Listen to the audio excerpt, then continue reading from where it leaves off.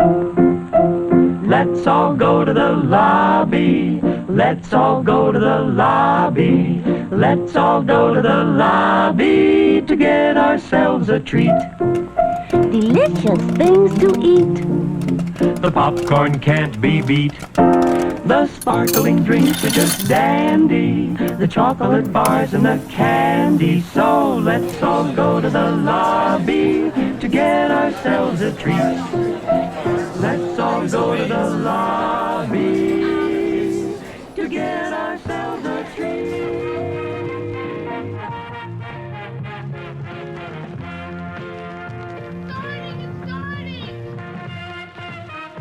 I'm a fan of classic movies.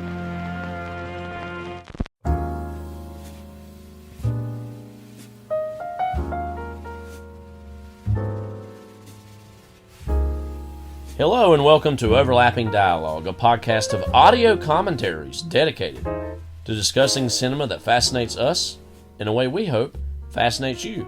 We're your co-hosts, Kyle and Levi Huffman. I'm Kyle. And I'm Levi. And here we are, Levi, episode 99. Wow. 99 bottles of beer on the wall. You want to go through the whole thing for us? No. I was thinking about that the other day. We were talking about, I bet Jason Garrett's a guy who sings 99 bottles of beer on the wall when he's driving on somewhere. Yeah. But also that was kind of in its own way, the way I just read it, which I invented, no, just kidding, was the way that Charles Grodin said it in Midnight Run. But anyway. Speaking of Charles Grodin, our film for today, he's in no way connected. Yeah, I was going to say, am I missing something? 1999's Magnolia. Did we didn't plan this, we really by the didn't, way, where actually. It was 99. But then it made all the sense in the world, like, oh, okay, then it has to be Magnolia. We're coming to the end of the podcast. We're going to quit. Well, it's a big... No, I'm just kidding. But we're going to have an announcement at the very end, a certain peek behind the curtain. We're not going to unveil our whole plans, but maybe we're not gonna let ourselves open the kimono if that's its own reference that will lead you somewhere. But yeah, I think it's fair to say, while this podcast is not going to definitively end, it is the end of an era. It's we're coming to the end of a certain era of it, we could say. And being 99, and we were talking about this, like, I was literally just looking over the things we're going to talk about, and it's like, I feel like in a lot of ways the greatest hits for us, Yes. Things that are so squarely in our wheelhouse and so squarely in our interest that we've done 98 for you now. It's plus time bonuses. For 2 more for us. Plus bonuses. So we're obviously really less time with him means more time for us, as Snoop Dogg said in The Beach Bum, a.k.a. Moondog. Yeah. Anyway. Because we're going back to the commentary format, and we're not doing it for, again, just any movie. We're deciding to do it for, as Paul Thomas Anderson said in the That Moment documentary towards the end, just two. Like, just like one of the most two movies of all time. We say that with love, of course, Magnolia. And again, it does feel like, literally our 10th episode was Inherent Vice. So, like, going back to the early days, dipping back into Paul Thomas Anderson. Now, of course, we've talked about Paul Thomas Anderson here and there, but, we've not done, like, a full-fledged movie of his. I guess, really, the only movie of his that has come out over the duration of this pod is Licorice Pizza, new movie, so we did talk about that when that was new also. Going back to the early days in that way.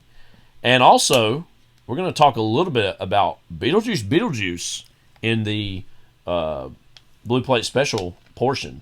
I went back and looked, Levi. If you had to guess, what episode do you think, number-wise, was our Beetlejuice commentary we did? I'll go ahead and remind you that it was in the very first year of 2021. I'm going to guess 12. 34, actually. Because that would have been after all the Planet of the Apes movies we would have done. Yeah, and on the other side of all that, it would have been in October. I wasn't thinking. And we were doing one a week then, that's right. So we were putting out a lot early on. Really bad guess. Anyway. October 22nd, 2021.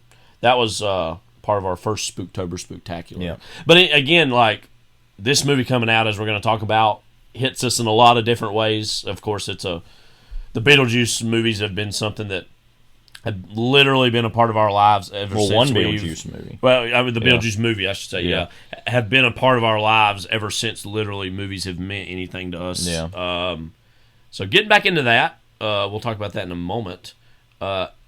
Again, we already know this is going to be a long pod because we're doing a commentary of Magnolia. So anything else to say before we get into the Blue Plate special? Nope, let's do it. All right, let's go ahead and dive into that Blue Plate special.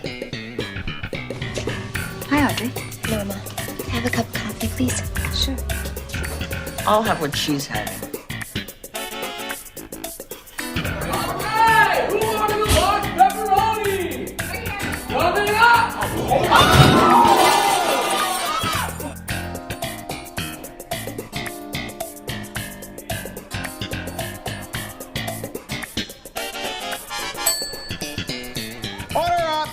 Danny DeVito chugging cleaner in a weird janitor closet is right here.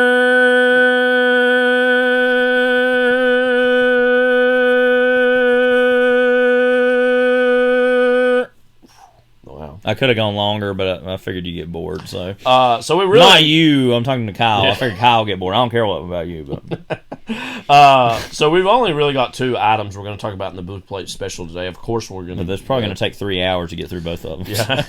This first one should the be story pretty quick. that won't go away. I mean, like this is the story that this podcast is not afraid to talk about because literally the last several we've been talking about this Joaquin Phoenix Todd Haynes situation. Both because obviously we have a lot of investment in both of these artists over the years. And also, it's be kind of funny, the whole thing, and see, like, wow, this could have been something, and what's the fallout of this going to be? And again, this is the podcast that is not going to shirk its responsibilities in covering this story for you, the viewers, you, our fans. To you, my fans, the legacy of that moment. As we predicted, when we were first talking about this, that, wow, Joaquin Phoenix is, again, he dropped out of the Todd Haynes movie, that he helped co-conceive / invented, co-write, that he left it, and as we predict, and there's a lot of like money questions about this. The movie's as of this moment not happening now because of this. That as we predicted, well, wait a minute, Joaquin Phoenix is about to be doing all this Joker filet-a-do like press, especially that just played at Venice. Like, of course he's going to get asked about that. Like, what's his something to say response about the gonna trailer be? of that movie, by the way, that we'll save to the end. Okay. Just remind me. Because we did see it. Yeah. Well, I mean, we've seen it already, but we saw it yet again with Beetlejuice. This is from a Huffington Post article, and I saw this quoted multiple places. I originally saw it on IndieWire. Of course, he was doing press for that. So the Huffington Post and the Huffman brothers are covering this. This is a Huff-centric production. Yeah. Joaquin Phoenix declines to explain his abrupt exit from gay drama film for one reason. Is, by the way, the headline was. And by the way, one reason is the numeral 1, not 10 or ONE, which is just so trashy. But anyway. So he was asked, like, basically at the press conference, and he talked a little bit, too, at the press conference about, like, his weight loss for that movie, Joker 2, and he said that, like, he's probably not going to do that again because it was kind of putting him in some unhealthy situations. Most of the conversation was naturally around the movie Joker 2, but somebody was brave enough to ask about, hey, what's going on with this Todd Haynes situation, and you dropping out of that movie? Are you ready for his brilliant piece of word salad he does here? I wouldn't even say it's brilliant, but, quote, it's kind of the opposite of what I call it. I would just be sharing my opinion from my perspective, and the other creatives aren't here to say their piece, and it just doesn't feel like that would be right. I'm not sure how that would be helpful, so I don't think I will.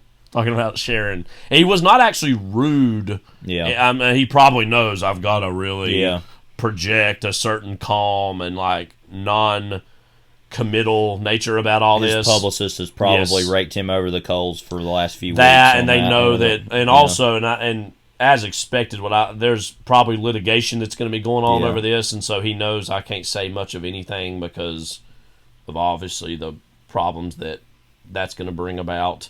Also, as a follow-up here real quick, A representative for Haynes told Entertainment Weekly on Wednesday that the director, quote, will not be able to comment, close quote, on Phoenix's remarks in Italy. However, producer Christine Vachon, issued a blunt reaction to his abrupt departure in August. Quote, it has been a nightmare, she had reportedly said in a now-deleted Facebook post. Oh, okay. So, Facebook post. And then also, this is... Her and Paul Schrader use Facebook, evidently. This is also from another article. Yeah. This is from World of Real, which also is talking about this. Joaquin Phoenix still hasn't paid up and settled money owed to Todd Haynes producers.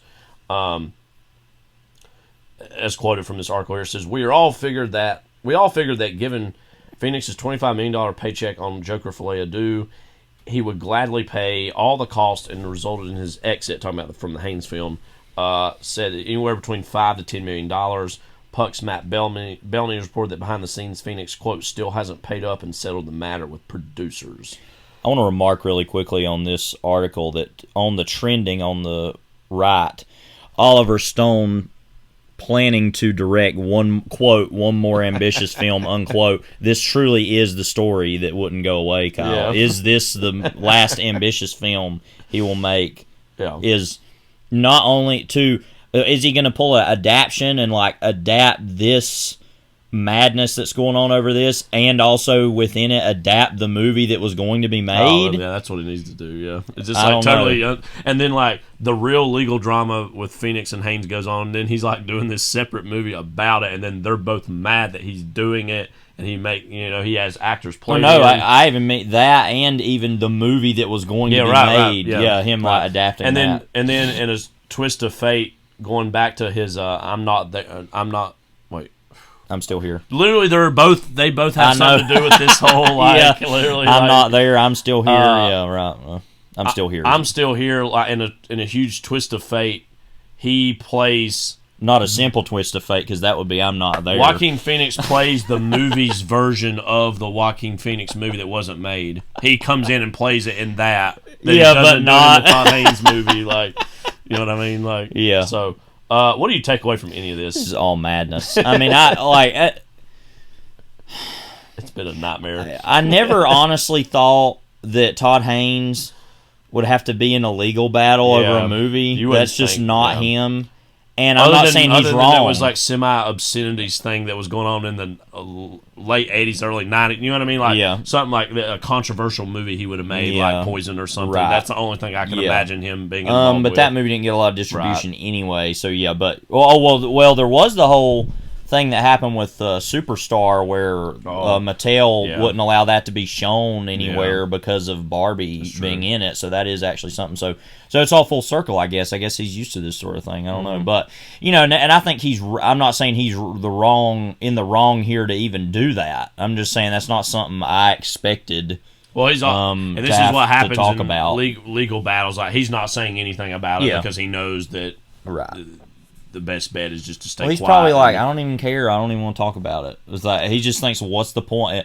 He also probably sees as literally, well, he's the one who's ruined the whole thing. Why do I have to say anything about it? And he's like, there are all these crew members who are now out of work because of Phoenix's decision to not do this. So, but I mean, again, I guess there's not much to take away from what Phoenix has said because again, he's just acting really guarded. It's and intentionally. Really, vague, and like what, and also it's like, well, Todd Haynes isn't here to share his side of the story, and it's like, well, it sounds like you were the problem, like Phoenix. Well, it's like I said this when this news came out a couple days ago when we were talking about it, and I said it's like his version of the Timothy Chalamet.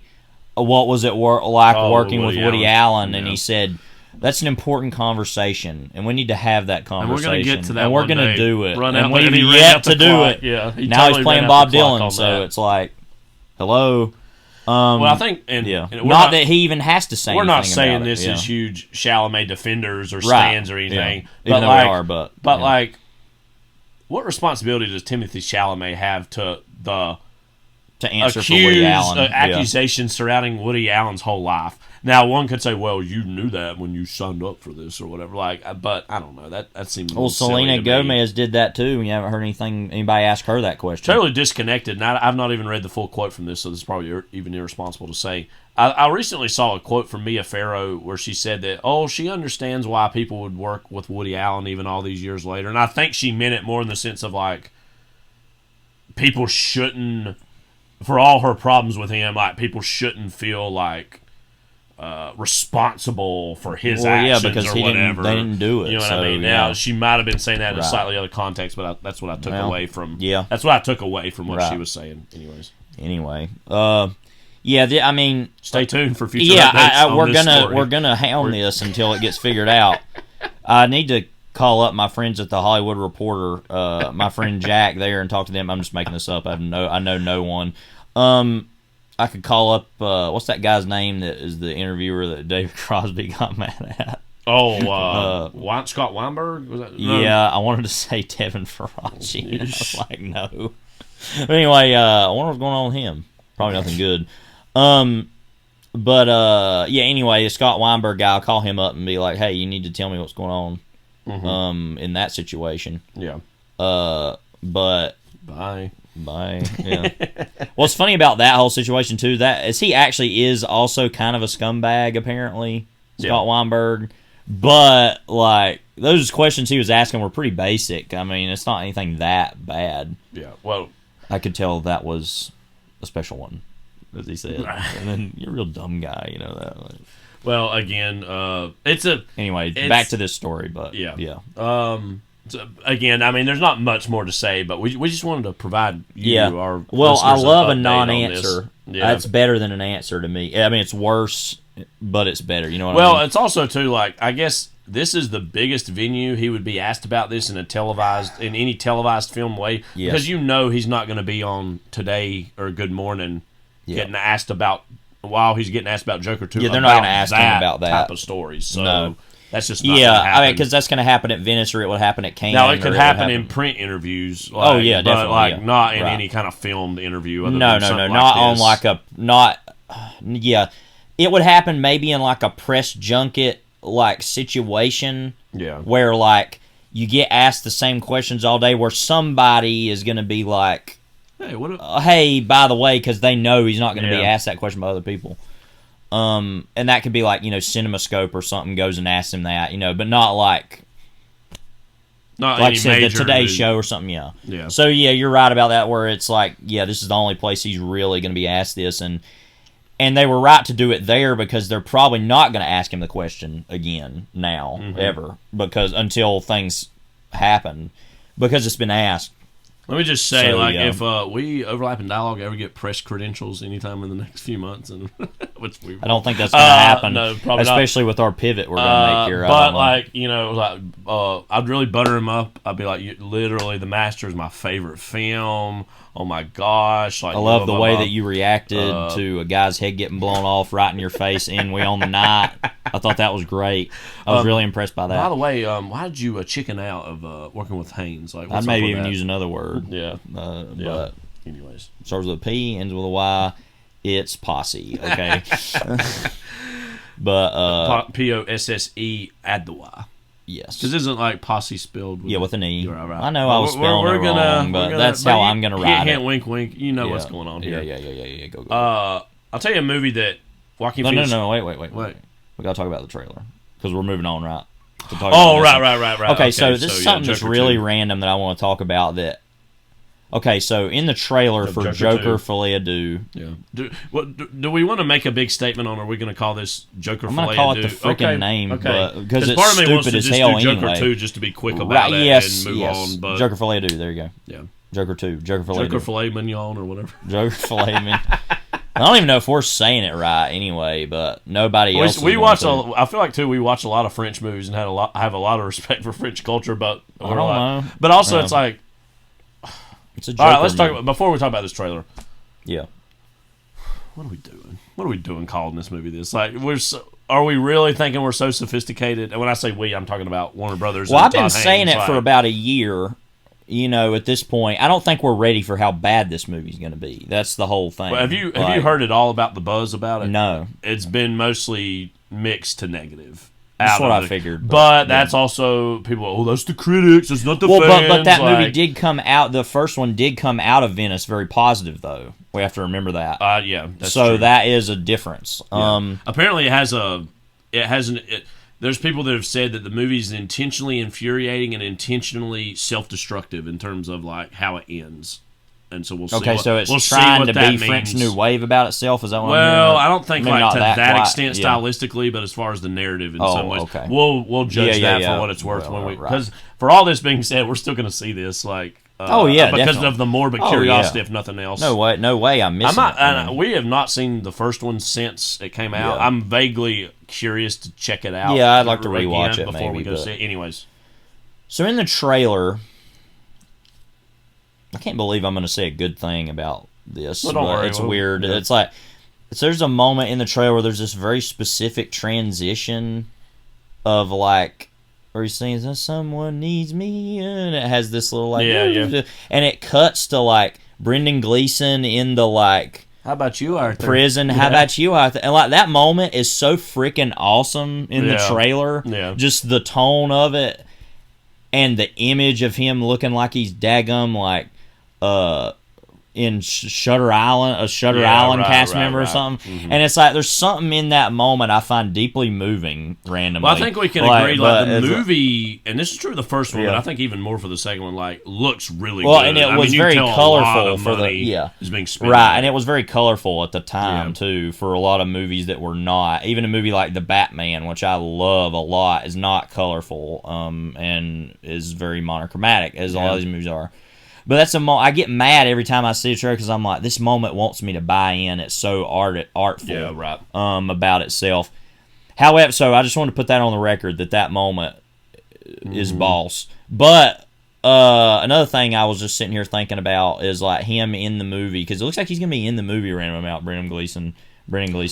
That I wonder if he's gonna be like, Arthur, what are your strengths? Yeah, like like in the prison yard where there are others. Like it was like.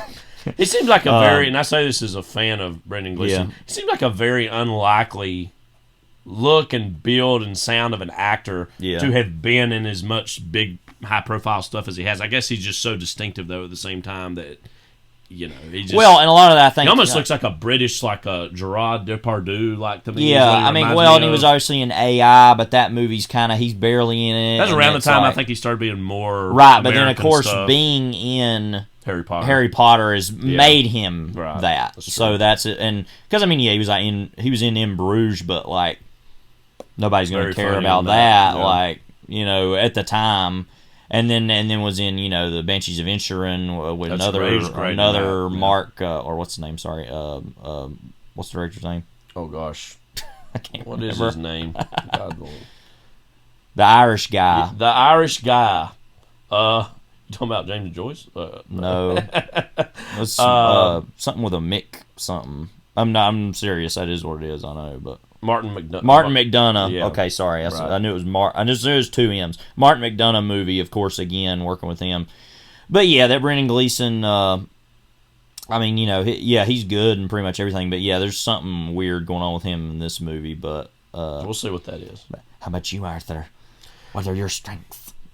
There was I can see what you're doing, Mr. Fleck, or whatever. So isn't his name Arthur Fleck or Tracy Flick or whatever his name is? Mm-hmm. Right. Sorry, I'm delaying talking about a good to great movie here.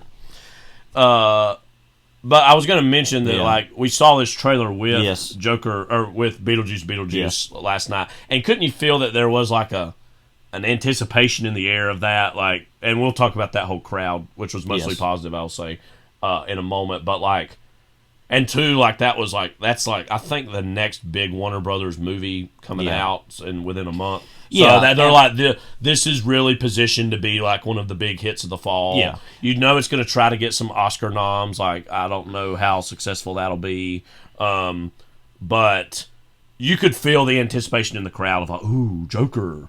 Let's get more of that, you know. Yeah, and it's especially when you're coming off of all these trailers for stuff like Transformers 1, that more kiddie stuff, some of it, a little more youthful, and as it went on, it got a little more morose, and because that was the last trailer they had. Wow. Was Joker Filet Ado. Before that, they had that Never Let Go movie or whatever. Mm-hmm. By the way, what is the deal with the hands crawling up the tree? We got to figure that out. You sickos! That's the Halle Berry thing, right? Yeah, yeah. Another Bird Box / Quiet Place / Dog Ass You Found on the Road movie. It's amazing. Like, I'm not a huge fan of the Quiet Place movies, but they're actually competently made. I'll say that. And they like, I don't like that post-apocalyptic look in most things, but I'll say that they look fine enough. But like, especially like Bird Box and this, they seem so slapped together in terms of just like the production design and look of them are just so bare bones, and you can tell they're trying to make it for as cheap as possible. Like, well, now they had this new one. The best part in that trailer was the guy that went to turn off the generator making a noise, and was like, and then got killed.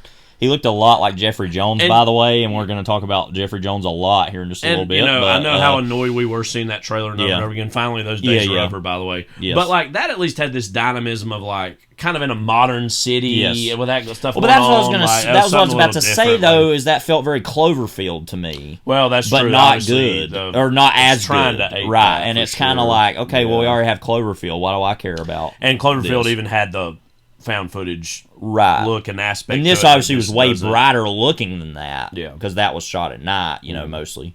But yeah, I was just kind of, every time I saw it trailer, I'm like, I just kind of want to watch Cloverfield instead of this. Matt Reeves. Yeah.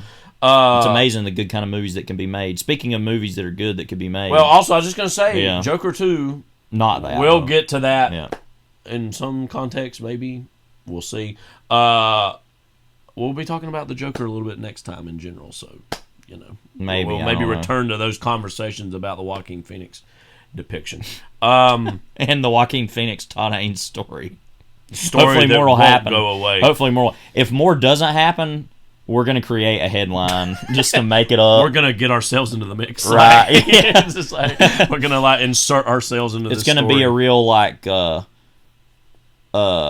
we need to get into the Hollywood Reporter offices, showing up with our friends with a bunch of bags and and a real now Mr. Oh God, what's his name? You talking about? Oh gosh, hang on, I'm gonna come up with it. Duncan. Idaho. No. By the way, just real quickly, I know I keep saying this. If they ever get that Dune Messiah movie made, you can bet your bottom dollar, I know I keep saying this, but I'll say it again, that Jason Momoa is going to come out after the fact and be like, man, it was so hard to play the Duncan Idaho goal. It really took a lot out of me.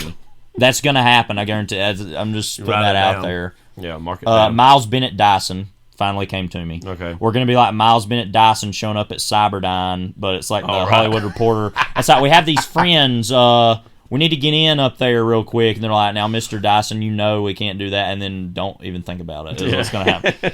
We're going to create a story because it won't go away. And they're going to be like... I love this idea, though, about Oliver Stone getting himself into the mix and making a movie about it in the middle of it all going on. Just to, we need to get him back into the mix. Speaking of getting back into the mix. All right, Beetlejuice. All right, Levi. So, how long are we going to bury the lead on this? Is what I want to know. You go ahead. I interrupted you. Obviously, again, as we said, the Beetlejuice movie. Yes.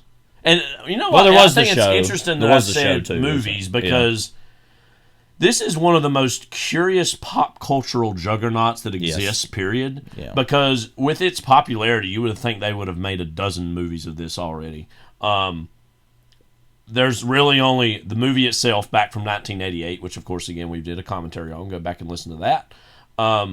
By the way, just real quick, because we're just going to create as many side tangents as possible. Uh-huh. I was looking back about like what the Blue Plate special of that episode was. We were doing that by then. It was like 3 years ago, yeah. Okay. I didn't remember that. We talked about the trailer from Home Sweet Home Alone. Okay. Also, I think the Flash and the Batman trailers also. Before we discuss the studied mediocrity of the most recent editions of the never-ending Michael Myers saga, 2018's Halloween and the recently released Halloween Kills. Oh, I was So talking just about like- Mike Myers for a second. I was like, the never-ending Mike baby. Myers saga. Yeah. As Tommy Maitland. Yeah. Speaking of the Maitlands, Beetlejuice. But like, so Yeah. there's the original movie. There's the animated show, which I saw some of growing up here and there.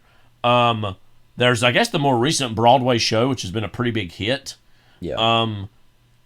But then, outside of like merchandise that exists, that's like really it for this whole franchise as it exists. Because most other Tim Burton products, whether it be his Batman movies, whether it be his flirtation with the Pee-wee brand, which is before and after his interaction with it. Obviously, The Nightmare Before Christmas is kind of this wide-spanning thing. So there's this other Tim Burton stuff that has this life of its own. Yeah. This is something that literally his own interaction with really ceased with the original movie, even though there were these flirtations of sequels. So going into this, there was weirdly a large amount of hype and anticipation for something that a lot of us who are fans of the original, I'll say just going in, had a lot of anxiety about that first thing, As We Love It So Dearly and So Deeply, is so specific to its time, specific with the talents that it has, is just this beautiful, almost untouched, unsoiled artifact. Yeah. So to return to it, because we've already had I won't say Star Wars is ruined, because Star Wars is a thing, is so big. But like we've already seen things we've seen and loved, like go through the muck and like be transformed into things that we don't really like or appreciate as much anymore. Going into this with something as specific as it is, I had a lot of that fear and anxiety. And I was pleasantly surprised in a good way. I was cautiously optimistic going into this that maybe it's time. And then there's also the Tim Burton quality of it, of like, literally, I've said this plenty of times, there's no one whose comeback and success I root more for in Hollywood than Tim Burton. Like, to see him get back to making things that are at the very least okay to good, even, good. I've been rooting for this for years. And he's had flirtations with that. I mean, we talked about Big Fish, but that was like 20 years ago now. Not when we talked about it, when it was made. It does feel like that long ago. That, again, very early on, I felt this sigh of relief kind of relieve my body of, okay, I'm not going to feel embarrassed for liking this or thinking that this is actually good. Because I think this does a lot of really cool, interesting things with a sequel to Beetlejuice all these years later. Yeah. There is some of the callbacks, Easter eggs that are there to just because that's what you do in a Lego sequel. But what I really liked and appreciated is for a Beetlejuice movie in 2024 to work, it didn't need to play the hits of 1988. It needed to be weird in its own new ways. Yeah. And I felt like it mostly did that. So I'll get back into some thoughts I had about it here in a little bit. But Levi, what did you think of Beetlejuice? Well, as many people know, it's the movie I've seen more than any other movie, the original Beetlejuice. It's up there and I'm in the middle of writing my review for it now, so I'm not finished with it. But as I was saying that, as I say about I'm going to say is that I've seen that movie so many times, it's not even a movie anymore. It's become a part of my psyche. Yeah. To where it is always strange to me to know that other people like the movie. It feels like a private because I'm thing like, for you. that's kind of my thing. I don't know what you're talking about.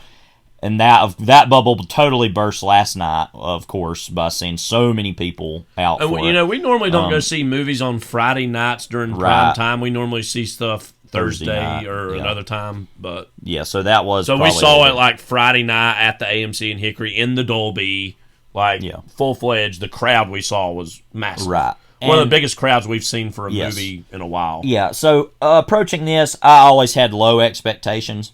Yes. They have been slowly heightening since I saw the trailer.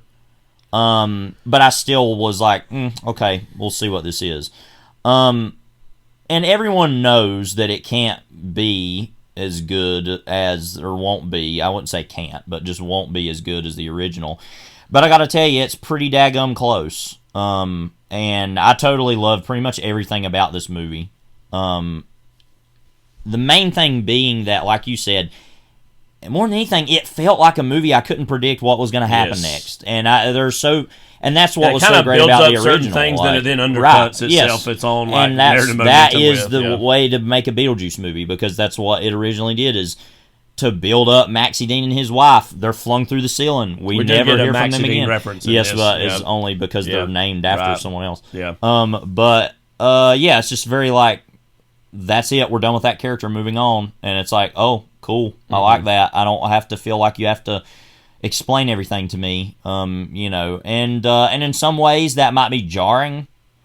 But that's kind of what's so great about the movie, is that it's willing to be jarring and shocking, and because I think there's some stuff in this that is straight up disgusting and shocking. That even the first movie was in its own time a certain way of, but especially now, like the stuff with the baby, everything with that is straight up nasty, and I'm like, I can't believe this is happening. It's like a Beetlejuice baby, yeah. Yeah, that was, and so that was just so out of left field nonsense. I was like, wow. And ultimately, that I want to talk a little bit about some of the things I think it did slightly wrong, which there are not that many of. More of just it followed the formula of the first movie, I guess, is more what I mean, of like, we got to have a wedding at the end. We've got to do this. We got to do our version of a Deo sequence, which is the way, which I thought was really good at the end. It was a different song. Yeah. And they even did in the funeral for Jeffrey Jones' character, did a version of Deo that was remixed, but I thought that worked. It sounded so like everything, even in that way, it worked. It was just kind of a little bit too samey in certain ways. I feel like it had a checklist. Like, right. All right, we got to do Deo. We got to do a wedding. We got to do these like other things, you know. What I did like, though, a lot about it, before I get into all the shocking aspects, is just as a narrative conceit, the fact that it has Beetlejuice come back into the world of this movie to say, you need to help us do this thing. And he's like, okay, well, we got to make a deal about this. And it's the same as the original movie, but it feels like there's 4 or 5 different deals going on, which I liked. It upped the stakes of that, of like, well, actually, you did this, which means you have to do this now, and this and this and that. And then he's like, oh, I actually have to get away from this thing, and it kind of becomes an origin story. It's that classic, like, especially stories of the supernatural, or like evil or demons or the devil, is like these like Faustian bargain type of stories, which this again engages in multiple versions and it of. Does that, but it feels warranted to that, and it feels like it happens at a good pace. This movie has awesome pacing, by the way. Yes. Like the first one. I really don't feel like there's like, there are certain plot lines that, and we'll maybe talk about this, that I was not super taken with, but like I never was bored. The movie had a propulsive can you pace believe in a way that much, a Tim Burton movie has not in a while, because there's been certain whole portions of his more recent movies where you're like, this is just so like excisable. But I never felt like that. But I feel like you would agree. I felt like this movie packed in a ton in an hour and 48 minutes. Some minutes, like insane amount of things it was able to pack in, which ultimately the first movie did too, in its own way. But that's just an economy of storytelling that, like you said, he hasn't exercised in such a long time. Yeah. Ghosts that haven't been exercised. And so, yes, there are portions of this movie I'm not as taken with, and ultimately, though, it doesn't matter, like I said, because there's so much going on. You honestly don't have time to think about how you don't care about it, because it's, oh, well, now here's the next thing, or here's this, or... I don't want to, like, hype them up too much, but randomly, Alfred Goff and Miles Miller, they shared screenplay credit with Seth Grahame-Smith, I believe, who did some drafts of this a few years ago. They, of course, to me, every time I see their name, they're the co-creators of Smallville. They also did like one of the final drafts of Spider-Man 2. Oh, okay. And that was like at the height of Smallville's like success, obviously. They were like Shaban also worked on that. A very early draft. Yeah. Literally, as we say this, our mic is on Michael Chabon's Moonglow, which I'm currently reading. They have, like, when it comes to, like, big iconography, like Superman, Spider-Man, Beetlejuice randomly is in that conversation, like, they have a certain economy of storytelling where they can do these big crazy stuff, but they're all right, what's the through line? What's the heart? And I know you're not as into Spider-Man 2 as much as most people, but it's got a very, and a lot of that's Raimi obviously too, but like got an like it moves from point A to point B, and the pacing of it is very well done. And I just want to say, like, I know their names are going to get lost in the conversation about this movie. That I do think they deserve credit for finding what these through lines of this movie are. Because and that's another thing I was going to say is that the movie felt like obviously an update on all kinds, current social obsessions, like because Delia Dietz now is like this, like she's like got a TV show. She's even looks kind of like Elvira's model look on the TV show, where she's like a house hunt, like a ghost, medium in houses, and just like that whole genre. Of but also that it talks so much about trauma throughout it here and there. Yeah, that's I still felt, and because so many movies are doing that now, but I still felt like, first of all, it was a joke against that as a whole impulse in its own way. Mm-hmm. And also that it used it organically, like Delia is doing that in her art, and that's like her whole art thing and if that's played off as a massive joke. There's that one whole sequence in the middle of the movie where they like come back to the house and she's just like all by herself, and she's like taking pictures and videos, and she's just like screaming and getting all into it, and they're like, "What are you doing?" He's like, "Oh, like I'm trying to, make art about how I feel about my husband's death, or your father's death," and just that I didn't even really think about her art being about the trauma or whatever. That is very true. And then also that Justin Theroux's character is talking about that the entire time. Yes, and one of the best new additions. Yes, and I want to talk about him here in a bit. But I mean, he's the Otho character of the movie in the sense of that character and the whole kind of obsession of that at that time was this obsession with the supernatural and death and ghosts that was a big thing in the 80s in New York, in particular, and yuppie culture in its own way. And so I feel like this... parody of and so I feel like this is its own update of that in a way that felt normal or palatable. Mm-hmm. And so... And there's also the trauma aspect with... Winona Ryder's Delia's characters, like or you mean not Delia, what is her name? Lydia is like I've lost it. Husband, Jenna Ortega character's father, that he's like this guy that she got with, obviously in between the movies, and that she had a marriage to, and then they had Jenna Ortega's character with, and then he passed away, and that's a whole ghost, literally and figuratively, that hangs over the movie. That does kind of feel like that whole little mini character. He's not in it very much, but it's just like that feels like something that I don't really have an emotional attachment to. That the movie's acting as though I should, even though I understand in the story why it happens. I think it works in the scenes that he's in relatively. I think Jenna Ortega also, we can talk about her here. Mm-hmm. She's obviously the biggest new star that's being inserted in this. She's obviously had a lot of success with Wednesday, which of course is Tim Burton also had involvement with that. That's also kind of been part of this minor Tim Burton comeback that's been building for a few years, is the popularity of that show. And that she was in these newer Scream movies. Yeah, she's like obviously kind of the newest star that's kind of positioned in this. I think she's good. I do think that, like, oh my god, teenager who hates their mother is like, that was a little like, that was kind of one of the weaknesses of the movie to me. I understood what purpose it serves, but I was still like, okay, I get it. I think it works in the context though of the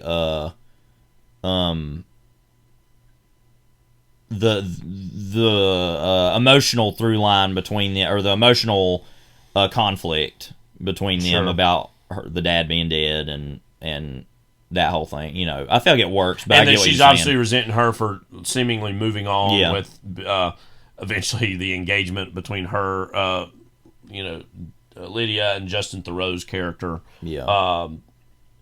And so I get it, but that was a little bit. I'm like, okay, Yeah. like this is I've seen. And version we're of gonna this spoil before. things about the movie probably from here on out, so just be aware of that. But I want to talk before we move on to more of our general positives. Yeah. I want to talk also about the and I can't remember his name. The guy that the boy love interest that Jenna Ortega has, and what did you think of that whole story kind of plot line there? Jeremy was the character's name, Yeah. played by Arthur Conti. Okay. So there's a twist that goes on with that character that I wasn't quite going to see coming. Yeah. Although there was an element when you walk into his house and don't really see his parents' faces that there was Right. an alarm bell going off in my head. Like, wait, what's going on with that? I do feel like that's like, and again, you talked about how much this movie jam packs into this. Yeah. Like, that might be one plot line too many, but I do think it is a good way of throwing us off of our game as far Yeah. as what we're expecting and kind of hoodwinking us. and I it's- do wonder right. sometimes how much it like ties into the overall main themes that this movie's going for, and it's just like another plot line that's kind of introduced. And then one of my favorite things about it, though, is how swiftly it's taken care of. Yeah. with the, Well, and I think part of that is a way to reveal and make clear to that- her, oh no, actually, this that world Astrid is, can yeah. see the dead and that it is real and yeah, I mean that, and so that. But one thing about that, and I mean obviously the reveal of the parents' deaths is quite shocking. Yeah. But the moment when the dad turns around, I was like, is that Oliver Platt with like a Yeah. gum saw in his face? Yeah. But also that there's something I was just thinking about. There's that whole kind of moment when it's talking about the 90s vinyl, which is when he would have died. Right. And it's like, ooh, the link between rock and roll and murder again. Yeah, and it's just right, like, I'm yeah. getting so tired of that. And that's so minor. And I know that's not even what the movie's trying to say, but it's just kind of like, okay, yeah, there you go. Why don't he be into jazz or something? Let's do that. Yeah, Like, and I think in the moment, whatever. like when that reveal happened, and I was thinking about that whole plot line's place in Right. the movie, I was kind of like scratching my head. But after a few hours now of seeing it, that actually doesn't bother me as much as I think right. it should. Yes, I yeah. actually have more questions about Monica Bellucci's character's use in this movie, because she's kind of set up as the big bad villain, and we're told a lot about her, and we actually don't get a whole lot of her. She literally looks almost like a live action version of the heroine in Nightmare Before Christmas. Yes, as far as literally, mixed with like Morticia Adams, literally. Yeah. So and I think Monica Bellucci's like got a lot of great screen presence. Yeah. She's of course gorgeous. I'm not opposed to Tim Burton putting his girlfriend in things because he's like, hey, why not? But again, like, I just wish there would have been more done with that character. Just, and we do get a very cool flashback. Yeah. With that character and Beetlejuice and their history, this is what I mean. Like, this is this movie's own version of weird. It's not trying to replicate. That is one of the most original. inspired things I've ever seen in a movie. I think. Honestly, I think that's going to get a lot of people that.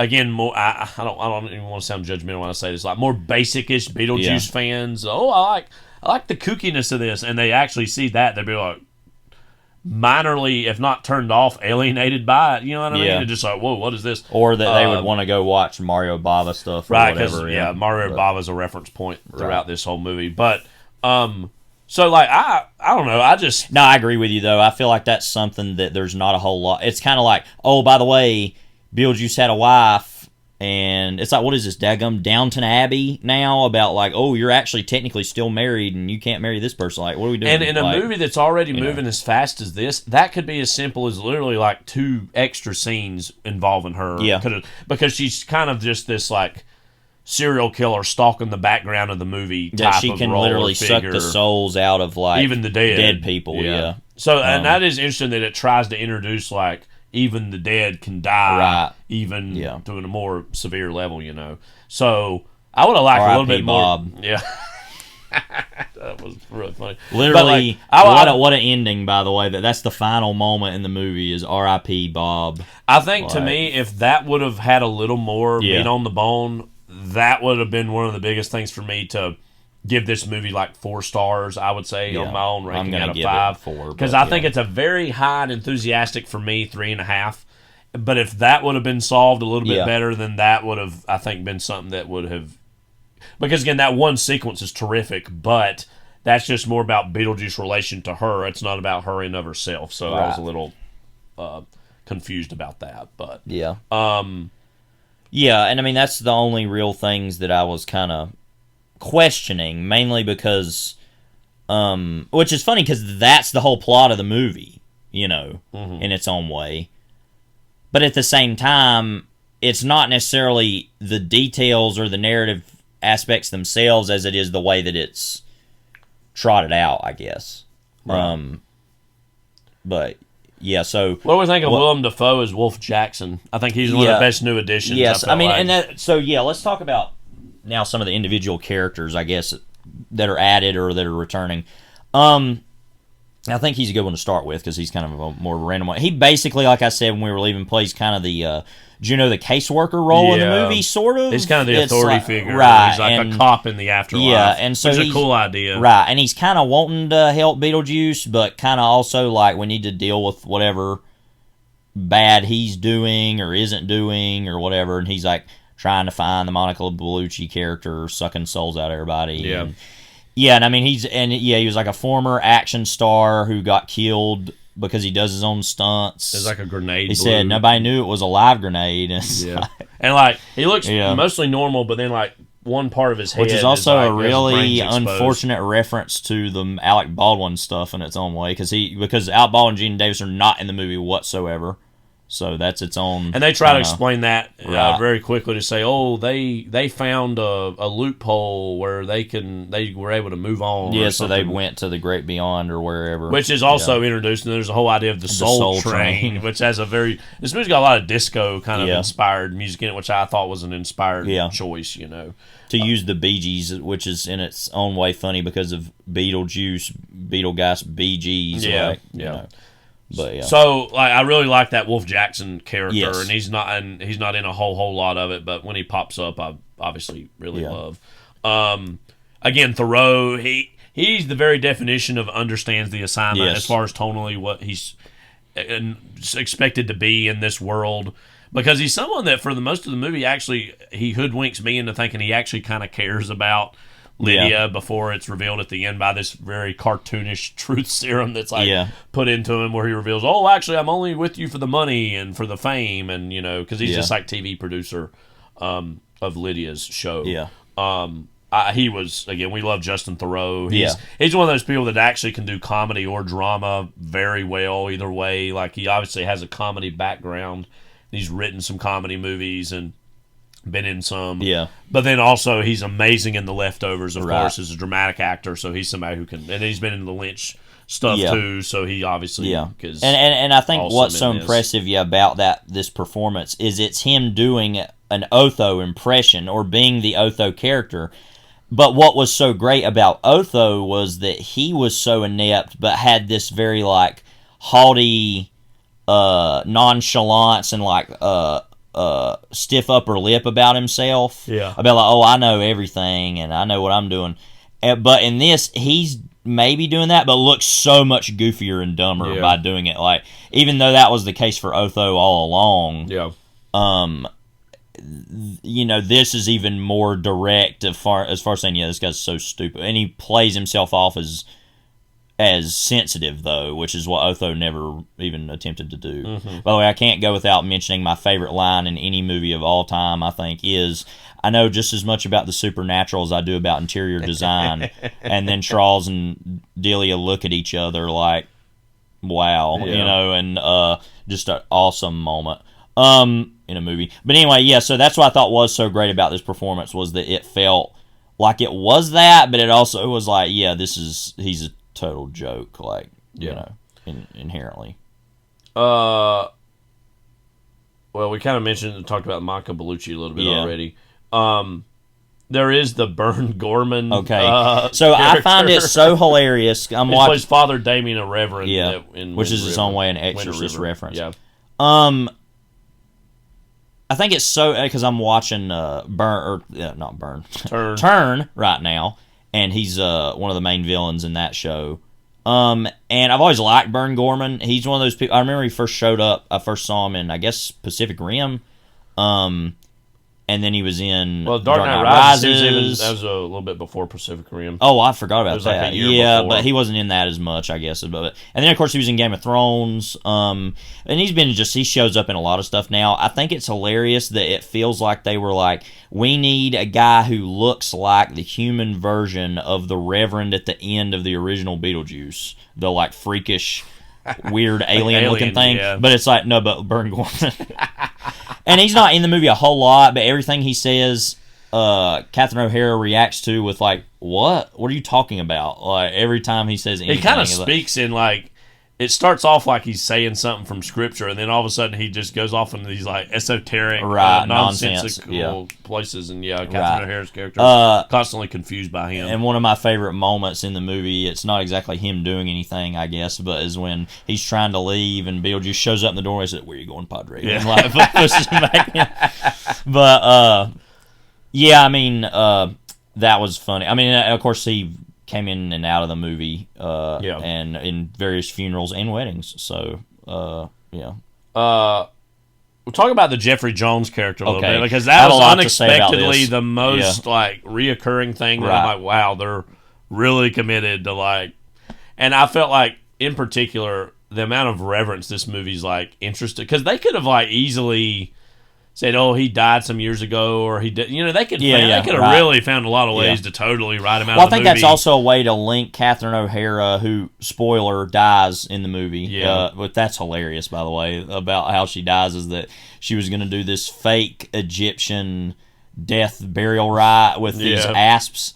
And she's like, no, they've been defanged and they're non-poisonous, and then they literally bite her and kill her. And I love too that like she's not sad about dying. She's like a Karen in the waiting room. Yes. I'm not supposed to be here. Right, and like I'm at the front of the line, and like one of my favorite random, and we can talk all about the design of the movie, which is amazing, even better than the first movie. I feel like in certain aspects, not all the way, but there's that guy that's standing there. You can tell is like a lounge singer in like a gold suit, and he just laughs while she's talking, just like whatever. You don't even know what's going on, but like.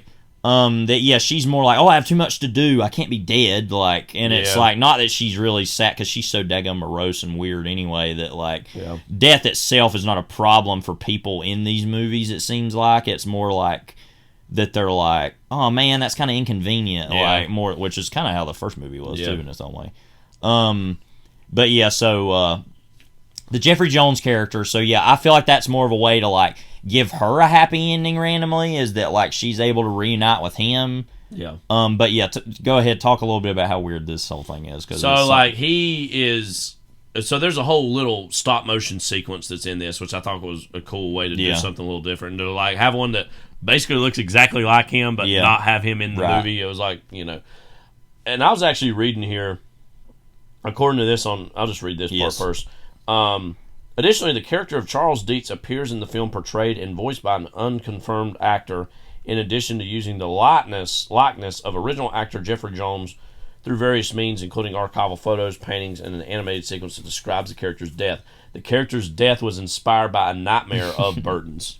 So just like Burton had some nightmare about a plane crash, I guess, that happens, and a shark that eats. So that's what happened. So he's on a plane. Because he loves watching birds, and he's like, I love how they further embellish that fact, like that. Oh, he's a bird watcher, and that was on his tombstone too. Bird watcher, father, husband, and then later on too, when they're back in his office. Yeah, and like there's like birds everywhere. And Justin Thorpe's character's like, "What's with all these birds or whatever?" And Lydia's like, "Oh, my dad, he was all into that. Bad root for good." So he crashes. Yeah. He's like in this stop motion sequence, and then he's like, "Oh no, that's not actually what killed him. It was a shark that ate him." And so then in the afterlife, you have like basically like the upper, like the lower part of his body, but his like head is like totally missing, and he's like gurgling, and you can't really hear his voice.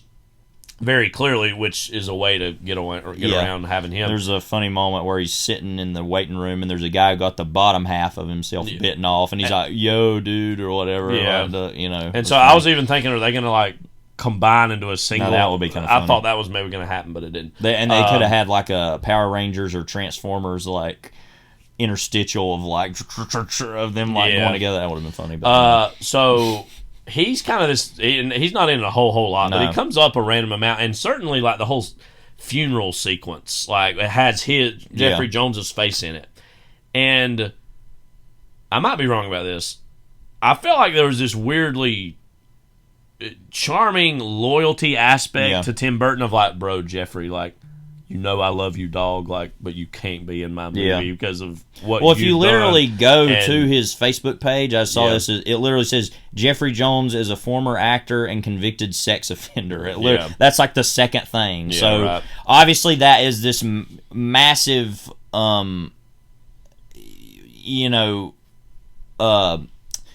spot on any movie he's in. Obviously, in its own way, and obviously his most iconic character is the principal in Ferris Bueller, and so like I said, I think it is interesting the loyalty aspect in that, but also the willingness to include the character as much as possible. I mean, I was at least glad that he wasn't in the movie officially. I think that's the right thing to do, is not even have him in it, but that also would just open up a whole controversy can of worms that this movie is better than even engaging with.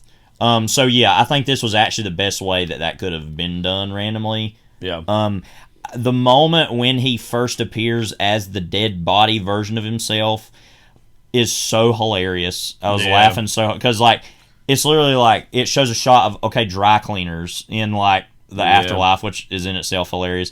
But then you just see the body walking up to the door and opening the door, and you already know immediately who it is. I just started laughing like, wow, just the image of this is just ridiculous. But, so like I said, that's a really weird whole part of this that I think is random. Right. But one obviously massive thing we've not said anything about is Michael Keaton himself, obviously returning as Beetlejuice, one of his most iconic characters. What did it feel like to you to see him do another version of this, especially as a character that like we've had other animated versions of? We have went to is in itself an iconography just itself. We've went to Universal Studios Beetlejuice Rock and Roll Review. You said last night, by the way, when we were sitting there waiting for the movie to start, that they should have a private screening for all the people that have ever played Beetlejuice in that. And I said, those who are still alive, because I don't know, that just seemed like an important detail. Anyway, Michael Keaton's back. What do you think? Well, first of all, a really important detail I think that we shouldn't miss is that he's in this movie more than the original. Because he's not actually in the original one as much as you would remember. He's kind of like Darth Vader or Hannibal Lecter. Of it. It's like he hangs over the whole movie and he is the movie, but at the same time, it's like but he's not like in it actually a lot, But that just shows how impactful he is. The Heath Ledger Joker in The Dark Knight, not necessarily true of the Jack Nicholson Joker in Batman. No, he's in that quite a bit, but that type of character, right? But I mean, so that, and also the movie is longer, I know that, but also I feel like even still he's in it more in percentage wise. And thank God, because he is so electric in this. I mean, it's one of those things where you think about, okay, will he have the juice, literally, to continue to do this again? And it literally feels like it's no time has passed and it's the same exact thing, and is just as funny. There might be, and this has nothing to do with him as a performer. There might be partially like, this character's not new anymore. Right. And even when you rewatch the original Beetlejuice, even if you've seen it a lot, that performance was this specific new channeled thing into that. And so even when you rewatch it, you still see that. Right. I think him coming back to it, that might take away a little bit of that novelty. Yeah. But as far as him as a performer, he's still as lights out and electric. And this is kind of, he's done dramatic things, but deep down he's a comic actor. He likes being a kind of in that mold. Yes. So this role is just kind of catnip for him in terms of just being that perfect character for him to channel all that energy into. And he looked good. He looked pretty much the same. I mean, obviously he's older, but the makeup was great. You can kind of get away with that with a character like that, though, being older. Right. And but so, no, I mean, it was like lights out. I really amazing. love the idea of him kind of running a call center. And these different people calling him up to that he's basically an insurance company. He's literally a bioexorcist for people, and he's like, literally getting calls to go deal with it. Yeah. And then, again, that whole sequence where, he's got all those people that work for him. And I love, too, that, Bob is in charge when he leaves. And the moment that they can all get out of there, they all run out and go to the real world or whatever. Whatever happened with that, by the way. There's literally all these people running around that have shrunken heads. Yeah, I mean... don't you think that was like a weird, the shrunken head was so memorable in the first movie that, I felt that was something that almost kind of ran into the ground with this one in terms of, we're going to have a lot of that. Right, it's okay, I get it. But that whole sequence of, again, he's like, well, I'm gonna tell y'all a story, and all of a sudden the spotlight's on him, and a mic comes out of nowhere, and starts speaking Italian. Tells that whole I hope you like Italian. And it goes into the Mario Bava flashback. And I think he was deep down we love a lot of things about this world and about these things, but deep down we all want to see Michael Keaton's Beetlejuice, and it's that balance between as much as we can get away with, but not making it stale. And I think this still, like I said, I feel like he was in it more than the original, but also the moments he would show up out of nowhere were really shocking and ran like the part where it's like, oh, it's too when the what's his name again? The Jeffrey character or Jeremy character is like, it's too late, and then he literally swings around and it's him sitting there, and it has a stamp that says S out of luck. Yeah, and then he goes to hell literally, and it's like, but that was very oh wait, what? You're there, or even that moment when Catherine O'Hara is gonna say Beetlejuice 3 times and she says it twice, and then he's there behind her before she even says it the third time. There were moments like that were oh, he really does feel like he can appear at any moment and do one whatever, thing that you just said to remind me to maybe mention about the mythology of this world that is kind of vague in the first movie and is kind of more filled in here, is that I feel like the afterlife is more clearly established as a purgatory zone, and that there is a moving on aspect in this movie that's established both seemingly through heaven and also through hell. Because I felt like that was always confusing in a way in the first movie. It's kind of an unanswered question, as it feels like, well, what is it that everybody haunts these? Now, she does talk about at some point well, no, it does talk about that a little bit in the Juno section. We don't really get any visual look. Those things, but no, but that she says you have this amount of time you have to spend there, which I think was 1,000 years or something. That she has to be, or that the Maitlands had to stay in their house, which is why they eventually say, well, then actually that's, you found a loophole and you got out or whatever. So that is there, but that is less of a emphasis about how long people stay. This is a more minor thing, almost a nitpick. Was there any time you were watching this where you were like, I feel like it was the Maitland story in the first movie, and now they have been effectively pushed out in part because the Winona Ryder character was so iconic in what she meant in that first movie, and the look and that whole after effect of that now people think of this as more of a Winona Ryder series or franchise, even more than Gina Davis and Alec Baldwin, who they were the whole main characters of them and her to an extent in the first movie. Yes, and I agree, but don't you also feel that is more interesting than just having them back in the movie? Well, yeah, so that's the thing. I wouldn't say that necessarily we need to have them back, but I felt like there was a very clear, they're not in this. It's really more about them and this quirky gothic family, because that more immediately, because part of the irony of the original Beetlejuice is that they're this very fairly traditional,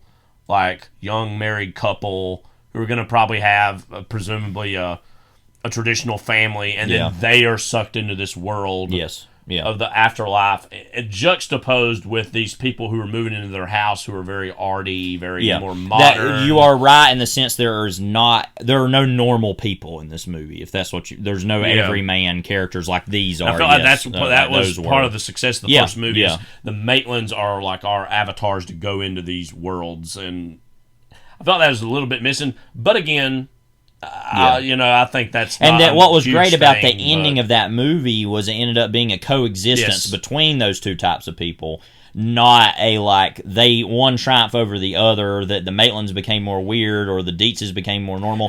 But these people, but I think that works for that movie. But then when we jump to all these years later, trying to do a new version of it, that the shorthand of the Beetlejuice brand is more in line with, just kind of a quirky gothic family, and that there is an element of that I think maybe is missing. You're right. I think when we're looking at what the new version of it is. But a lot of it, too, is a movie like this is naturally operating on the shorthand of, we don't need to introduce you to this world anymore. Yeah, because the movie's so iconic and you already get it. So, I don't know. I do think that is a minor little thing that stood out to me. Do you want to see more of this in any context? Let me give you a few prompts or things to think about here. With the traditional now Dietz connection to this world. B, Beetlejuice totally in other contexts, and it's still we introduce new characters and we have this version of the afterlife that we can expand upon, but in a new context and new characters. Or C, we're good. Or D, another option. I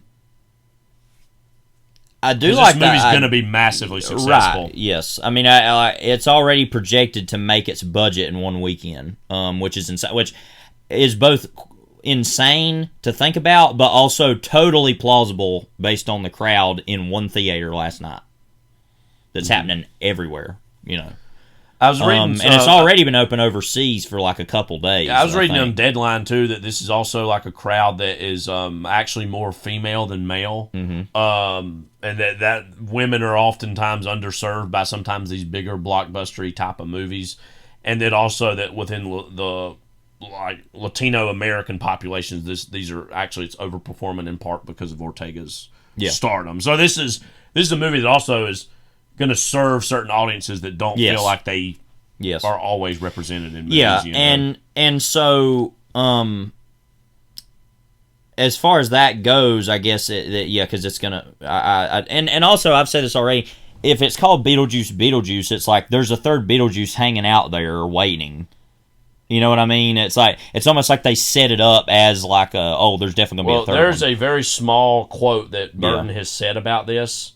Quote, let's do the math. It took 35 years to do this, so I'll be over 100. But I guess it's possible with the advent of science these days, but I don't think so.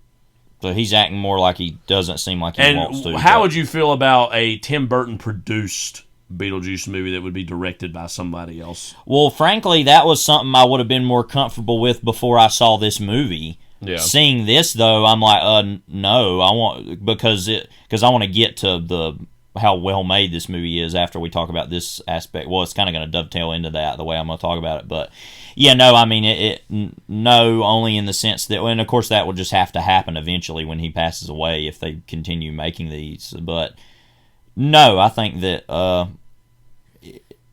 would not be interested in that personally because like I said before that, I didn't have the faith in him to do it. Now I'm no way, he can do it.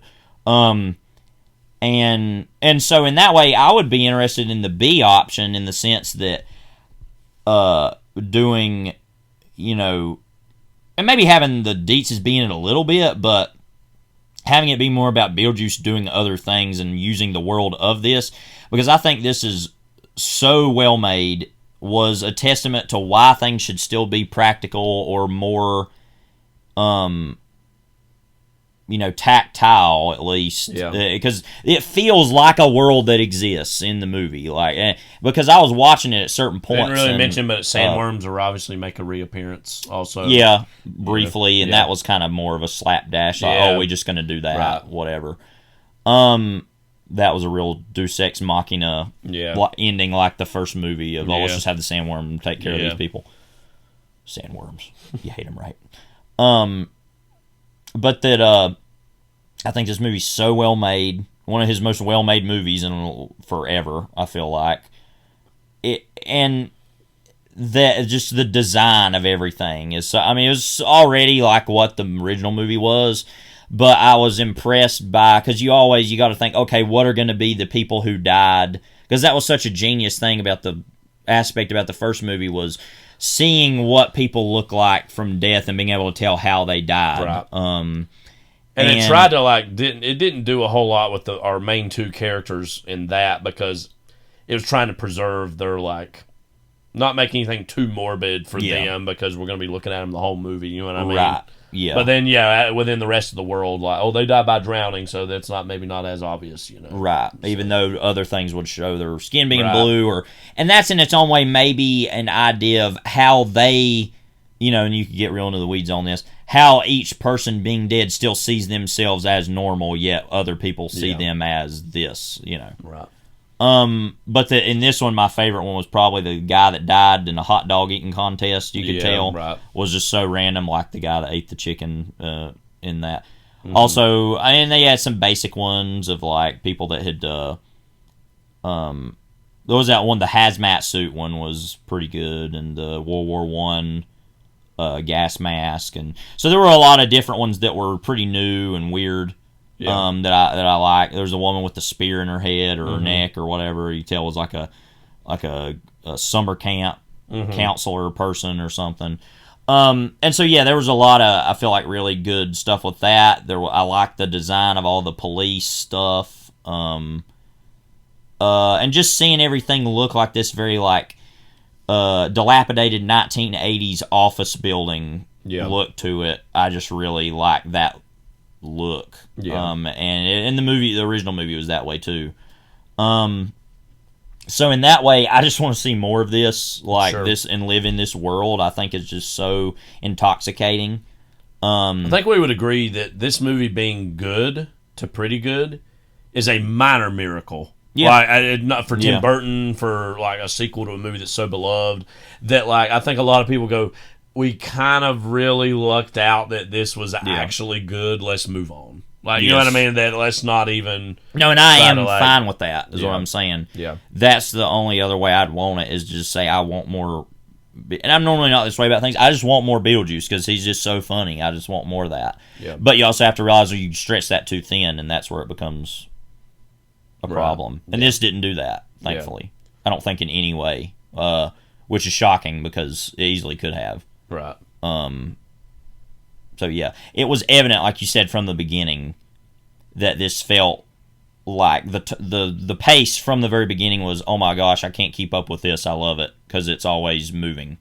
Right. It doesn't feel stale. It doesn't feel like we got to have a big reintroduction moment to this thing or that thing. It does it organically, quickly, and pretty wittily. And so it's kind of literally the biggest success of the year, I think, in its own way, to me. Of that, it was not only was even fine, it was really good, and was the Beetlejuice of 2024. In its own way of being weird, but not feeling too modern. It still felt like it was the sense of humor of the original, but felt unpredictable in ways that lesser versions of even Burton would have engaged in. So, and I think we would agree, hopefully this spurs something for him that's in a new direction, and even though a new direction for him here was him to go back to one of his earliest things. Something but it felt more raw and more like himself. It felt like what his influences are, rather than just, I'm going to do another Peregrine's Home for imaginary alligators or whatever, whatever these movies are he keeps making. It didn't feel like that. It felt I think too that else. He's even went as far as to say kind of publicly that Dumbo was actually kind of a very low moment where he was really while he was making that was kind of really it was setting in where his career had gone, and since then he's like, I need to do something that's more right. in And line I think with that was me. what was so great about this movie for him, was that he could take the Beetlejuice brand, but also say, yeah, but I'm actually going to do something. I'm not going to just be on autopilot. Right. That it actually felt like it was a Beetlejuice movie, not a Beetlejuice trademark movie, like into a Hot Topic version of it. So this is clearly, I think this came out at the perfect time. This is going to be one of the biggest hits heading into the Halloween season this year. And again, I think I can just speak for both of us when I say it's just a huge sigh of relief and such an unexpected, beautiful thing very that this was able to yeah. work and Right. be good. And again, a very, very pleasant surprise in a lot of ways. That we were cautiously optimistic going into, but as images for the movie started coming out, it felt more right. And because this is something that honestly we were hearing about in the ether in a big way for the past decade, more or less. Because I feel like it really was when I was in college. It started to pick up in a bigger way about, it'll happen, it's not going to happen. Really kind of around the time it felt like I don't know if I'm wrong about this, but it felt like around the time of Twin Peaks The Return, there was a little more about that. Maybe that was just a coincidence, I don't know, but it felt like things were like, oh, maybe we'll do that, and oh, no, I don't know, and it was this whole kind of circle, going around in a circle for a long time. And two, to that point, because there's some comparisons to make between Lynch and Burton, or things to say, when they were coming about and when they were becoming successful, and certainly certain aspects of the arcs of their careers. But, Burton reestablished like who he is with a movie like this in terms of like, I want to show you my macabre interest, but also make it entertaining and like fairly accessible to a massive amount of people while also feeling weird. Like it's like a goth who's really into like Disney as a brand, you know what I mean? That's like kind of sums up his accessibility, but also his visual imagination in a lot of ways. That's why Nightmare Before Christmas is like one of his most easily recognizable things, because it's kind of the marriage between those two sensibilities for him. Obviously, Henry Selick directed that, but he conceived of it and produced it. But very happy that this was good, and recommend everyone see it. We'll probably on the list at the end of the year somewhere. Seeing it again ourselves in theaters while we can. So normally we would play the trailer for the movie here, but since we're doing a commentary, we're going to dive right into talking about Magnolia, kind of in the preview here before we get into the commentary. Magnolia, of course, is a 1999, on episode 99, American drama film. That's a conversation to have about what genre this is. I think it's a drama, more clearly a drama than anything else, but also it's like it's the most drama a drama has ever dramaed, like in some ways, and also it gets into territories like, I'm not going to say this, but I could see somebody making an argument that this is like a modern biblical epic in the way that like certain movies from the 50s and the 60s would have been. Part crime movie. Yeah. I mean, it's kind of some of those things. Written, directed, co-produced by, of course, Paul Thomas Anderson. Ensemble cast, Jeremy Blackman. Remember what trouble we had looking him up last time, and literally he's like... What? Hang on, I'm going to go back over there because I'm on here too. Is he listed really high? He was literally listed first, and we just weren't looking last time when we were trying to... Yeah, okay. Well, but we were looking at the cast. Well, no, because it's in the alphabetical order. Okay, we were literally looking and couldn't find it. Yeah. Tom Cruise, remember him? Melinda Dillon, Philip Baker Hall, Philip Seymour Hoffman, Ricky Jay, William H. Macy, Alfred Molina, Julianne Moore, John C. Reilly, Jason Robards, in his final film role, and Melora Walters. The film is an epic mosaic of irrelated characters in search of happiness, forgiveness, and meaning in the San Fernando Valley. The script was inspired by the music of Amy Mann, who contributed several songs to the soundtrack. The movie came out in very limited release at the end of 1999. It expanded wide, it says, on January 7th, 2000. Mostly got positive reviews, but it's also deemed by some to be overlong and melodramatic. The movie barely made its budget back, and I think there was like quite a bit of marketing costs, and so probably broke even / lost money, at least initially, but it was a New Line did this. They're Tom not a company Cruise anymore. You think that's why? Because they literally did the Lord of the Rings films right after this. So they're all right. Yeah. Tom Cruise, obviously, I think he got like some of the most juice in terms of being the biggest star, and he was the biggest star in Hollywood at the time this was made. I mean, this same year, he also had Eyes Wide Shut, of course. He got nominated for Best Supporting Actor. Very interestingly, it says this at the second paragraph on the Wikipedia entry. It has been regarded by many sources as one of the greatest movies of all time, which is a big thing to say. Yeah. Where to start with Magnolia, Levi? So, of course, this is directed by Paul Thomas Anderson. So this is his third feature after Sydney / Heart 8. By the way, like the didn't you love in the That Moment documentary, which we can talk about here and there, that Daniel Lupi, who's like been his long-term, him and Joanne Sellers, his wife, long-term producers of Anderson's movies, that he's like talking about. There's a moment where he's talking about how every movie has just gotten bigger and bigger by that point, and how he specifically calls it Sydney, like, you know, and there's a whole controversy about that movie being renamed when it come out, but he was like hardcore, like, we still Sydney Nation up in here, like, that was this small independent thing. And then Boogie Nights was bigger. That was like, you know, also New Line, but still on the smaller-ish side. But it still was a studio movie.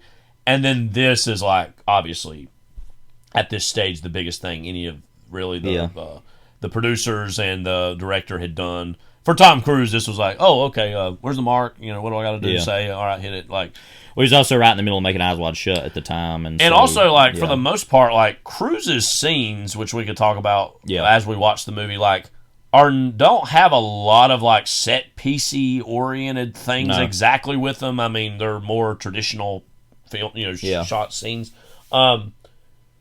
This is definitely like the biggest swing of, you know, somebody who's coming out with their third movie for them to do. The whole movie was, of course, co-conceived around, or not co-conceived, but conceived around Anderson's, like, in the wake of Boogie Nights' success, his father dying of cancer. And you can obviously see the influence of that in the Robards sections of the movie, as he's dying of cancer. And then also Philip Baker Hall's character, perhaps as cancer is mentioned in it. That, you know, he thought he was going to make something that was going to be pretty small, and he kept writing, he kept writing. Yeah, it says, I was going to read here, it said he wanted to make a film that was intimate and small scale, so I think he could shoot in 30 days, and ended up being 90, I think, something like that. Yeah. Had the title of Magnolia in his head before he wrote the script. It says, as he started writing the script, kept blossoming, and he realized there were many actors he wanted to write for, and then decided to put an epic spin on topics that don't necessarily get the epic treatment. Wanted to make the epic, the all-time great San Fernando Valley movie. Said he started with images. He kind of talks about... Said he also did research on the Magnolia tree and discovered a concept that eating the tree's bark helped cure cancer. So that's in its own way. I wonder if, too, by extrapolation of that, he thinks this movie will cure cancer and or solve all of humanity's problems. And I don't say that in any dismissive way. The cure for the common movie in its own way, too. I mean, that could have been a tagline for this. Right. You know, and that by the way, I was going to say Nick Pinkerton wrote a review that's really great of The Master years ago, which he didn't really like the movie. He's actually somebody who in general is not a fan of Anderson. But he said that his movies he called it The Master ? Talking about Paul Thomas Anderson. And so within that, he said something I think about all the time now, is that all his movies are ultimately about wellness or life improvement or control over your own life. Once you hear that, like, literally every movie kind of snaps into a certain formula. And so this movie's definitely that. So anyway. We both love this movie. Yes. I know we talked about this last time. Like, it's even higher than you. I mean, it's been in the top 5 for you before, right? Or it's been up there, right? I wouldn't say it's been that high, but it's been consistently in the top 10 or top 15. Now I debate over whether it's that or There Will Be Blood. I'm not really sure anymore. Well, as I said earlier, The Master's my all-time favorite movie, so that's, of course, There Will my Be Blood is from his him. best film, I think, but this and that go back and forth. But The Master's also ever really since great. I saw this, I was like, you know, when did I see it? I saw it when I was about 19 or 20 years old. It would have been.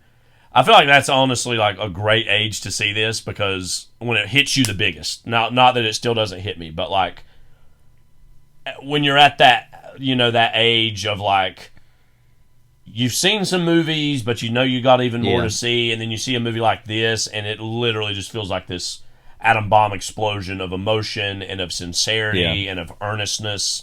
That's what I was going to say. If I could take a moment, I want to compare it a little bit to films of its era. Real quick, to dovetail into that, I actually want to read... this was from Roger Ebert's review, which he gave 4 stars of this. I'm just going to read the first little paragraph here, and that'll actually tie into what you're probably going to say.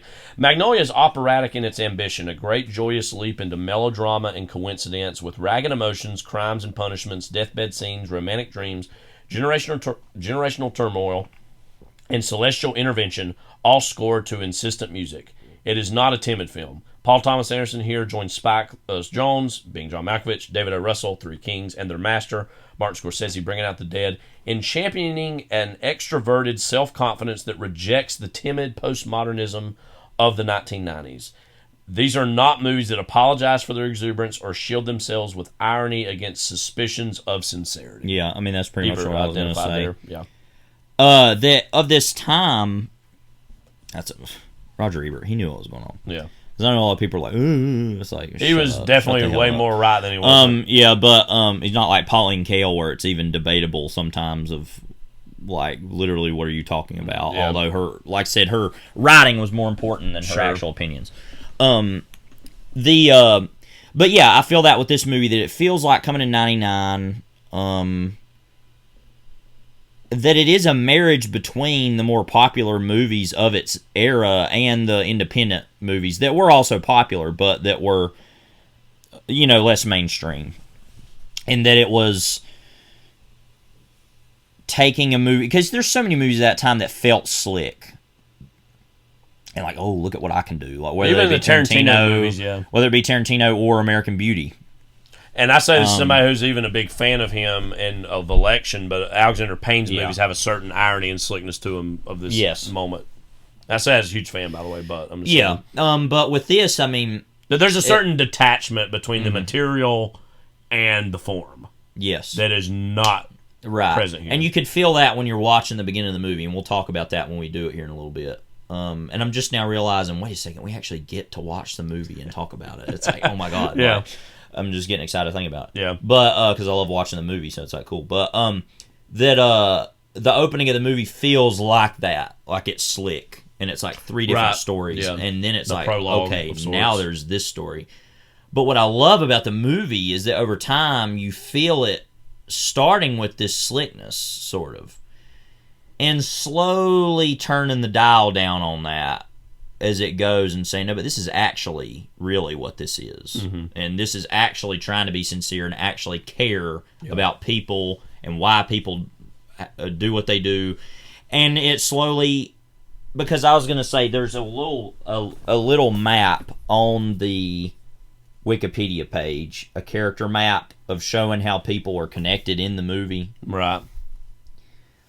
Which made me think, wow, how disinteresting this looks. And that makes it seem like a math problem or something. And that, the movie, and when then I started thinking, the movie's not that hard to figure out, actually, once you let go of the idea that it has to connect. Because Shortcuts didn't do that either, totally. Which was an earlier version of a type of movie like this that Altman did earlier in the decade. Yeah. And this is his own version of an Altman movie, of being an ensemble and that sort of thing. And, and Nashville is even that in its own way. But like Shortcuts, Magnolia, ties together a great deal of its characters through a major weather event. Mm-hmm. Of either an earthquake or literally frogs falling from the sky. And so in that way it's saying, why are you interested in this connecting? That's not what it's about. It's about the emotional connection. It's about showing all these people on their worst day. Mm-hmm. Pretty much everybody has their worst day here. I can't think of any of the characters who aren't having their worst day, except in its own way for John C. Reilly and Melora Walters' character. they are actually kind of having their worst day still, but it all ending up not being that in the end. And so but all these other characters in the movie pretty much definitively don't have a good day, other than Tom Cruise, I guess, being able to reconcile with his father, sort of. But everybody else, it's like, yep, this is kind of sucks. Yeah. Like, and is literally the worst day you could possibly have. Either being their last day of their life, or, or where there's some revelation or trauma or embarrassment or something going on, yeah. And so, and that all, in the end, also saying, yeah, but whatever, and that's what life is, and and in that way, it's also great to see PTA reckoning with his own turmoil over his father's death through a movie, and saying, I'm going to try to figure this out, and saying, I kind of haven't figured it out, and that's kind of the point. Real quick, too, I want to go back to something you said earlier about the slickness of some... I think even, like, Boogie Nights, while... for some of the successes of that movie, it still operates on, like, I think there's like a faux sincerity of, like, we're going to make a movie about the porn industry, but we're going to look at them as people, Yeah. Like, I feel like then there's kind of this smug, still kind of condescending attitude towards, not that he has, like, a condescending attitude towards it, but, like, there's still a little bit of a slick, ironic remove to me from that movie. Then also at the end swooping in and saying, no, but here's the sincerity, though. And it's like, and I thought this is like him growing up even more so. Yes. And some would say he's regressing as far as the critics of this movie in terms of, like, this is a slobbering excess of a movie. It's too much. It's like... It's too effing too. It goes off the rails, and... there's literally an ambulance that literally goes airborne and slides on itself, and I feel like that's literally almost the movie. At that point, is literally saying we're going off the rails and we don't know what to do. Yeah. But I think he does know what to do, but that's, I think, what a lot of people feel watching it. And so I do think that there's no denying this movie is a lot of movie. It's excessive in some ways. I don't see that as a negative, although some would. I do feel like after this, like if you look at the movies that follow this, like, and it depends movie to movie, I do think he's got more of a focus on sometimes his filmmaking, because something like Punch Drunk Love, like, that's a movie that seems chaotic, but it's very clearly like design chaos. There Will Be Blood is the most formalist movie of his entire career. Like, that all feels like it's designed where he focuses more on the economy of storytelling, in the sense of saying, I'm going to be able to convey information in a different way that is not dialogue like it is in Magnolia, because this movie is very verbose. It almost won't shut up. And I'm fine with that, but at the same time, as a maturity, I mean, I feel like every movie since then has relied on the visual more than the dialogue. Yes. Not that he doesn't write good dialogue. Yeah, still, right. But it's just a difference. Yeah. And because you think about, I've thought a lot about the opening 15 minutes of There Will Be Blood. Might literally be cinematic perfection. It's almost like a silent film. It doesn't have hardly any dialogue whatsoever. It's able to literally convey all of its information through the visual and not have to speak. And it's like, that's literally flawless. And then from then on, the movie almost won't be quiet. More in terms of music, but also the dialogue. But it's not dialogue that is like saying things as directly as something like Magnolia would, as it is simply people talking about themselves or talking to each other. The Master is a version of this too, but what's so genius about that is then that is his almost at his biggest pot phase of his career, and I feel like that's kind of what we've been in since The Master, is what I would dub the marijuana phase of PTA's career, of just movies being open and saying, oh, whatever, let's just kind of roll the cameras and we have a basic idea of what's going on, but let's just kind of film a bunch of stuff, and then we'll kind of edit it together later and see what we keep and see what we don't. And I love that. So that's not necessarily a I feel negative. Like, and I say this is somebody's The Master is my favorite movie. Like, I feel like that's like one of maybe 4 movies that could have been made from that same material. And that's what I like about it, is that could have been this, could have been that, but we're gonna make it be this thing, and that's part of the specialness of that movie. And so, and I think we would agree again. There Will Be Blood is his best film, and one of still the film of this century. This is like a very kind of like earnest, sincere way to cap off the 20th century. Yeah. I mean, even like literally like there's a connection to the beginning of the 20th century and literally like the three vignettes that open up, like that one that goes all the way back to like, late 1800s, early 1900s. We'll learn it when we see it here in a little bit. Way back to that time. And then also like, this is a movie that's like it's like a great men movie that's taking issue with a lot of great men of the 20th century, whether it be Robards' character, whether it be the Philip Baker Hall character, even to an extent a later great man of the century in the great in quotes of Tom Cruise's character, like in his like takedown that he goes through over the course of this. I mean, it's a movie in that way feels like a very ahead of its time in terms of like saying that, hey, guess what, masculinity can be a flawed institution. And again, and that all the women in the movie are all damaged by men. And that their own problems all literally result from that, not from themselves. Which sounds kind of weird to say is a pretty feminist statement in itself of saying, the reason these people are so screwed up is because all these men did it, and they're just as screwed up as they are because they themselves are screwed up by somebody else. And so it's not blaming the women of the movie for any problems that occur. I feel like pretty definitively it's all saying, all of this is because of these two people. These two men that have done this to everybody. There's all this excess. There's all the music in the movie, too. All the Amy Mann music, which, again, and I say this as a compliment, the movie feels like a series of Amy Mann music videos also. Like, it feels like, and he's not really done this exactly before or since, where he's designed a movie so specifically around music in the way that it is here. And again, he didn't make a lot of music videos before this in the same way maybe David Fincher did or some other directors of this era.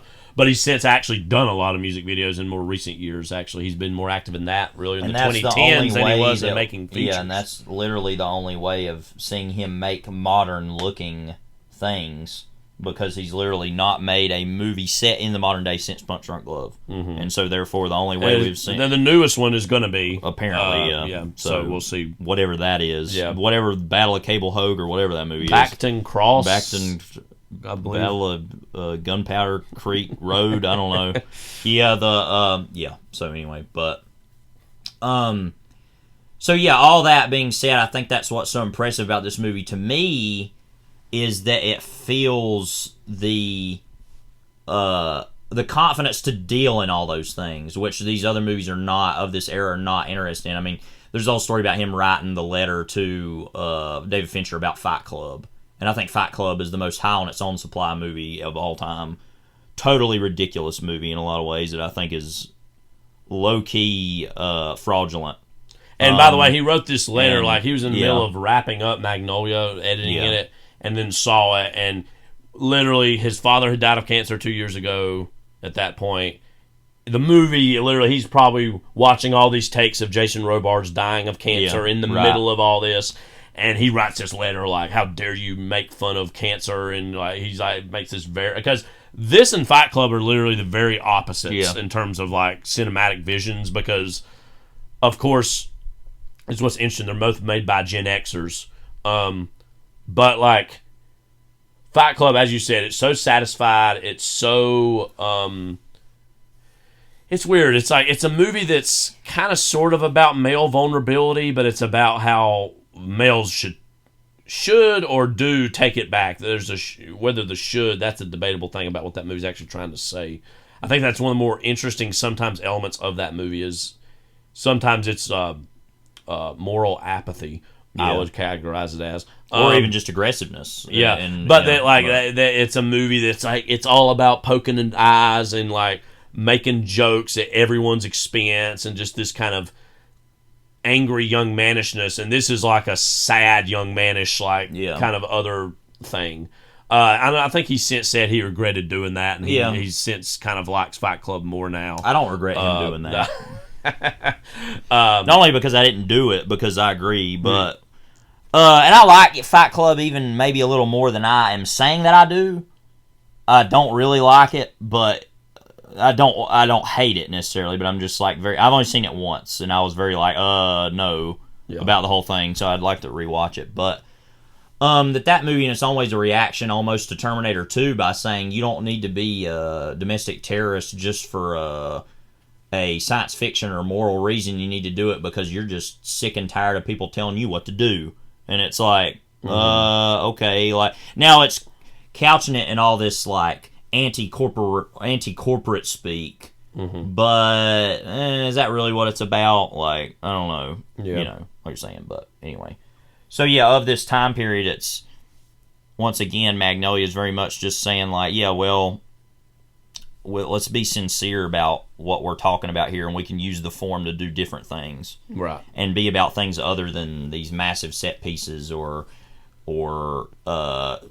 extreme violence in the case of Tarantino or about sexual mores in terms of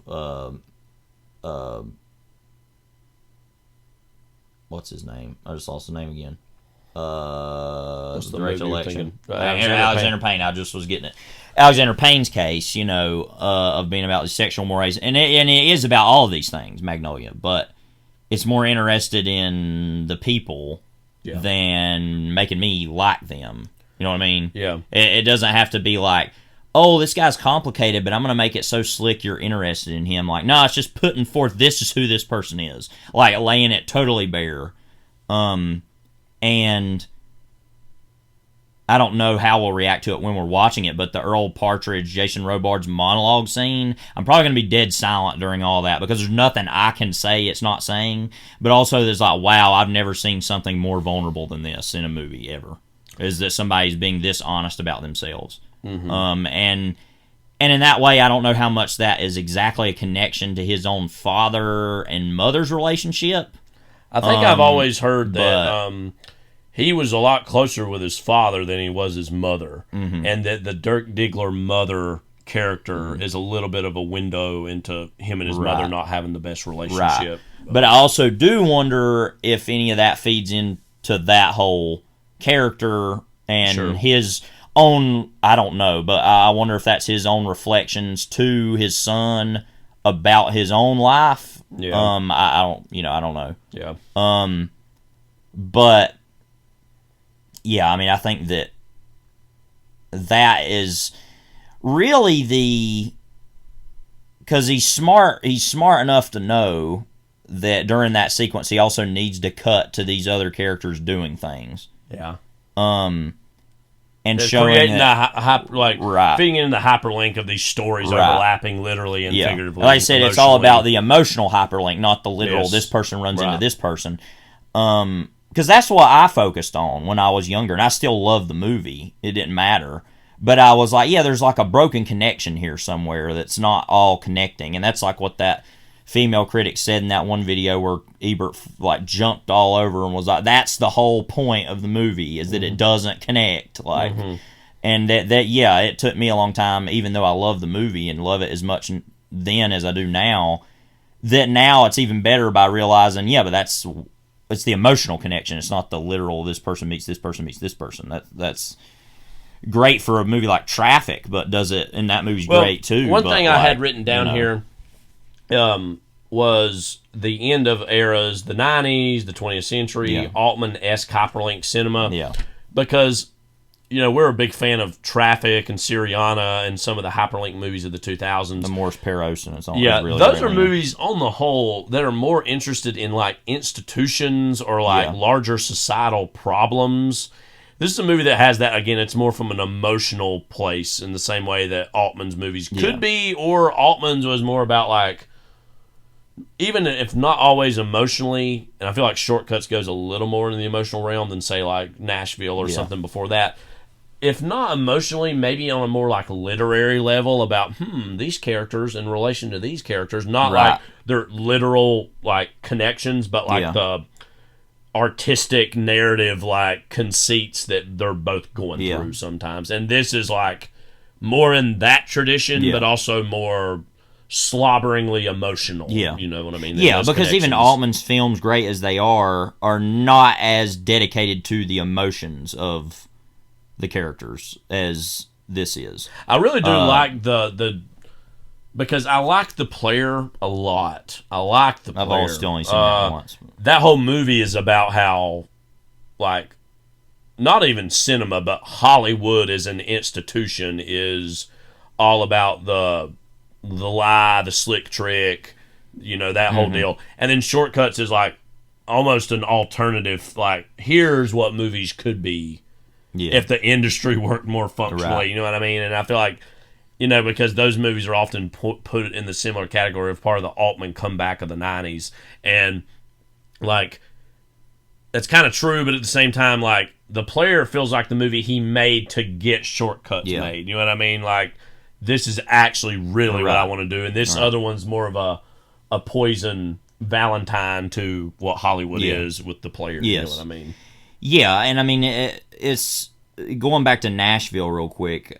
There's that great moment where the limousine driver, we don't really know a whole lot about, and then there's that moment where he sits down, kind of plays on the guitar for a minute, and you realize, oh, that's this person. They wanted to do this. They came to Nashville, to be a musician and couldn't do it. And so, yeah, that's an understated, and that's subtle, so simple that it's done in a moment that conveys so much. And so meaning. this movie is not that. Magnolia is not that. It is going to tell you very definitively what it is every second. And we love the movie, but I do kind of sympathize with some of the critics in the sense of this is a movie that is very loudly telling you what it's about and what it is. And, like, again, that works for us. But I can see people. It doesn't work as much with a movie like Crash, however, which would come after this, which is basically this movie, but worse or not great, and kind of. I'm not saying bad because I actually have a lot of random conflicting thoughts on the movie Crash. I'm talking about the Paul Haggis film, of course, by the way.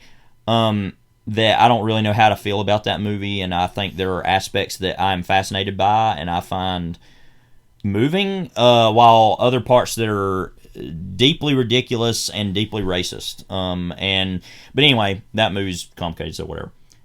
With this, though, why I said that, I think, is that it can work both ways. That you can have a movie that is as subtle as what Altman's going for, and you can have a movie that is this direct in its emotions, and it still work. And so, and why does it work? Well, I think it's the emotional pitches that it gets to, and by the characters it uses to get there, and by using these, the Earl and the Tom Cruise, the Jason Robards and Tom Cruise character relationship is really the crux of the movie by ultimately saying neither of these men want to give, but they do give, and that being really the whole point of the movie by saying, yep, these are the characters we used to say this, or even showing somebody like Jimmy Gator, he doesn't really, the Philip Baker Hall character, he doesn't really do that exactly in a vocal way,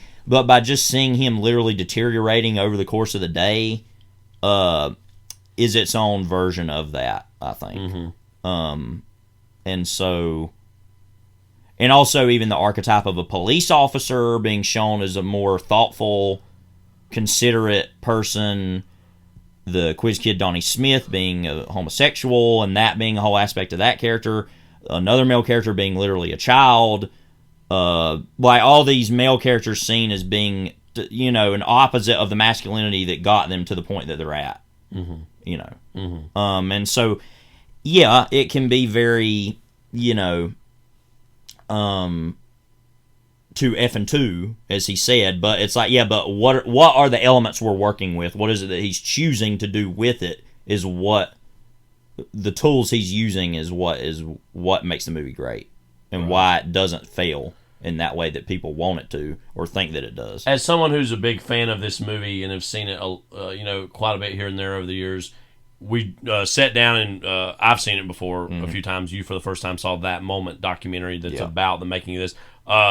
What did you learn or glean from that in terms of as an experience or thinking about the movie on a... I'm going to be honest, almost nothing. I feel like it's all right as a documentary, but it feels a little too disjointed purposefully. It feels like it's like, oh, there's this thing, there's that thing, there's that. It's like, it feels like somebody who, only a person who would watch it is someone who really knows about the movie or is interested in the movie, which is fine because I was that person. But at the same time, watching it as an objective piece of documentarian exercise, I was not really impressed by, actually, and kind of felt was kind of just all over the place, and it felt very like, okay, what am I looking at? Where am I looking at? And maybe that's the point they're going for, as what it was felt like to make the movie, and that's cool. But as far as that, I mean, yeah, I learned about how they did the effects of the frogs. That was cool, but and maybe some of the conversations behind the scenes. But as like a document of what the movie is, I felt like I was kind of like nonplussed by it personally, but. That's just me. I think you would agree. As PTA fans, it's just like it's great to just have footage of him directing because there's not a whole. I mean, there's literally no other real documentary behind the set in the same way that exists for him. So it's a purely historical document. In and of itself is valuable. I think as the individual moments it works, but if you put it all together, it's kind of like, okay, well, what? All my favorite stuff in it are the stuff between him and Philip Seymour Hoffman, just goofing off and clowning around and.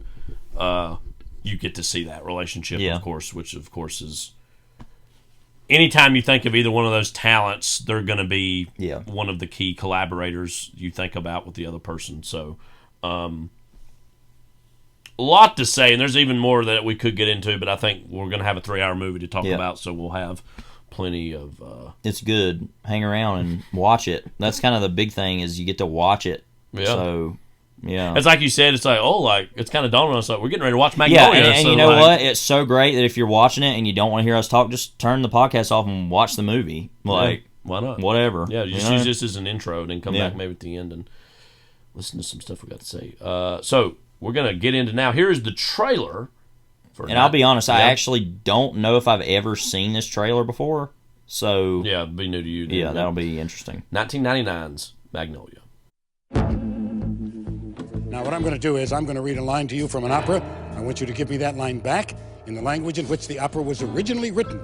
And for a bonus $250, you can sing it. I'm Stanley Spector. There is the story of a boy genius. Willa Cather, Thomas Kidd, Jean-Baptiste Clairmoyer, and the game show host. I'm Jimmy Gator.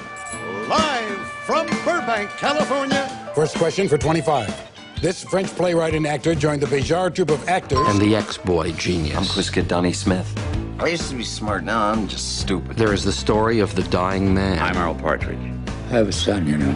You do? Find him. I'm Frank T.J. Mackey. His lost son. What did he say? Because I am not going to take care of him. What does he want? And the dying man's wife. I'm Linda Partridge. I took care of him through this, Alan. What now, then? Me and him. Do you understand? There's no one else. No one else. The caretaker. Hello. I'm Phil Parma.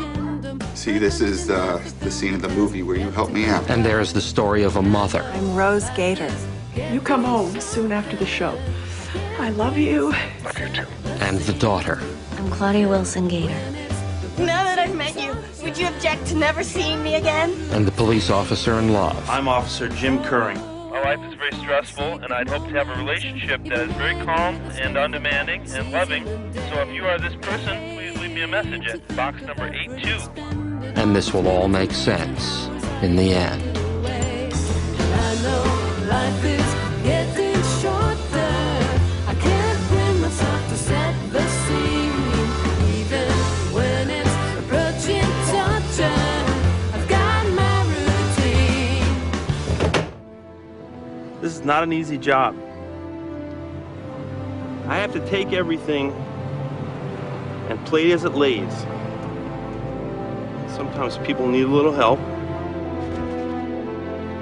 Sometimes people need to be forgiven.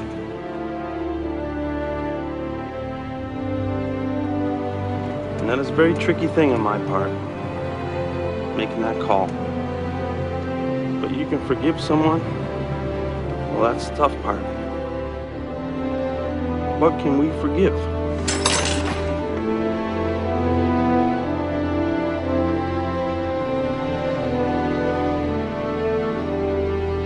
Was that unclear? Kind of. God.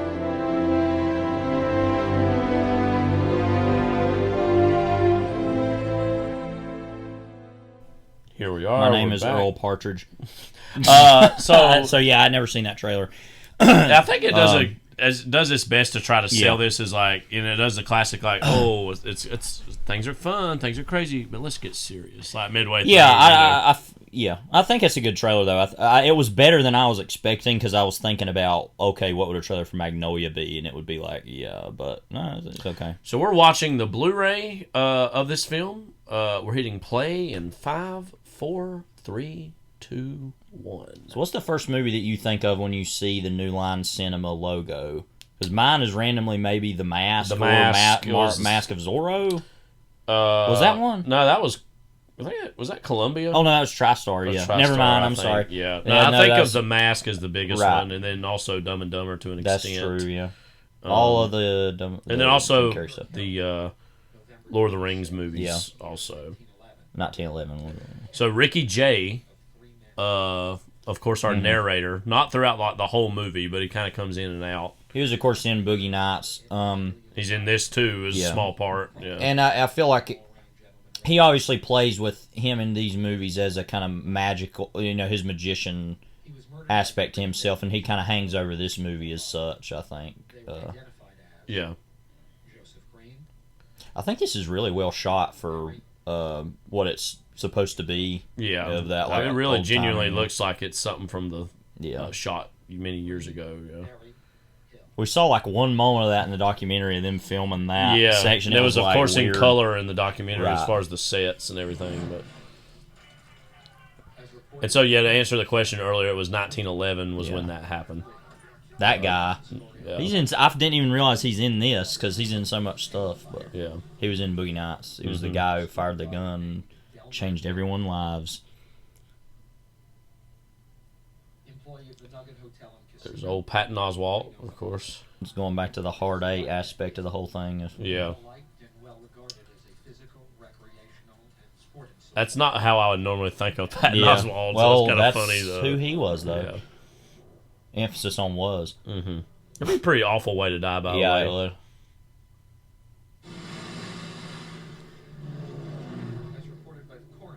Delmer. I mean, sorry. His name's Delmer. He's kind of asking for it. I'm just saying. Like, Craig Hansen's such a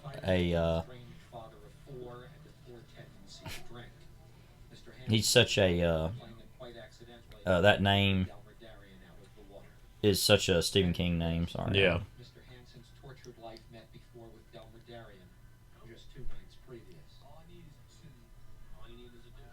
I didn't even really think about the Sydney connection with this gambling at the beginning. It's an 8. I mean, glad you like my work. The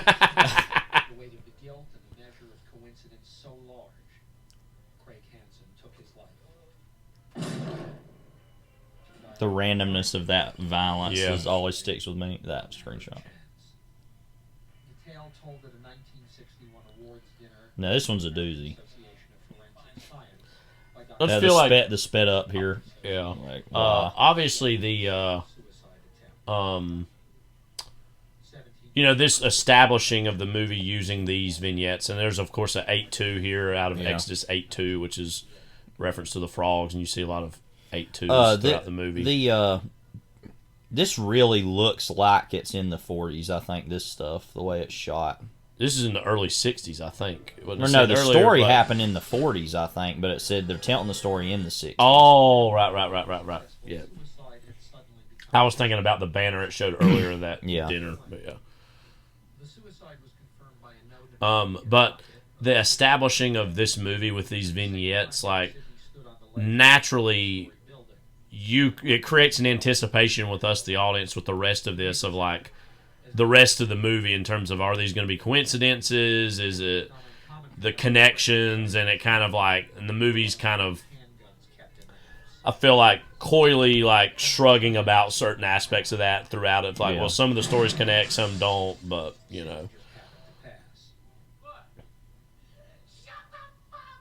great freeze frame moment. Also, this character is named Sydney. Yeah. Like, I'm gonna get this. Sydney's still gonna be my his name. He's gonna force that name down our throats.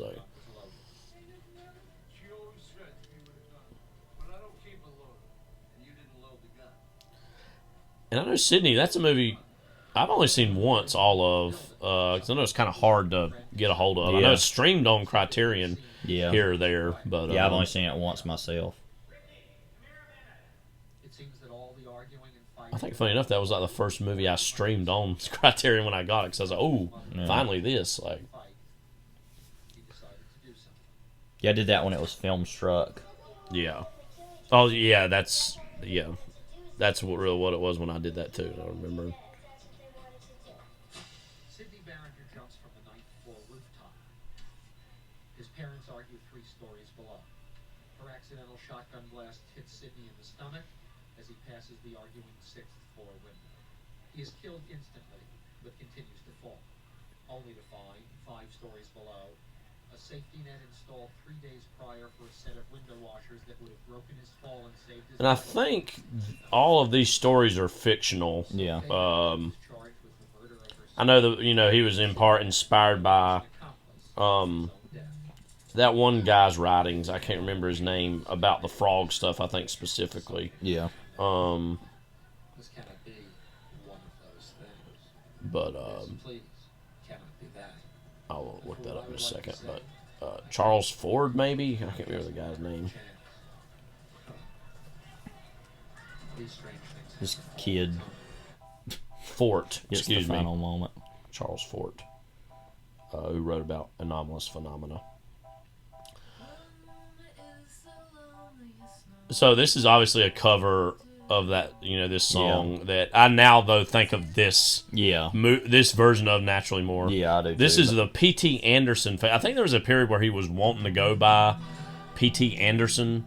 That's kind of fallen by the wayside now. He's obviously known as PTA or Paul Thomas Anderson, but. What a first image of Tom Cruise on a TV. Yeah. Before we transition into his infomercial. Frank T.J. Mackey, of course, a name that after I read the book Libra by Don DeLillo, I was like, wait a minute, there's like a character basically called this the CIA agent, Yeah. And I think he was asked about that sometime in the early 2000s, and he says that he did read that book and liked it, but wasn't thinking about that, so maybe that was just lodged in the back of his head and it came back out, or it is a reference. I don't know, but this one totally lame guy sitting here at the bar.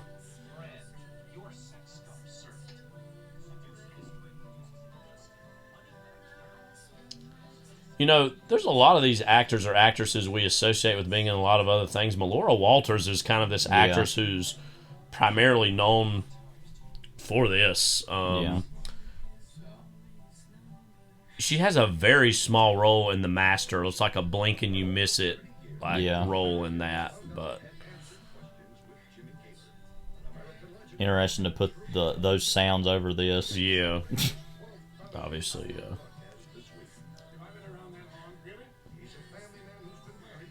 This is almost Are You Smarter Than a Fifth Grader, proto version of.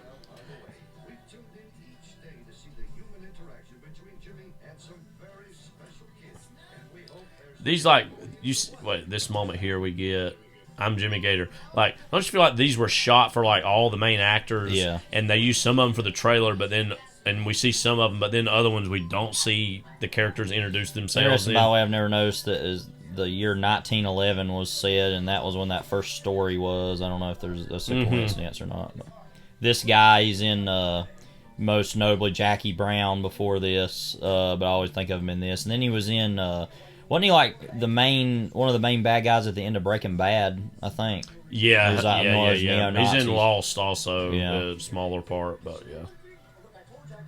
Total scumbag dad. I got an audition for what? Deadbeat dad, you won already. You don't have to be auditioned. Yeah, you already got that part. Man. I mean, there's a lot of sad characters in this movie. Quiz Kid Donnie Smith is probably the saddest of them all.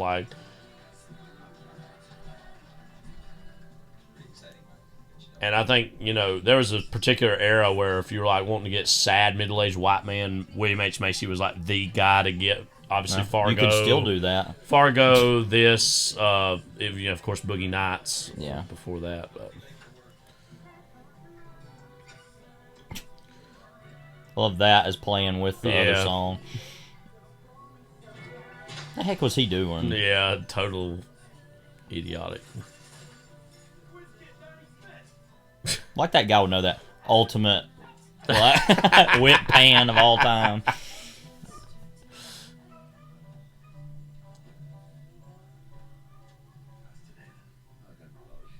What do you think of this moment, by the way, as I think about it around now, and then like the pointer on the screen, like it was just a little bit like, okay, yeah. That's the type of moment that only happens in a director who has final cut. Yeah. It's like, I'm doing this. Yeah. No one's stopping me from not doing this. We're going to talk about this throughout. Julianne Moore gives a very arch, over-the-top performance. It works for me in this. There's other movies she goes a little big that does not quite work for me, but I think it makes sense for this movie, you know.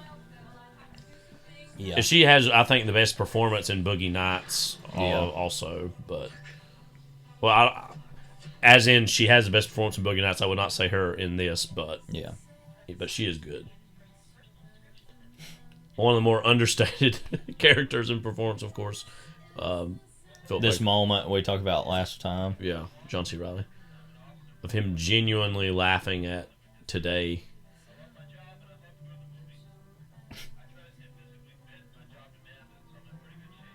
Got a little chess set I just saw for the first time. Yeah. 32 years old, that's about how old I am. I weigh about 180. There is like a connection between this and you know, the Adam Sandler character in Punch Drunk Love, like calling the phone love lines, you know, like my love pump lines, basically. This. So much violence. That's the way of the world. Good luck as always. Serve and protect and all the other blah, blah, blah on the side of the car. Love this moment. Him walking with the shotgun is so like, I've always wondered about that last shot of like the serve and protect, blah, blah, blah. How much of that is like in the world of the movie, literally that's what these characters think, or is it this like arch, like satire of like what, you know, cops are told or believe or whatever. Well, and also the it's bad news. Yeah. When I get called in, it's bad news.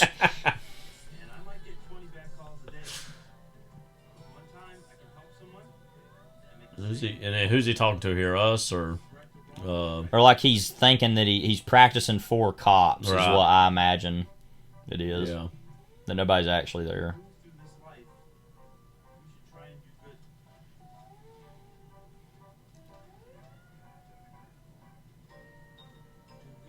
Do good.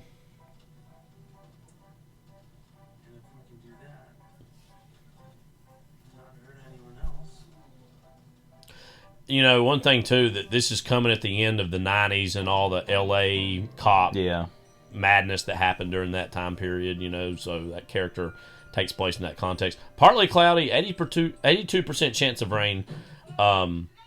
Meanwhile, my favorite character in the movie, Marcy. But again, this movie very masterfully, I think, sets you up for, okay, well, that's what the weather is now, like creating this anticipatory kind of expectation. Yeah, because you're kind of just like, okay, why do I care what the weather is? Yeah. Meanwhile, she got gumball machine. In her house, in her living room. I've always thought about that.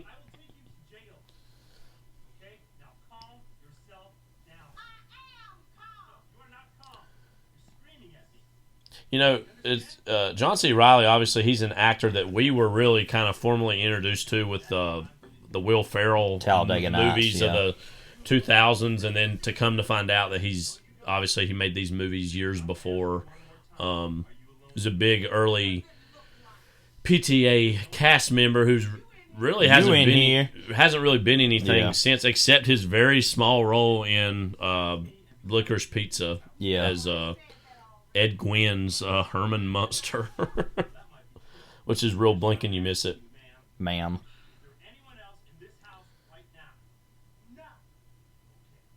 But obviously, since his profile's been raised in recent years, we would hope to see him in a bigger role in a PTA movie in the future again. It's me when I tell a kid to sit down.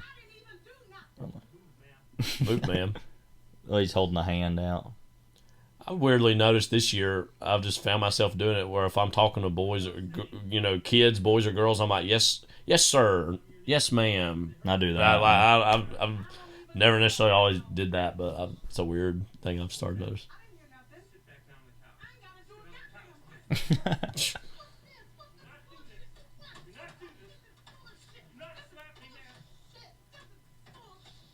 Oh, this is how the movie's starting, by the way. Yeah. It's kind of had a bunch of false starts, and this is the first real scene. Yeah.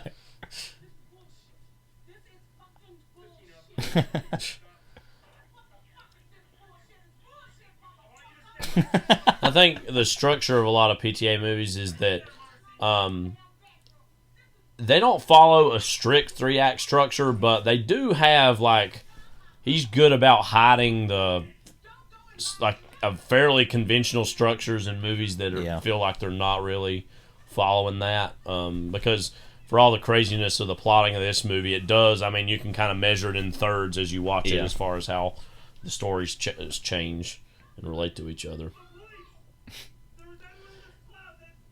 And I think it's with this stuff, but then also with the kid later, is some of the most evidence of that there was probably even more there that was cut, and we noticed that too in the documentary. About Worm. Yeah.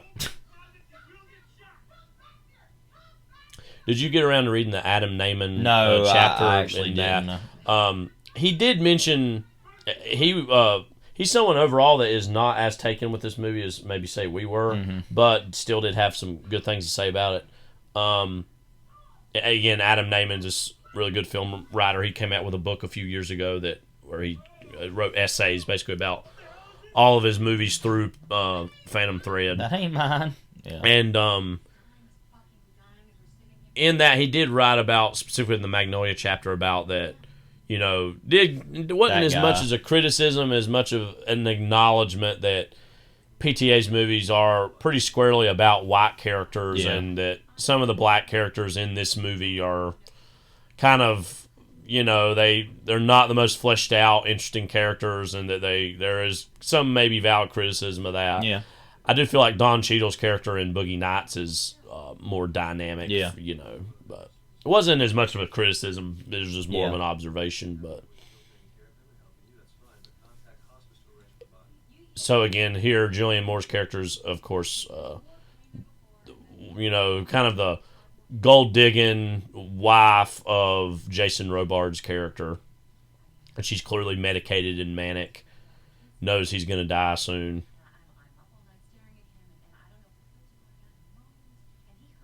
What else is that guy in, though? Are you listening? No, he's giving me a slight Todd Field vibe, even though I know that's not him. He's in something. I can't remember.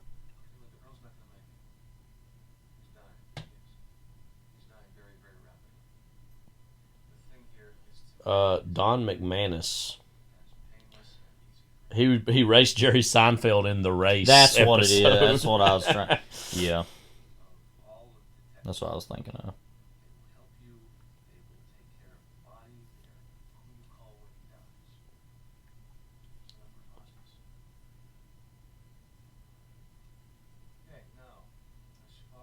There's also David Addington in Vice. Yeah. A lawyer and chief of staff of Dick Cheney. Who just announced the last day or two that he would be voting for Kamala Harris. So. His daughter did say that too. Right? Yeah.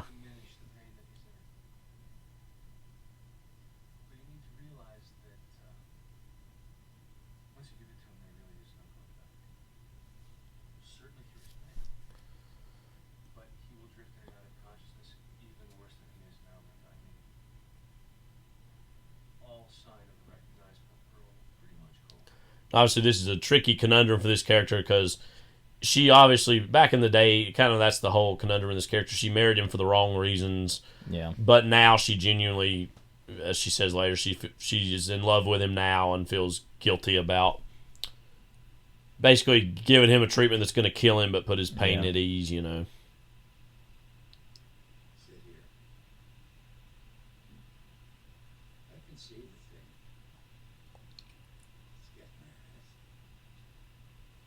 It's getting there. That's the cocksucker. Yeah.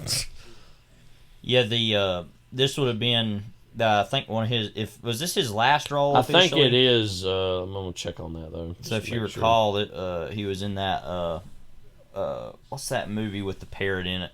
We always laugh about. That John Goodman was the parrot. Let's see. This was his last film role. Yeah. As Grandpa. Oh gosh. The Real McCall. Yeah, the Real McCall. Grandpa Gertis. As Grandpa. Yeah. That's what I say. That was a year before this. You saw that movie Not That Ready Minsky's, right? Yeah, that's good. Yeah. It says John Waters is also not that John Waters though, actually. Apparently. I saw John Waters' name, I was like, but it's another John Waters.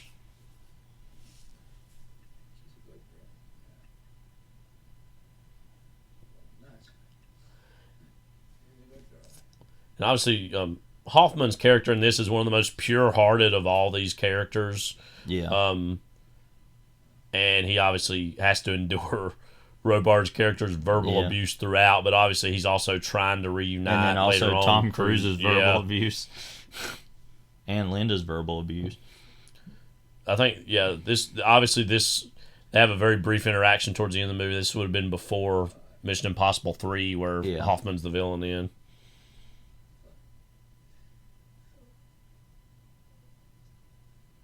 Got that beautiful Robert Elswit source light. This is common in a lot of these early movies.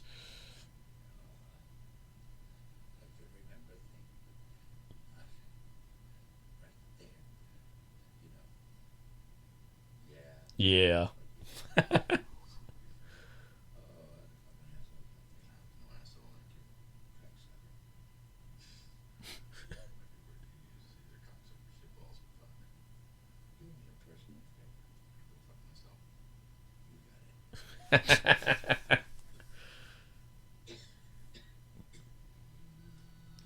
And Robards obviously had a great career, but I'm really glad he gets this last centerpiece, performance. I know I always heard he was one of the best stage actors ever. I know he did a lot of Eugene O'Neill plays in the 60s. Yeah, because he was really in the Long Day's Journey into Night movie. Mm-hmm.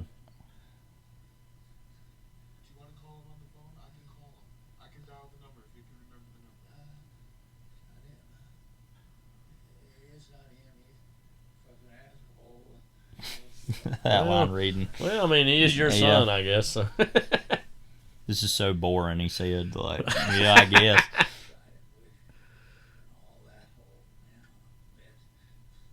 I mean, I think we all know it, but I think really one of the most miserable things would be to know you're dying and know that any treatment is just keeping you alive and prolonging the inevitable. I mean, that would be very hard to live with.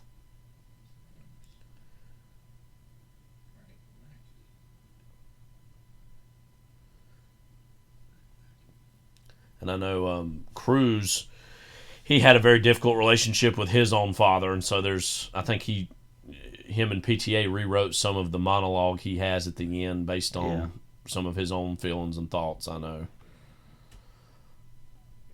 Tom Cruise's monologue? Yeah, at the end as he's on his deathbed, yeah.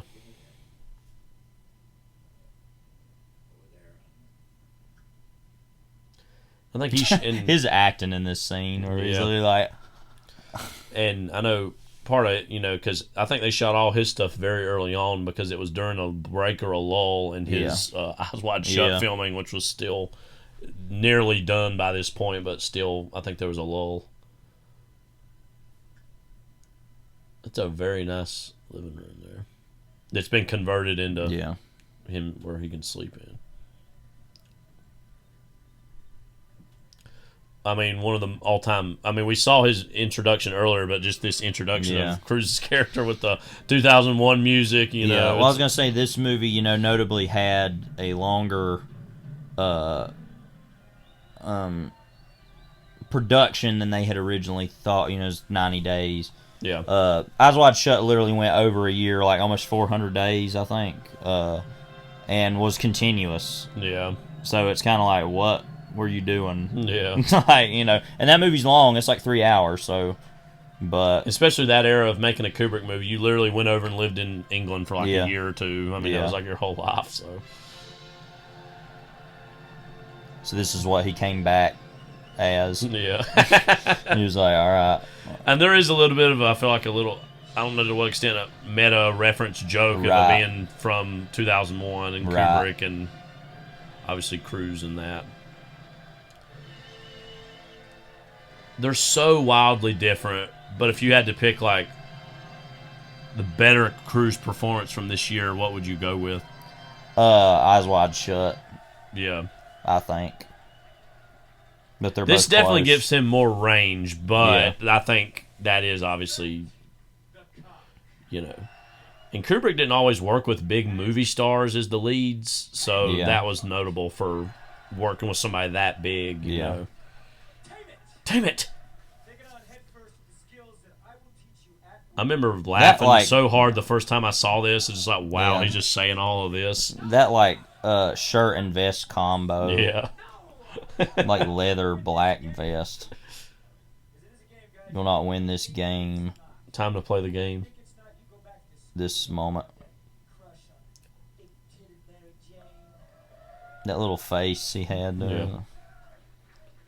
This is always where he, like, the recentering of self is that phrase. Like,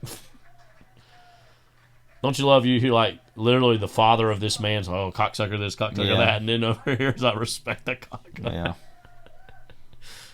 I am the one who says yes, no, now. Here. So pathetic.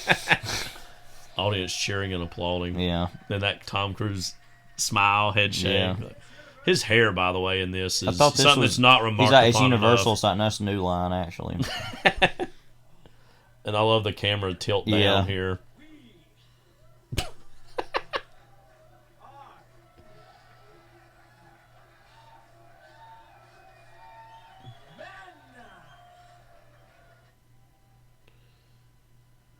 This guy plays one of his lackeys here plays a lot of military roles and like Michael Bay movies and stuff.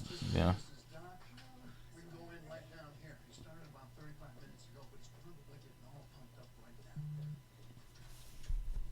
Wasn't this this black actress here that's going to be interviewing him?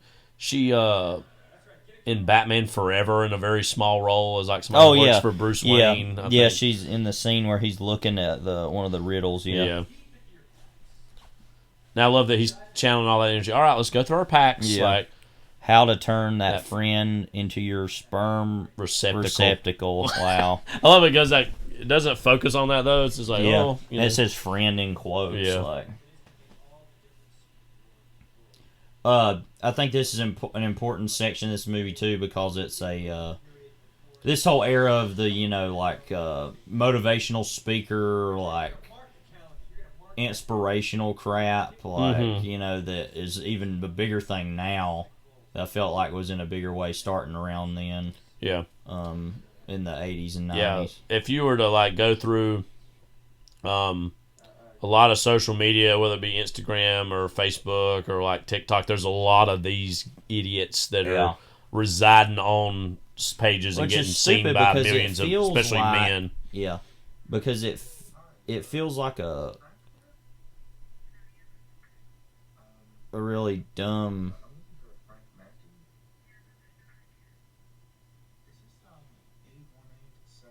I'm just listening for a second.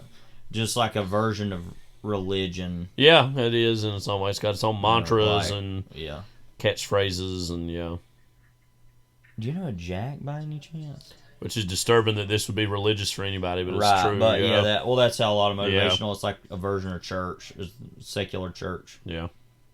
Well, like go and listen to this person talk for a while, but it's all BS. It's like, okay, Jeff.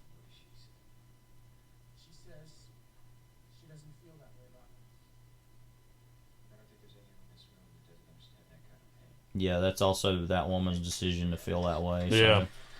So she just doesn't like me. So like, what can I do to like make her like me? Like nothing. Denise. Oh, I write. I love that. That's literally one of my favorite moments. When the kid gets in trouble. I write it up. I write it up. My ICBMs. I love he goes all up and down of like severity of the weapons. Yeah, goes right. back and forth.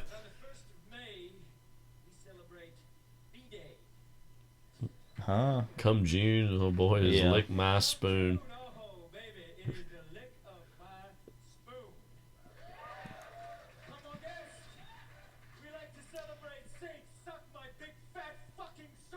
The real question here for me is who celebrates these holidays exactly? Like, what is that, like a consensual thing, or like, I don't know.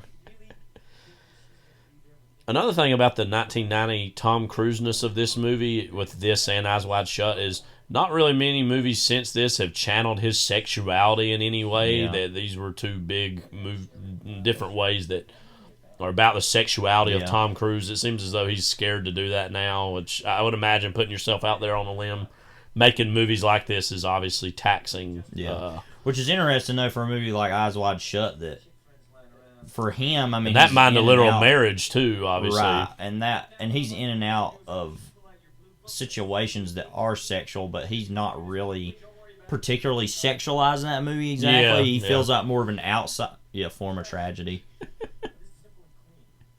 Now, I print off a lot of stuff and put it on sticks at school, and I'll hold it up at kids. Like, I've got one of like Messi in sunglasses says "deal with it" whenever they complain about something. I should put that form of tragedy and just hold it at them. But you know, but yeah, in that movie, he's more like reacting to the sexuality around him. Sure. Right? But yeah, you're right. I'd never thought about that, because this is more, and then this one, it's also about that, but he's not ever shown to be engaging in any of those acts either. It's him just talking. Well, it's also about he's got this public facade that is eventually cracks and breaks down. I think it's strange he like went to work, then came there. Yeah. By the way, it's kind of weird, but dropped off a goodie bag and then came in here.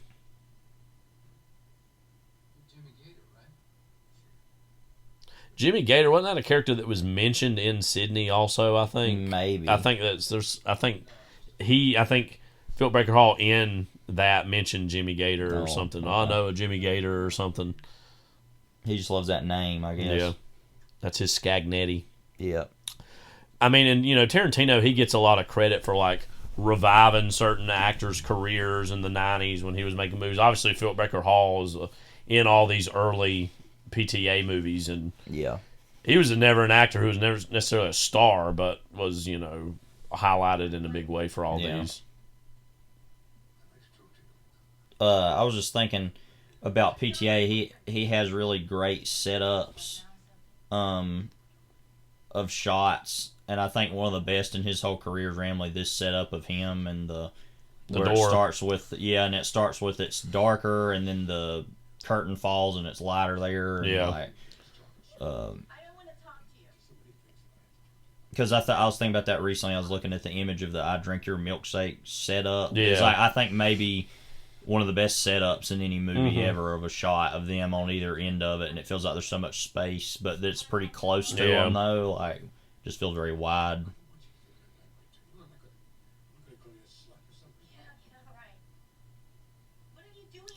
Another thing too that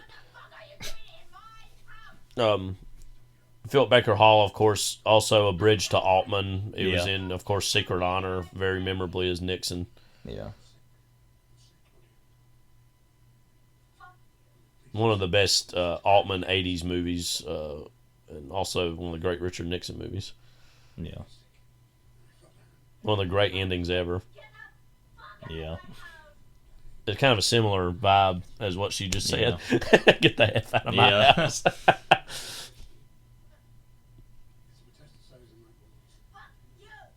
Now, obviously, you'll learn this later if you're watching this and don't or listening to this and don't know this, that he is heavily implied and pretty much assured that he molested her as a child. So yeah, that's what this whole situation is. Now, Melinda Dillon is her actual mother, right? I think so. Okay. Yeah, I've always been a little, for some reason, confused about that relationship. Yeah, I think so. Okay. Meanwhile, this might be one of my favorite scenes of the movie. Keep your body running good. And he's Sullivan and Sullivan Electronic. One of those Coke machines. Yep. Prevention.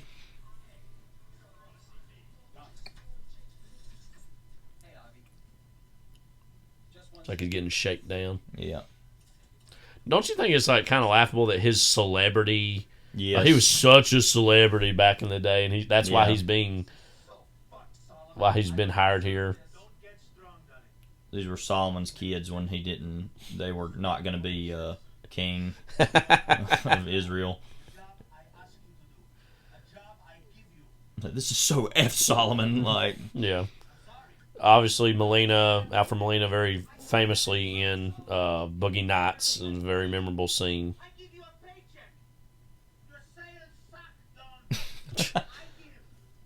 They never said that to Don Draper. Yeah. Hint, hint, wink, wink.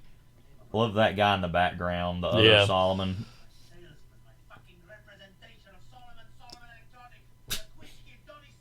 Like you said, the fact that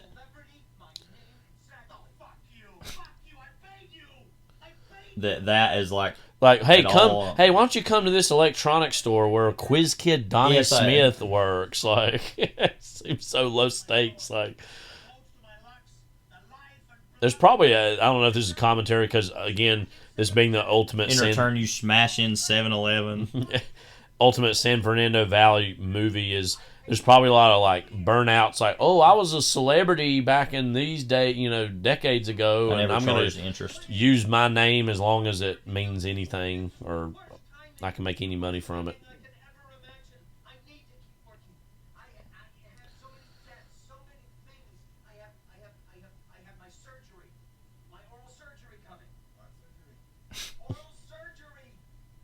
If he's the calm guy in the room. Mm-hmm.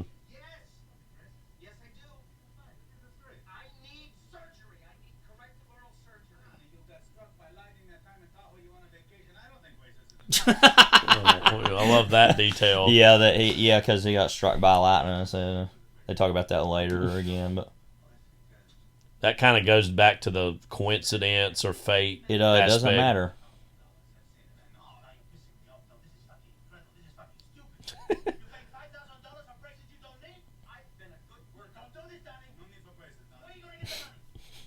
I've never really noticed this guy in the background of the scene as much. He's like. He's one of my favorite really characters. Giving a lot. Yeah. This. Yeah, why don't you call the people that you're trying to keep your job with F and A-holes? Yeah, that'll work. I love this is the part of the movie where it's like, give me your badge and your gun. It's like working at Solomon Electronics. Remember, like, in the documentary, there was that one moment where he kept trying to put the keys down. PTA, and he's like he wasn't happy, and he kept trying to do it different ways. I would imagine it was that shot. Yeah. Love, he's standing in the back like I did this. Yeah.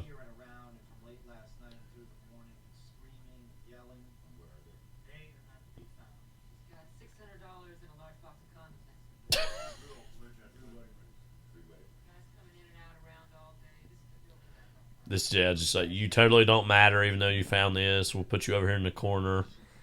The actual detectives will do what they need to do. Randy. Yeah, like we keep saying, this section's kind of just like, okay, what are we doing here exactly? But it's whatever. And there was clearly some scenes with this kid that there was in the documentary. And I don't even know if it necessarily had to do with the kids. I know he was frustrated sometimes making movies with the kids in general. That part, he's like, we're done with the... what was the place called? the restaurant they were at. Yeah, I So can't is remember. That, we're done with that. We're done with effing Yeah, because I kids, keep thinking there's a shot that there's voiceover of that going over of him standing in the background while they're getting stuff ready, and he's got this look of like, just so like done with wanting to be done with it, you know.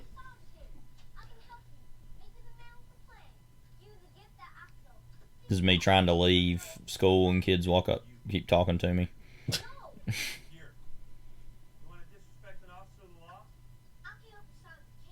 I'm gonna start saying that to kids at school. You want to disrespect an officer of the law? Mm-hmm. Okay. That moment is literally the most anyone's ever acted like a cop. Yeah. I think. You're a rapper. Oh, okay. And they kind of look to the side like, I've got other stuff to do.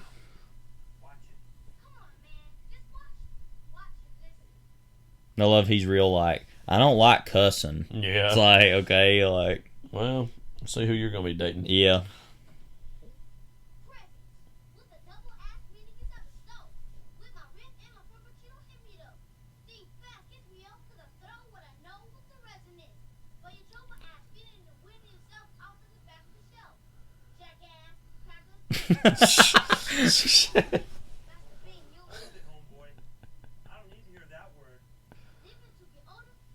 I love it. It's like he can later say, "Oh, I saw Dixon rap in the street," like because he became famous. Like,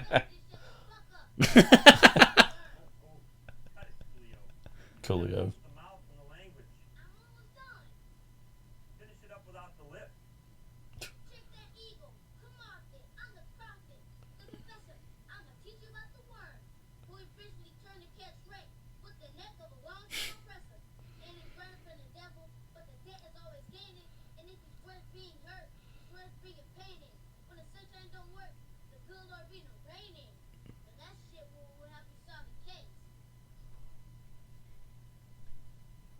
actually kind of as a poetry of the raining of the frogs and everything too, but yeah, he knows all.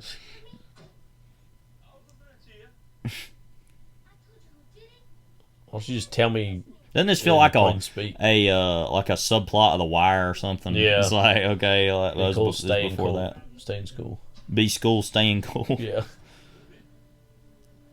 Got a was in Boogie Nights. My wife's got an eye in her cock in the driveway. Yeah.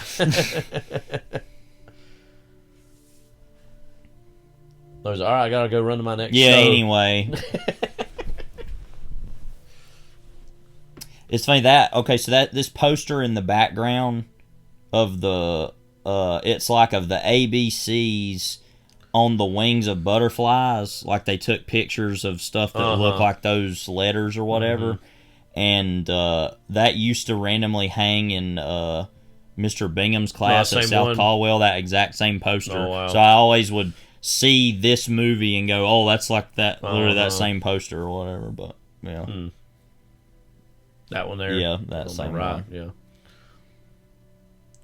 What a miserable life this kid's leading. Yeah. Was it Learned Pigs and Fireproof Women? That's what I was trying to see what I said. Yeah. Learned Pigs. Wild Talents. And something of note later we can talk about is during the frog sequence when everybody's freaking out that he, of course, is sitting there and just like, really the only face that isn't afraid of what's going on. He's like smiling. It's because, this is a thing that happens. Right. And, I think it's for him. Yeah, that's finally something he can't make reason of. All right, weather report: light showers, 99% humidity, wind southeast 12 miles an hour. But he's like, good. I can't make reason of this. That's his nirvana in its own way. Yeah. And its own way, that's a very religious statement. I agree with. Is like much as I care about intellectualism, just being able to say I don't know, like is such a calming fact. Train wreck. Now, of course, earlier in his career, he liked to try to do some of these longer takes, and there was that there's a couple famous ones in Boogie Nights. There's of course the one at the very beginning of the movie, and there's the one of William H. Macy killing himself. And this is the main one I remember in this one, but yeah.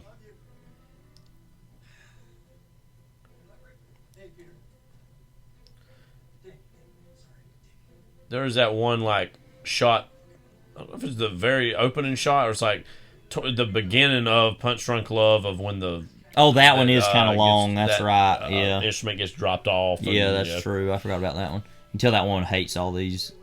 Meanwhile, the La Nina, El Nino, whatever that is. And then, like, during some of the set pieces in There Will Be Blood have some tracking shots in them. So, literally, by the way, that he's like, that's another thing that this is kind of implying is that like, MC guy is like a predator too, or whatever, like, you know.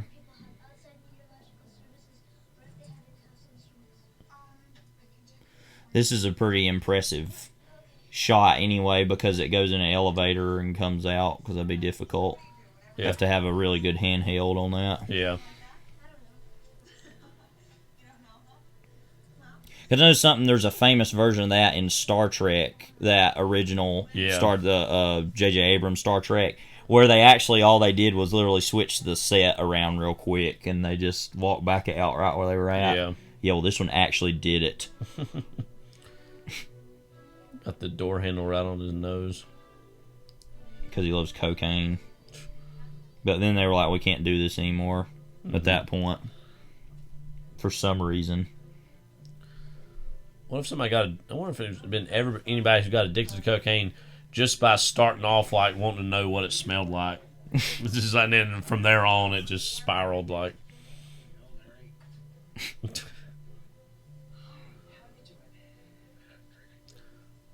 I mean, Melinda Dillon, like one of the all-time great mother actresses ever, of course, in Christmas Story. And even in Close Encounters. Close Encounters and this. This is a little more adult than those situations. Yeah. You know?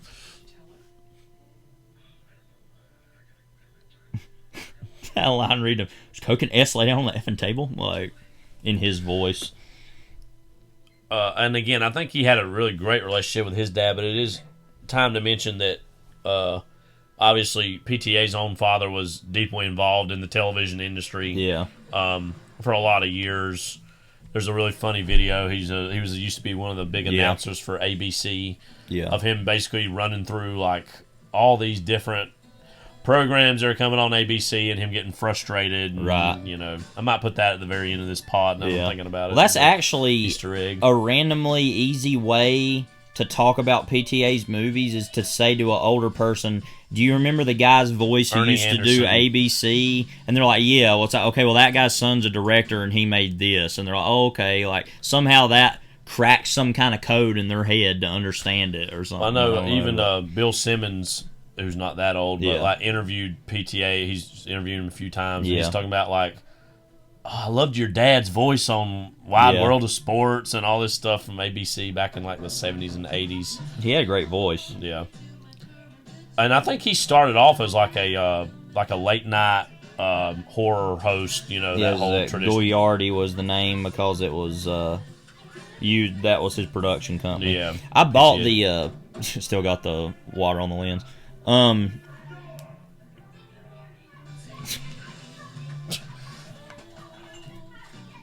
have to get dressed. It's going to take that long.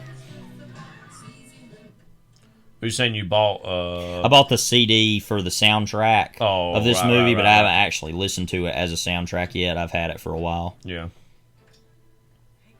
This movie obviously has a lot of whip pans and... because he I feel like he did that a lot more in his earlier work. Yeah. And now is much more formalist. He was much more like Scorsese at this point. Well, I feel like Hoffman's face here.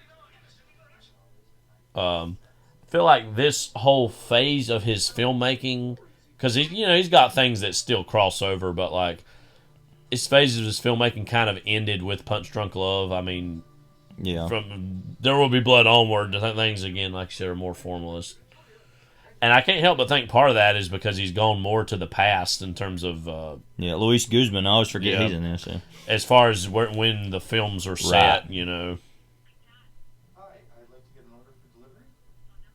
Yeah, I mean, that fits. That's just something I've always noticed. This order.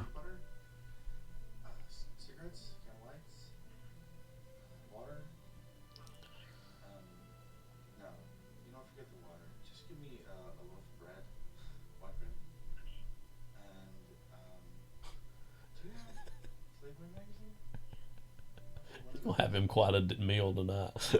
The peanut butter and the magazines is what's always. And like. what's funny is, like, naturally, he genuinely was trying to find Right. Frank Mackey's name. That's why he's going to look through these things. But if you were on the other end of hearing this demented order, of course, And he's you like, would think yeah, something that's weird.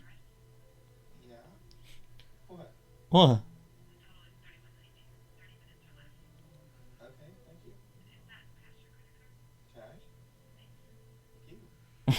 Like he's freaking out or something.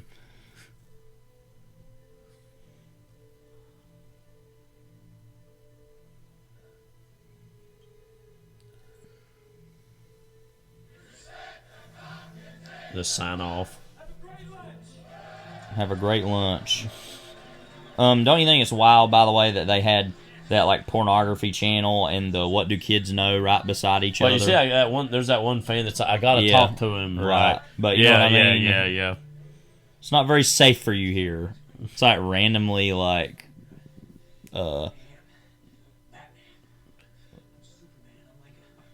meanwhile.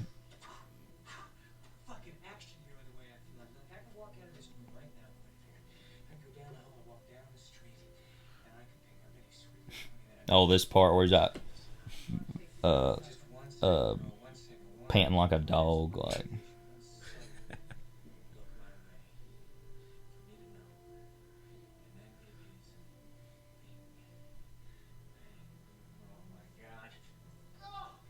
That was his Oprah couch training montage. Don't you love, by the way, that she knows the whole time she's going to ask him these questions? Yes. That's like. That's why did like you leave Todd Haynes? Yeah, that's what I was going to say. That's what we're going to do. Yeah, we're going to do that. You live by these rules? As religiously as I preach them.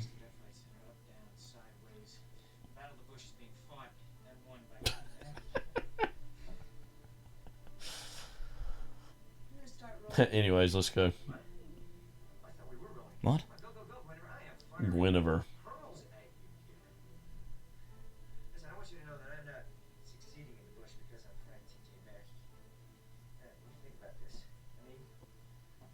Yeah, let's think about this. Let's really give it some study.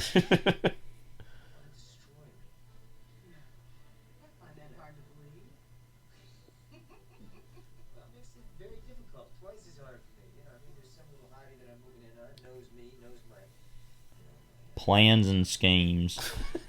They're pretty paper thin, I think. Yeah. This scheme is as paper thin as a sequel to Battlefield Earth. Is he just Frank T.J. Mackey now, what do you think? Yeah. This. I love, too, that the camera's mostly focusing on her, but if you watch him on the left of the screen... Full throttle hottie heaven.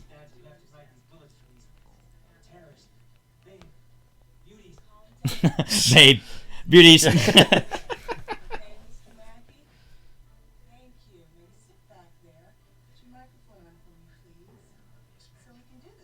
This little look. Yeah. Is that all right? I'll be a good little boy. Like, okay. Babes, beauties. That was like Ric Flair. Big lights, big cities, pretty ladies. Now I'm wanting to see like Tom Cruise play Ric Flair, but like, you know. Well, he would have looked more like him than the guy in the Iron Claw. That was, I mean, that was awful. Like, and I yeah, no good. He's on to something, but he's not quite there. That whole thing. Yeah. Make it happen.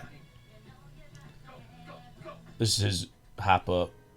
One of my favorite needle drops in this movie. In any movie for me, because I love this song anyway. I've never been a Supertramp fan, but I really love this song, and part of it's because it's used in this movie. But yeah. Henry Gibson, of course, in this scene, this whole sequence of the movie, having been in a lot of Robert Altman things, and so especially Nashville. So, because most people see We Henry said Gibson. last time his name is Thurston House. Yeah, that's just so credited. insane. Because obviously he's never named Yeah. in this movie, but yeah, that he having been also in Blues Brothers is what a lot of people actually know him from. Big his on candid laughing. angle. There's a random amount of candid angles in this movie. I've noticed actually this time watching it. Diet Coke. Somebody what who's really like aggravates me gets a is Diet Coke and a smoker. It's like, Yeah. don't you? Okay, whatever. Yeah. You know, it's just, it really aggravates me. He has like a blazer that with sleeves that are that short. Yeah. Like, Well, it makes him look like he's still still wearing kids' clothes. That's probably like, what yeah. it is. The whole point. Yeah. You know, there's another funny thing about the whole character of Quiz Kid Donnie Smith is that he doesn't ever now exhibit any intelligence. Yeah. Almost like it's like doesn't. He peaked, yeah. Like he literally never talks about anything like that. Yeah. Which is hilarious to me. But Brad the bartender.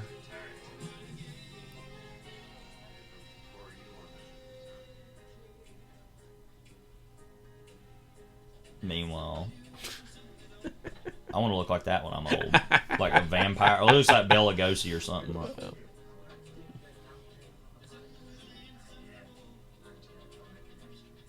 The competition for a man who's not gay, which is the funniest thing. But. So I look at what they have. I want that.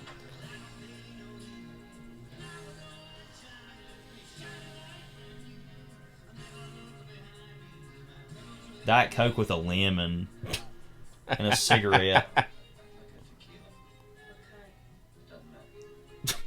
What kind? I just want to watch him make it. Yeah. That's literally like, he didn't even want to drink it, probably. Well, he does get drunk later, but meanwhile, I like to think this has been going on that whole time. Because you know it literally hasn't, but in the world of the movie, it has been. Like, what the F? Like, turn the music down.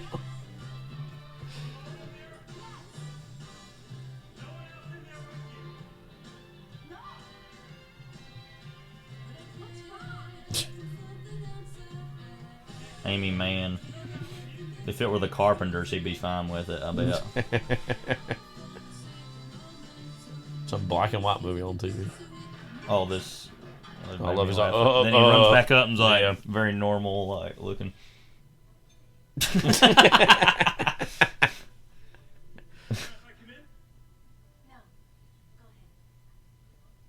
He's like a vampire, like kind of invited. Well, if Thurston, imagine if Thurston Howell showed up in this scene.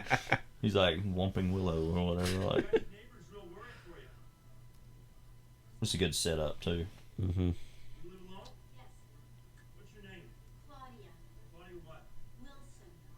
Or she's good about being smart enough to, you know.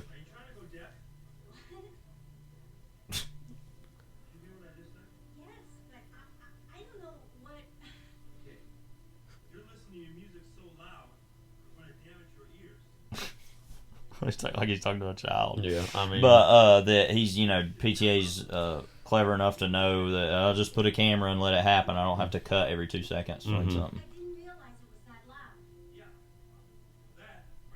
That was obviously like, that was the whole conversation point about obviously the master was that being shot in 70mm, that's usually a format that's saved for these big epic kind of set piecey movies, and in that movie it was 70mm, but we're just going to give you close-ups of Joaquin Phoenix and Philip Seymour Hoffman, and sometimes literally filmmaking's as simple as putting the camera on the actors and letting them do their thing. You been doing some drugs today, Claudia?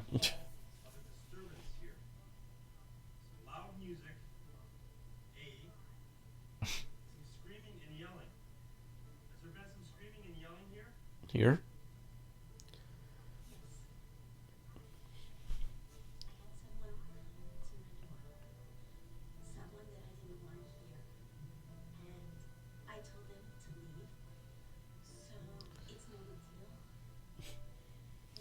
It's funny that in his mind he's thinking, oh, this must be something really serious.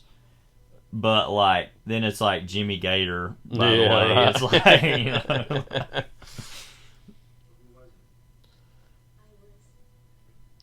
I just look at Melinda Dillon. It says as Rose Gator. Rose Gator? Yeah, Oh my gosh. I thought we all were under the understanding that Jimmy Gator was his nickname or like stage name or something, but literally it says Rose Gator. Well, if he's related to the Gator of White Lightning fame. Yeah.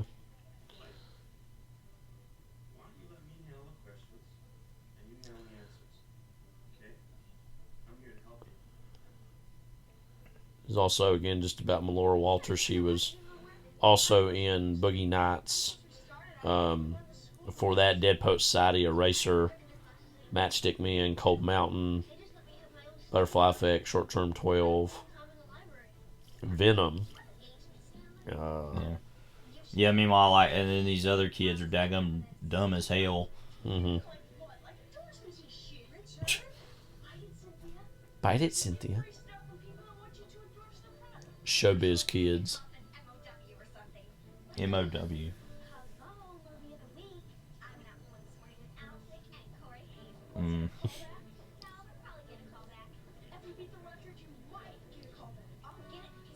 And I love that, you know, these kids are just meant to be these showbizy kids stand-ins when it's actually, you know, he's the one who's actually winning and relevant and knows what he's doing.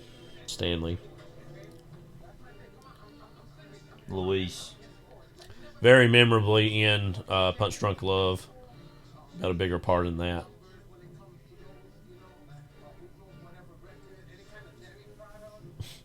Dairy Recipe.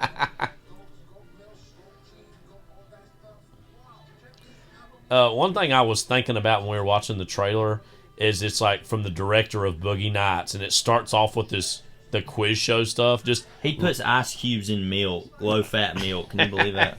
Of just like the shock of some people like going from, all right, so you made a movie about the porn industry, now you're making a movie about what, quiz shows? Like just the start of that trailer for some people being like, what? They'll call in the Harvard SWAT team or some ass.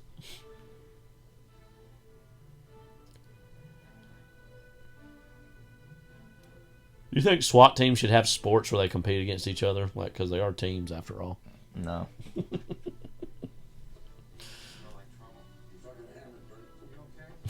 I'm effing hammered. Yeah, like, I'm totally drunk and I'm going to go talk to some kids for a while.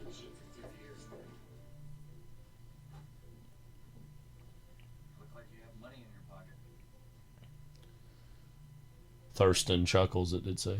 Mm-hmm.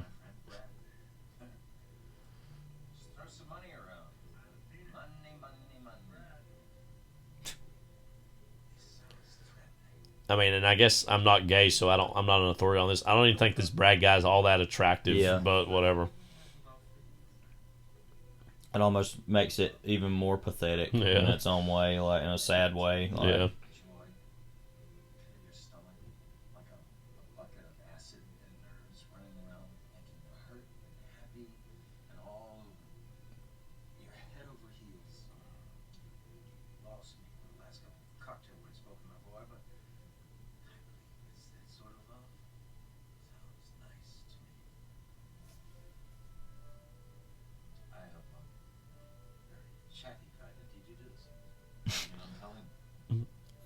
No, I'm listening. There's a decent amount of these Henry Gibson lines that almost are like riddles, almost like they're just he's talking above or past him. Yeah.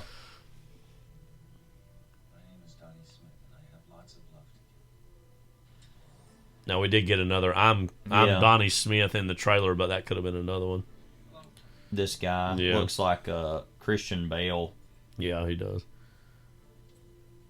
Here later, where he's like, "Man, you really got a lot of stuff." And is like looking to the side, like, yeah, like.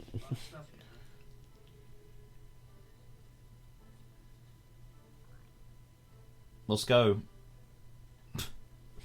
that really is. I mean, I know she's like crazy, but that really is none of his business. Like, yeah. Then just look back. Yeah.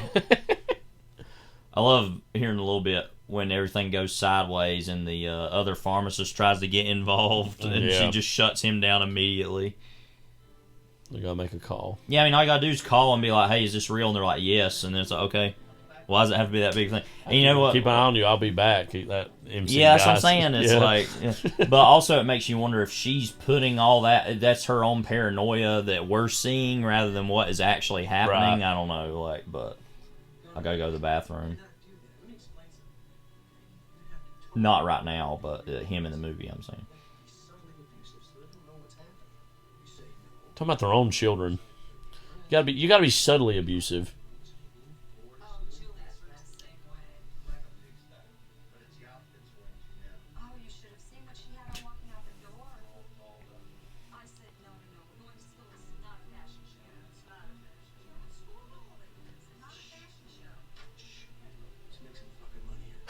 Oh my god! Yeah, so bad. The book.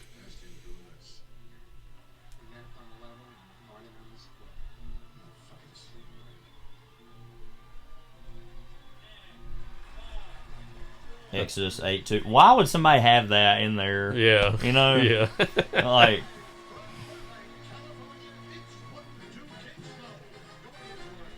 Well, something I really love about this movie, too, that I've been trying to think of a time to mention. I know PTA plays that, is that PA who's taking that sign away. I know. Oh, okay. You barely can even really tell him. What were you saying? I'm sorry. That, this movie, with all the daytime television aspect of it, just being made in 1999, it raining, all that stuff, this really reminds me of just an average summer day when I was a kid, of like what it felt like to be inside watching TV, and then in its own way that being a reflection of what all these people are going through. Right. You know, and it's kind of like, I don't know, obviously that isn't the case, but it just reminds me a lot of what it was like to grow up in the 2000s. This reminds me of, as far as the way everything looked, and you know.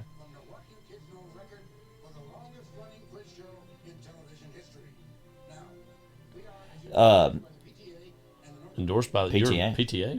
Well, I would hope it is. Literally, I'm not kidding. Every time I hear like, "Oh, the PTA's having a meeting," I'm like, "Oh, is he gonna be there?" Like, yeah. This something that's really genius about all this too is how much in the editing room they decide to cut back to all these setups of them, or inserts or B-roll of them, to continue to remind us how many people are involved here. Like, you know. Meanwhile, I don't think she's watching it.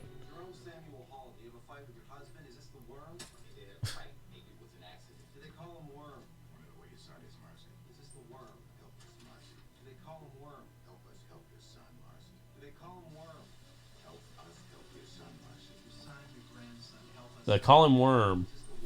Is this the Worm? What if you're like a serial killer and you really wanted these arch ambitions, and then you started, the nickname the Worm took on, you were mad about it, and you're like, yeah, I'm not the Worm. Like, why they call me the Worm? Like, I guess that's why people like the Zodiac are like, I'm gonna tell you what my name is, or whatever else, which is, you know. He's like, he looked in there and was like, you got the goodies. And he comes to that house too. Rub-a-dub. Rub-a-dub.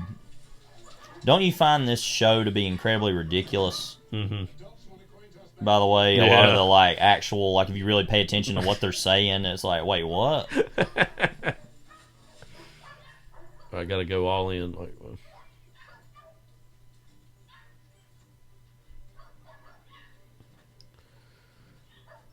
this is interesting. Like, obviously, a pre-internet, like, because you know, age of internet, you could easily Google who Frank Mackey is, but back in the day, that's when you actually had to, you know, do some real research. By the way, I love the Willa Cather question he asks, and then it's her he types in.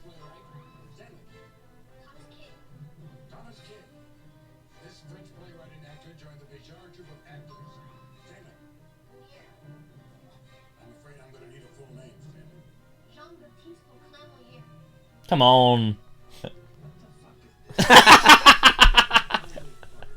But yeah, the fact that he's like, I need a full name. Like, no, there's no other Moliere. Yeah, Come on, there's like, only one Moliere. Yeah.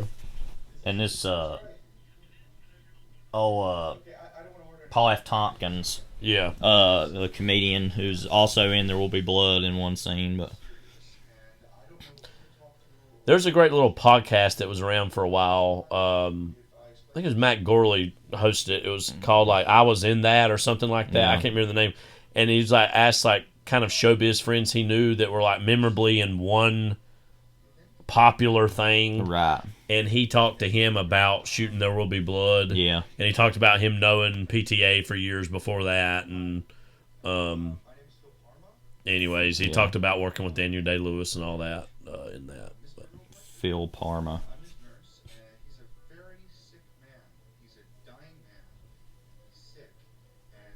Got that part.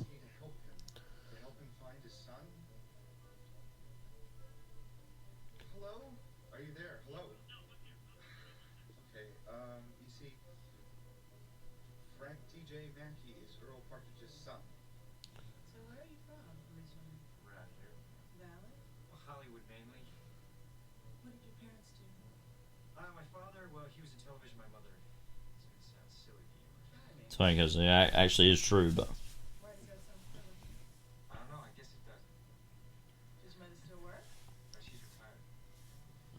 Of course, the big twist is that she's dead and he's still living, you know. Yeah.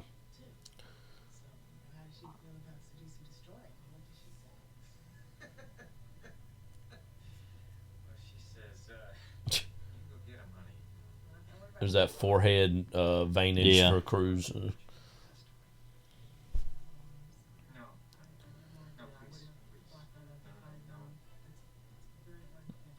And she already knows, but she's like, let's play the game. It's time to play the game. Yeah. I mean, speaking of, there's that video I found again the other day. I was thinking of PTA being asked if he showed the master to Tom Cruise by that woman. He's like, come on, you know the answer. It's like, yes. He's like, then don't ask. Yeah. Okay. Like, there's not many moments of him being rude. Somebody, well, you can debate whether that's rude or not, I guess. Yeah. But yeah. But yeah, and then whoever put the video on YouTube edited in the hang on, excuse me, edited in the part of if you already know the answer, then why ask big F in the master? I forgot that. This look though, here in just a second, he looks over and then looks back.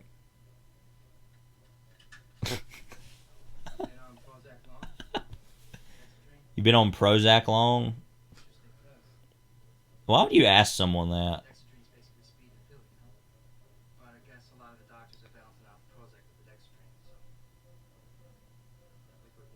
This here. That look, yeah. Yeah, thanks.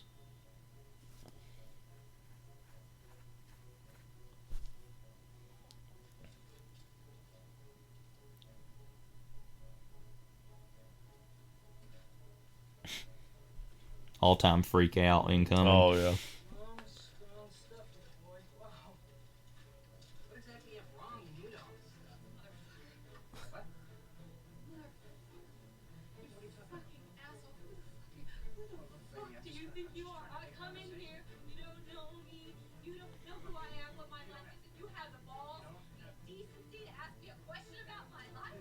This. Yeah.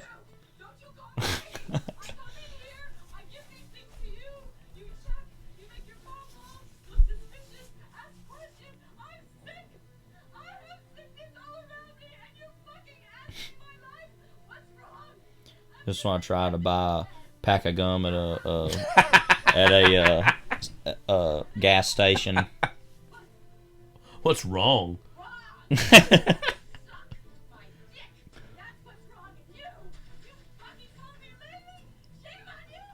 that when they don't have Big Red?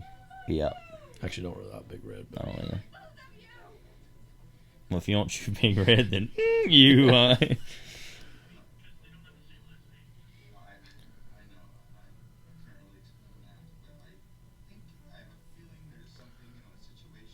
But this reminds me of Scatman Crothers in The Shining, like sitting on his bed watching TV.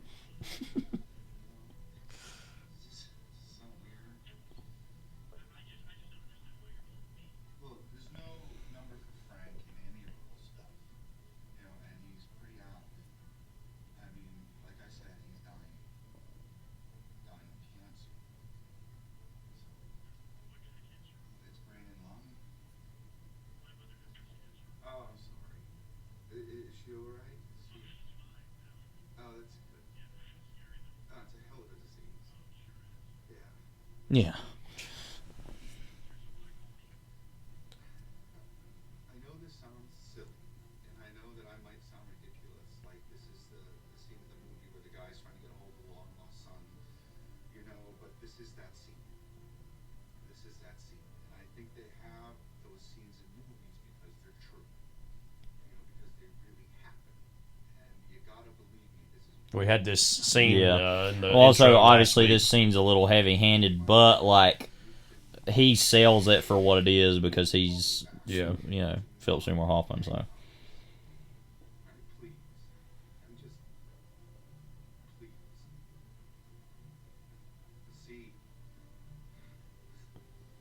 See, this is the scene of the movie where you help me out. Yeah, you were great. These are great questions. It's going great. yes. If only you know what's around the corner. Like I said, around. And you went to Paradise High. I wouldn't say I went. I frequented. I was misguided, pathetic. Definitely not the Frank T.J. Maxx you're so... Oh wait, Oh, you're saying right. you're not misguided and pathetic now? Okay. sounds like Kamala Harris. Like, forget about what was and what or the whatever. Yeah. You think you just fell out of a coconut tree? Frank is my mother's father. See, I had some trouble locating your school records at UCLA, Berkeley, and what's your name changed? They had no official enrollment. No, they wouldn't. They wouldn't. No, because I was never officially enrolled there. Was that unclear? Kind of. No. I wouldn't want that to be misunderstood. No, my enrollment was totally unofficial. Totally unofficial. But there were three wonderful professors who were kind enough to let me sit in their classes. Their names were McCree, Horn, and Langtree, among others. Langtree. Like Lily Langtree? So what we're looking at here is a true rags to riches story. Yeah. That's why people respond so strongly to Seduce. Because in the end of the day, Seduce may not be just about picking up chicks to steal your cock. It's about finding out. It may not be that. I love his. It might not be. I'm not sure what it's about really. It's a working theory.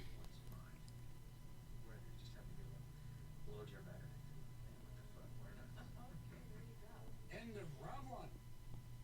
Excellent work, ladies and In gentlemen. some way, that's like saying, "All right, Act One's over." Yeah. And the adults are down a little bit with 1025. So we'll be back for round two.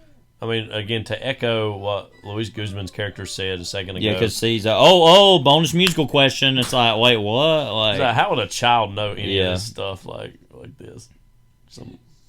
how will the adults know? Yeah. Well, you can tell the middle guy, Todd, Yeah. on the adult side is the one who gets most of their questions, I think. Mm-hmm. And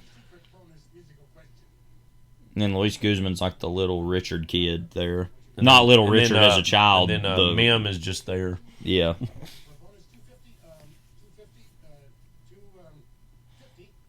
Yeah. Like, Here's the line. Love is a rebellious bird that nobody can tame. All in vain.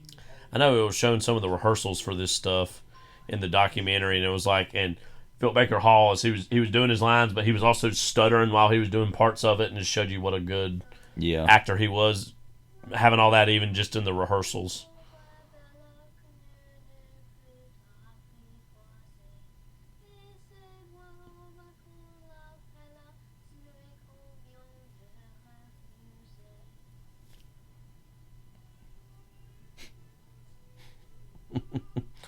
There's that one meme of Hillary Clinton standing and looking in like a where she's like looking into something. It literally looks a lot like this kitchen to me. Yeah. Like,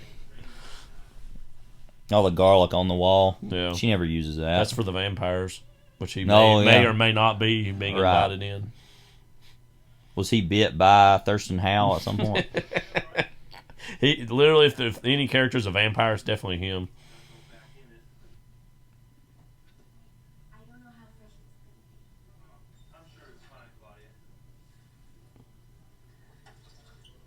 Literally, even like putting water in a coffee machine for her is like, literally, that's just like such an ordeal. Like, I love too there's this whole relationship they have is he's so nervous, like that he's kind of overlooking how truly crazy and manic she's been acting the whole time. Yeah.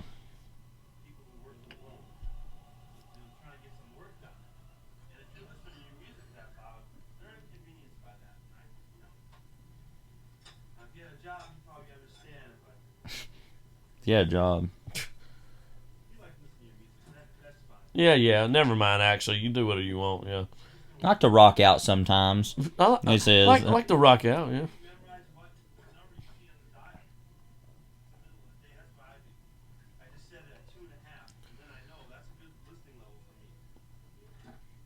you ever seen that clip of John C. Reilly when he was on Conan one time and he told this story about when he was young? Him and his friends came across where there was like a train that had wrecked and there was a boxcar that was open and there was like tons of corn pop cereal in there. Yeah. And they all grabbed it and ran off and hid it in their house. Really? So they had like corn pop for months. Dang. Like there was just like tons of it. Huh? There's a funny little clip of him on Conan talking about it. Did he ever meet Joe Biden's friend, Corn Pop? He's from the Chicago area, I know. Riley is. Mm-hmm. 'Cause he's a White Sox fan. He kind of got a Chicago accent.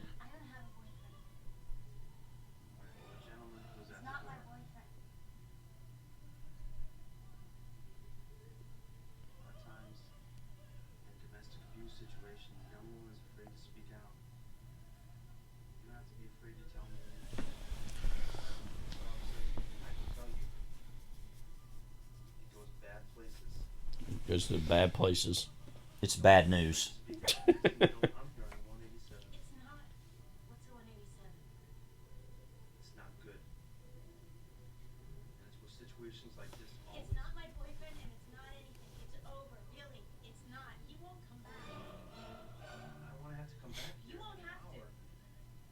It's funny to like this movie's got a lot of more modern music in it to throw this in the middle of this scene. By the way, it's a 187 is a murder, by the way.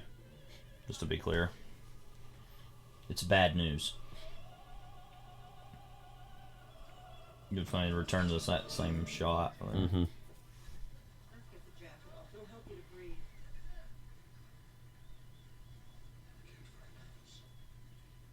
Me after teaching one class a day. And then this is me during second block. All this.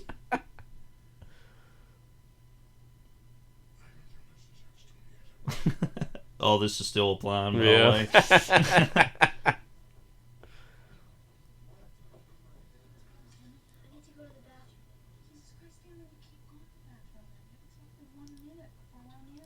It's kind of funny that they're shooting this live. Like, yeah, it's like, why don't they do this, like... Why is that any of their business, by the way, too? Yeah, I actually agree.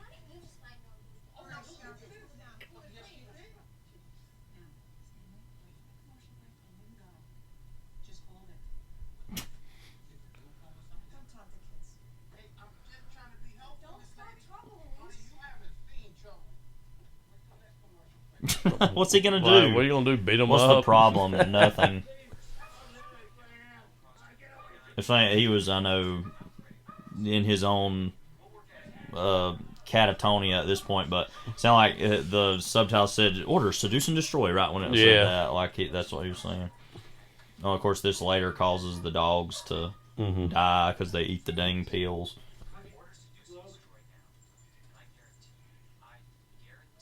I guarantee.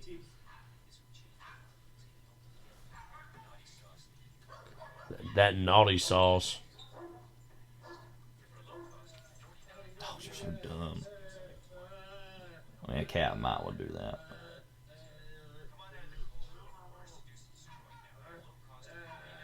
I need to get rid of those dogs. They're just running all over the place.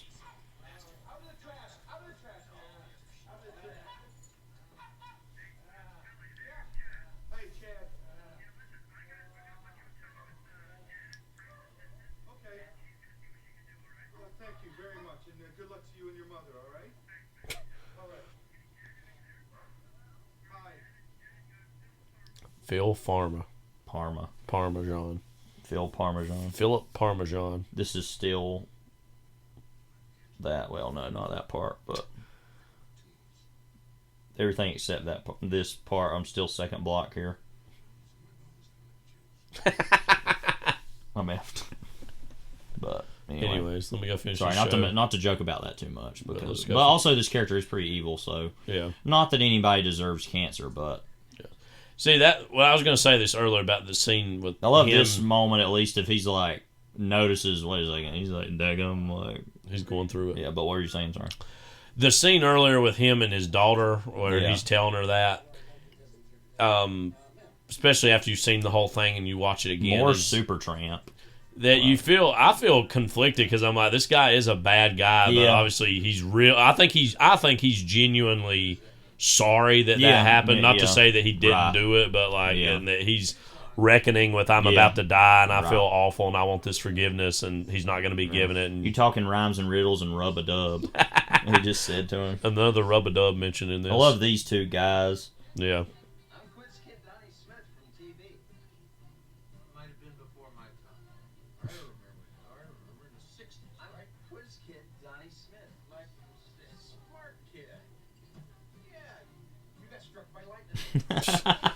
The guy that looks like Christopher Lloyd. Yeah.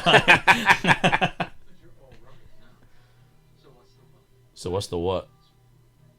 What's the what? What? That's right.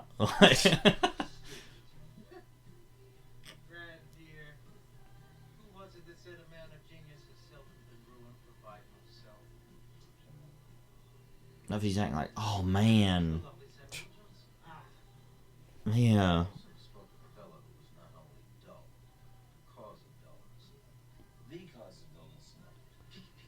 Picky.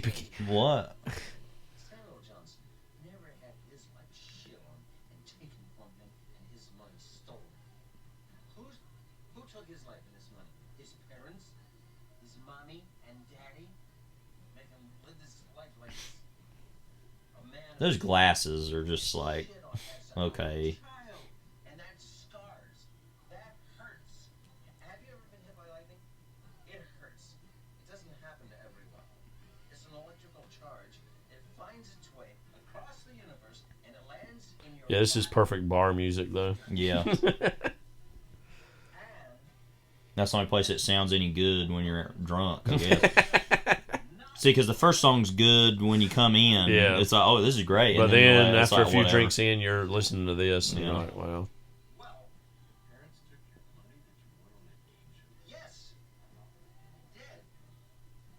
But he still has the check on the wall. He's got the big novelty check. Things go round and round, don't they? Yes, they do. They do. I'll make my dreams come true. Yeah. Sounds sad as a weeping willow. Whatever. Now I'm just stupid. Shall we drink to that? I want to talk a little bit. His mouth. In Anyways, this movie. let me if you really ragged here, actually. Actually, I'm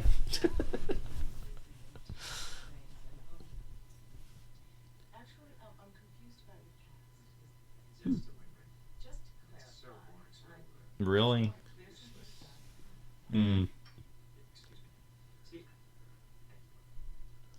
Thank you, Muff. Thank you, Muff. Like, I know my dear friend Devin. Shout out to Devin if you're listening to this.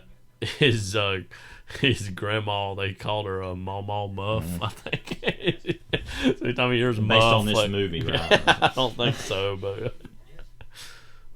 In trying to figure out who you are and how, well, Frank, I'm saying that in trying to figure out who you are, you have more important things. He's very effective in trying to put this off as long as possible, but it will come out. Frank, it's not like I'm trying to attack you here. I just No.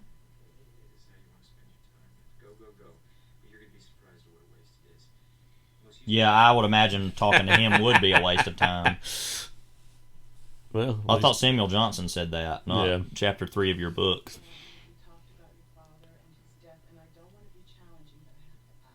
I don't want to be challenging, but that's a lie, and you are a fraud. Yeah. Care to comment? This look.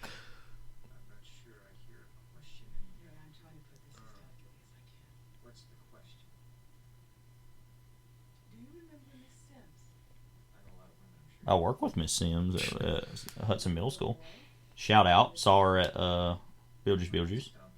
Tarzana. Mm-hmm. Every time I hear that, I was like, is that a real place? Yeah, it is, apparently. Yeah. There's like a million places, I feel like, in Southern California. All these names are just like... Yeah. Okay, like... It's like around here, we got Mountain View. We got Baton. We got, Joyston. The Tater Hole. Like Joyston. Longview. We were in semi-members of the country club there. VMI. A.K.A. Snack Bar. R.I.P. Like Bob. Great teeth you got there. Mm-hmm. His teeth are off-center, aren't they? I think he... At some point early in his career in the 80s, he had, like, his teeth done or whatever, I think. I think it might be from that angle they just kind of looked that way. But they used to be, though, I think. So, yeah. That was the same year as Mount St. Helens. Do you see a connection? Were you responsible? Do you feel complicit? Someday I'll explain why I mentioned that just now, but here in a few minutes. I'll let this scene end and then I'll talk about it. But it's very specific. It's a little bit of a cliffhanger. Just hang on for a little bit. Well, he got found out, so he's going to wait out the clock now.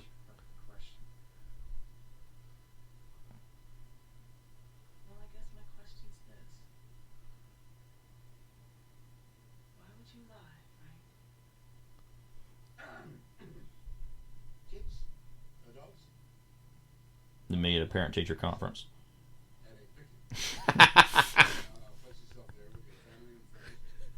If you'd like maybe you want to be by yourself because you hate people and you're a child molester like I am as far as this character goes, Ricky J lurking in the background. Okay, Todd, come on, Todd. So dumb. This is so dumb. Who needs to know this? I feel like this is in its own way a parody or joke on the impossibility of some of these shows for most people, Yeah. Man, wow, one of the main scenes. Here we are. We've arrived. All right. Our boy Michael Murphy. And then this is me in the principal's office. You're a lawyer, right? And they're like, what?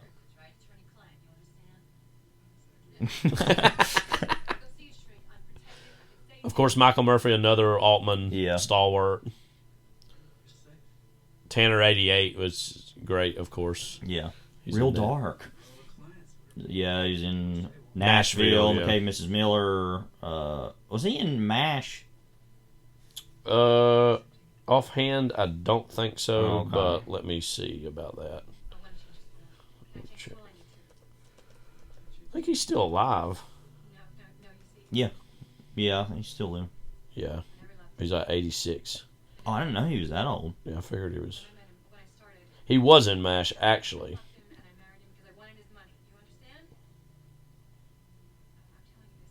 Yeah, he was in MASH, actually.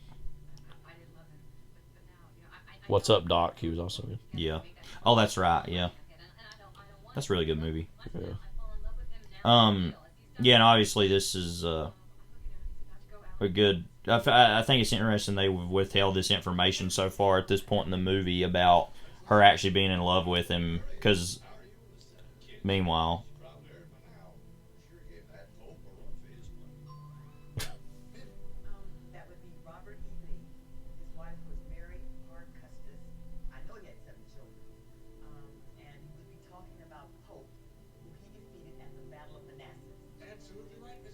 Oh, Mim did get one big one. I forgot that.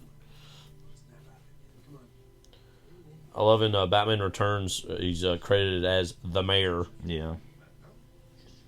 Meanwhile, I love he's the only one who's really knows what's going on. He was in the TV film Truman as dinner speaker, uncredited. Gary Sinise played Truman. He's also in this as Alan Klingman, Esquire. Yeah. This is all still the meeting with administration, by the way.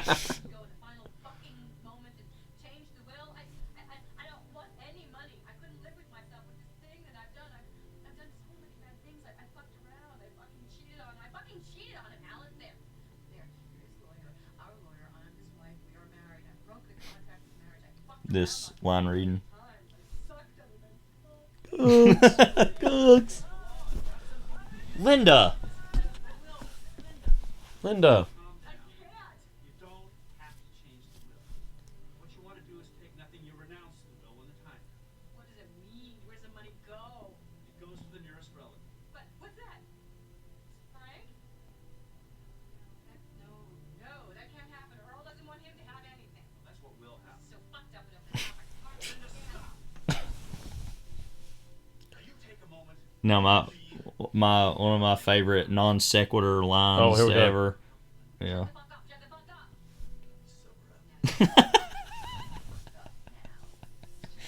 Now, please shut the F up.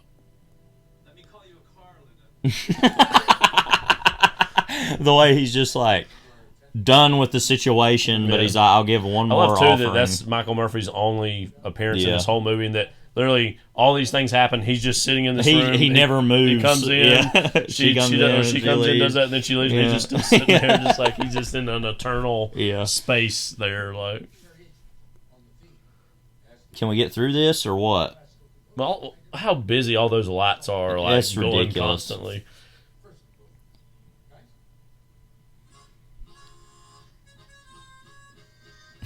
And I love the like increasing emotional intensity of everything Yeah. going on, and then we're cutting back to this Yeah. goofy thing on a game show. Yeah. Like,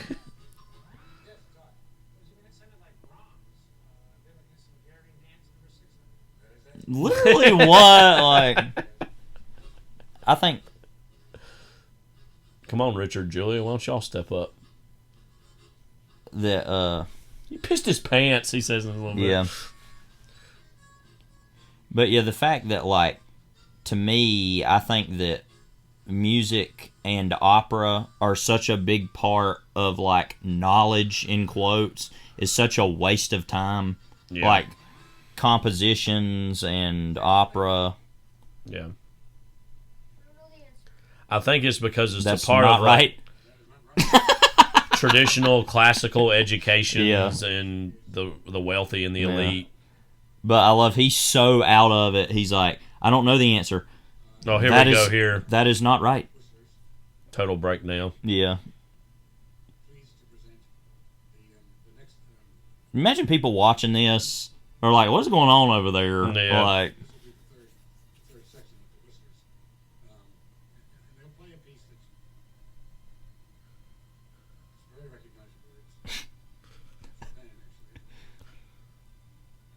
It's in the style of March Militaire. It's a very recognizable piece.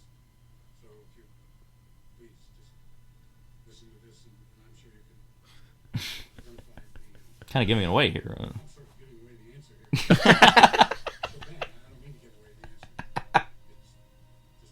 It's just, Our favorite moment here. sing us a ditty, guys. A Chopin ditty. Chopin ditty. And then this. I love even then. That's Robert Downey Sr. Yeah, that he's even then is still pretty calm. Yeah. Ricky Jay just like go to effing card. Yeah. Like it's not that big of a deal. Like, meanwhile, like, is he literally like? Does he not have anywhere he has to be? Yeah. Now that you think about certain jobs like that, male people, like Right. jobs where you kind of just Well, leave. you're currently and- reading Post Office by Charles Bukowski, yeah, but where you just kind of go and do whatever you want all day, and then show up at the end. It's like, did you get your work done? Kinda. Like, I would imagine nowadays, even more so than decades ago, that's more regimented Yeah, and, yeah. and tracked. Right. But I would imagine that, yeah, there were just whole eras where it's whatever, like. The phone fell off the. Somebody's gonna need to take care of that. Yeah.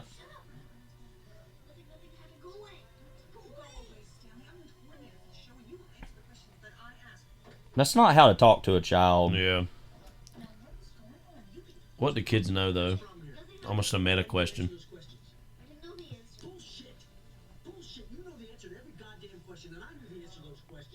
No, you did not. You did not know you Brahms. Idiot. Yeah. This look. Relax, somebody. Yeah. I never noticed that.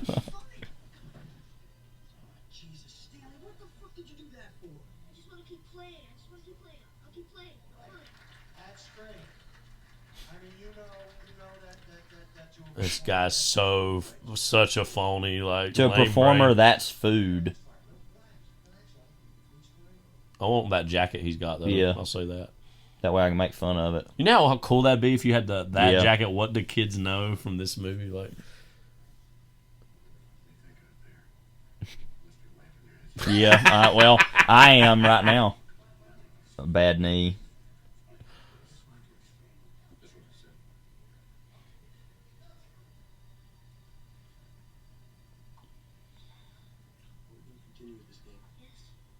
Time to play the game.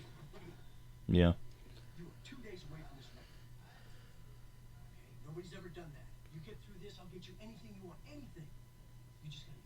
About a day off. There's something to be said that there's no mother character presented in his life or whatever, so I don't know what's going on there, but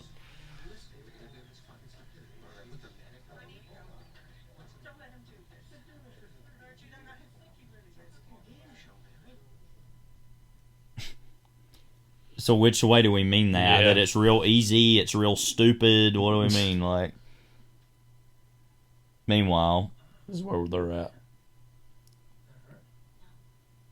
I said I do think it's important that with this movie we keep cutting back to them just sitting here getting to know each other, and all this other nonsense is going on. Yeah. And this is just very like, anyway, like, you know.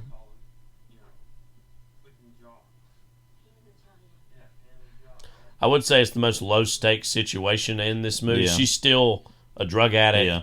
She's still dealing with post-traumatic stress from being molested as a child. And, but other than that, like, pretty low stress. No, well, but there's like, just stuff with him losing his gun later. That's obviously stressful for him, but.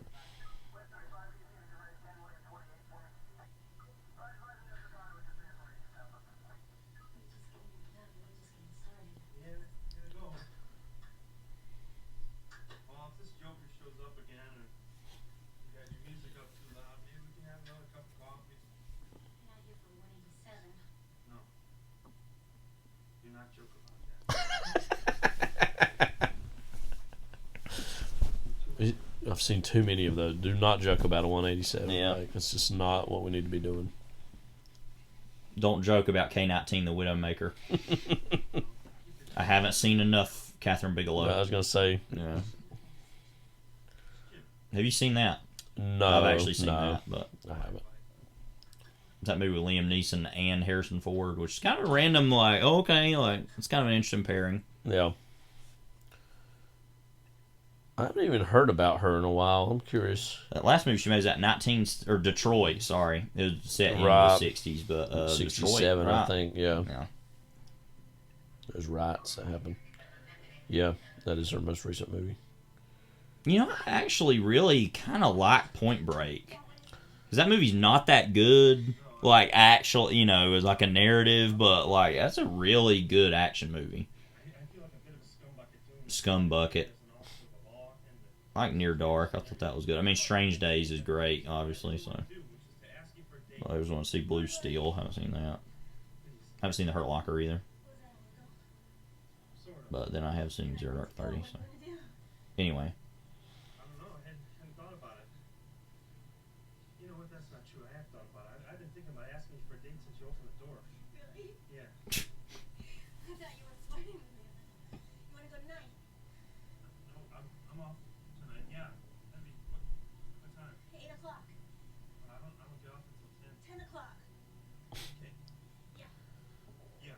don't get off until 10. He literally went in the early morning. What the hell? I don't know. He must work longer shifts and then have certain days off or something. I don't know. Meanwhile, this is a student when you ask him to talk in class.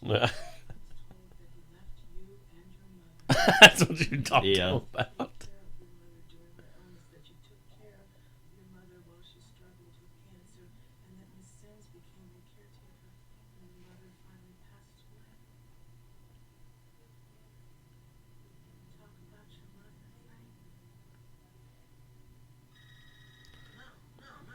This guy. Mm-hmm.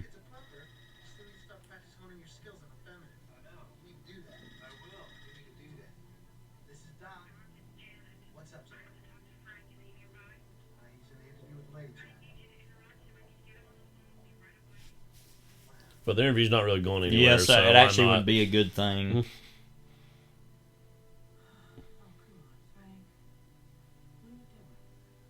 I really love this section of the music. Yeah. The movie's really good. Yeah, that's what I asked. Let's get to it. Come on. This is, of course, John Bryan did the original score for this. Who did his early movies. Then PTA betrayed him. For Johnny Greenwood. But they... Wait. Yeah, that's for sure. They seem to have said good things about each other years since. Yeah. I mean, again, John Bryan's He actually used to work, like I said, with Robert Elswit too, and then he don't work with him well, I know anymore. John Bryan. He's had a pretty successful career doing music for other movies and stuff too.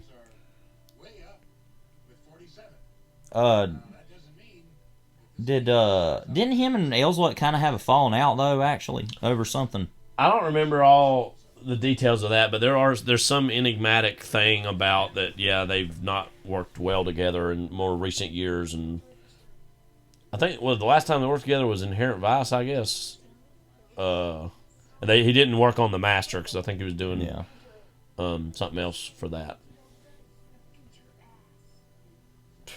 Wow, more like Eat It maybe. You wow, see him beating up anything other than a Whopper Jr.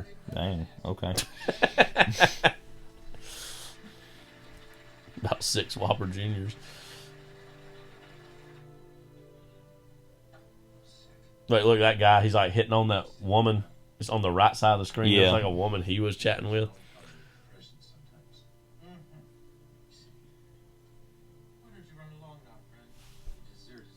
Literally, what does that mean? Your dessert is getting cold.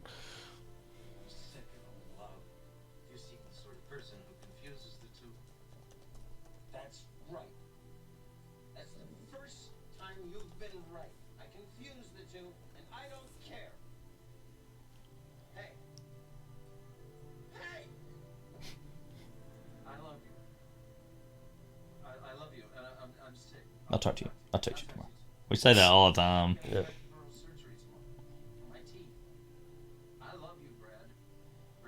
Brad the bartender. Mm-hmm. If you don't know who said what?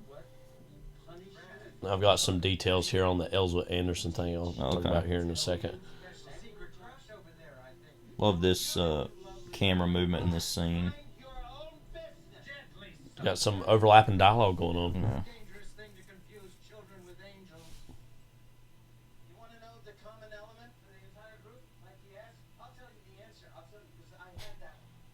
There's this one shot coming up here where it's a shot of him looking that's like all time. This Yeah, I know what you're talking about. Right here.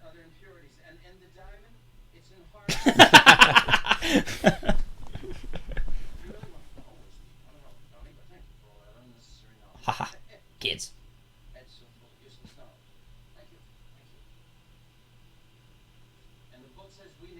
The book. There's that book again. I love. Then he stops and he's like,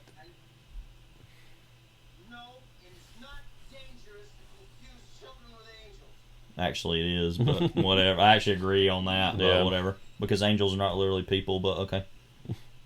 But neither of them really believe in that. You can tell. So, meanwhile.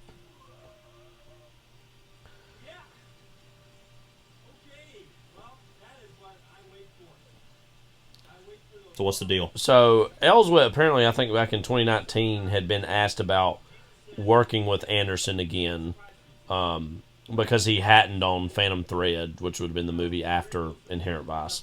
Yeah. He said, quote, "God, I don't know what it is anymore. It's like a bad married couple, unpleasant. I don't know if we'll work together again. Probably not. You know, it depends on how he feels. I would do it again. I didn't enjoy myself on Inherent Vice.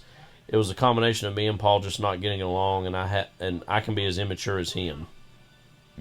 Okay. Then he said that he wouldn't have shot Phantom Thread the way that he would have either. Some things. So. Meanwhile, the guy that walked and then walked away. Yeah. It's such a classic, like, oh, you know. Meanwhile.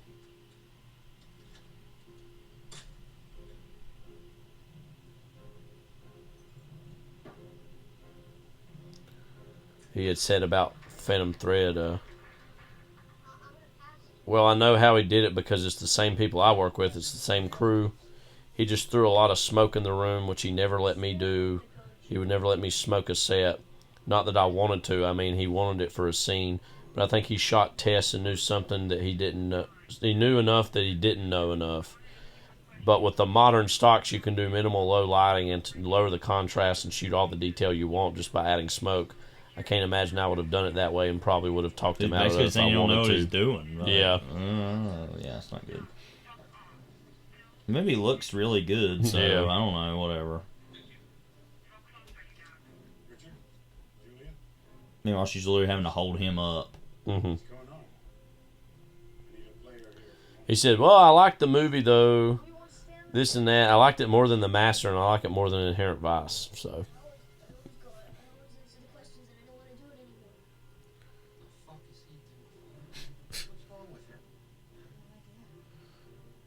Well, can you imagine making Inherent Vice from a certain point of view and being like, yeah, I don't want to do this anymore? Yeah. Well, I could understand that, yeah, actually. I could too.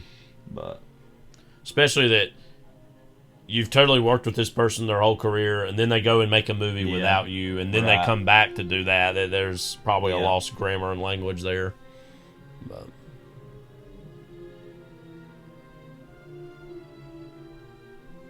he admitted to being a problem himself sometimes in Ellsworth, so.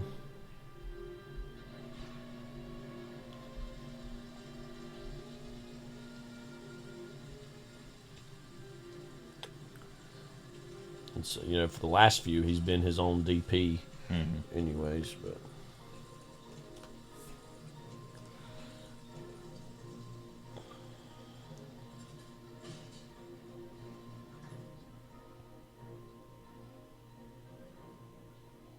Meanwhile, there he is again. Mm-hmm. There's some great, obviously. Oh, that's Ethan Cruz, by the way, also there. Yeah. Anderson's, you know, big influence for him was Robert Downey Sr., you know, and there's a video that's on the interview they did talking to each other on the Criterion Eclipse set for Downey Sr.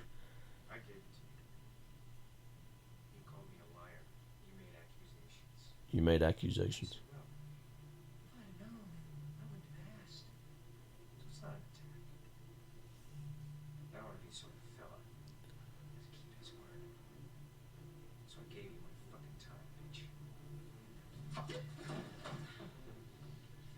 He's like so thrown by the fact that she defended herself. Like, what? Well, it just takes the phone here. Well, imagine going through all that, and then, by the way, we got a situation. Yeah. And then it's leading into this whole situation. And a coupon. It's all about that coupon. You know, only thing better than a coupon? What? A Groupon. I was gonna say something include just others. Being free. Like, I don't know. Germs. And you heard earlier the announcer said "ladies and germs." It's like, come on, let's go. Old people with the what do kids know shirt on. This isn't funny.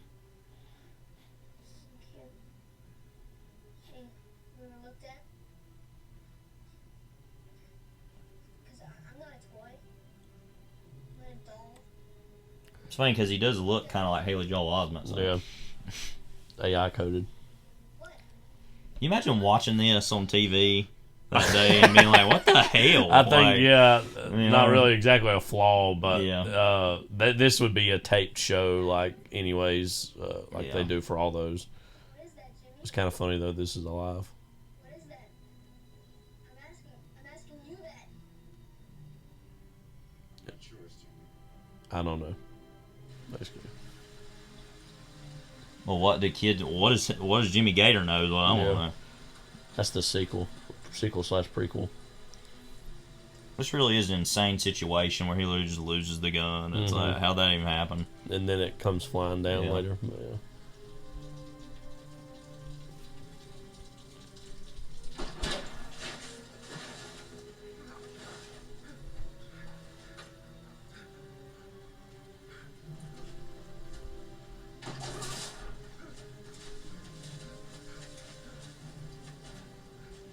Where is he? You know, like, yeah.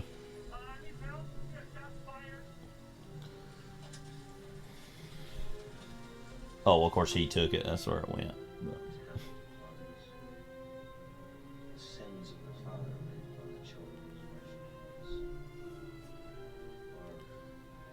He's like giving himself questions to answer or remembering questions. Yeah. Some great phone acting going to go on here. Yeah.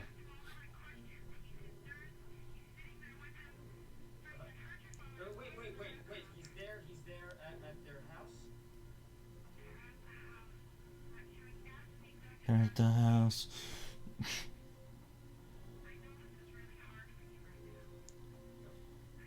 Give me things, Janet. Give me things. Give me the information. I want the information. That's what I want. What did he say? Because I am not going to take care of him. What does he want? Did he say? Did he say? What do you do, Janet? Yeah. When you don't wear a COVID mask on the set while they're shooting. Yeah. Back when that was going on.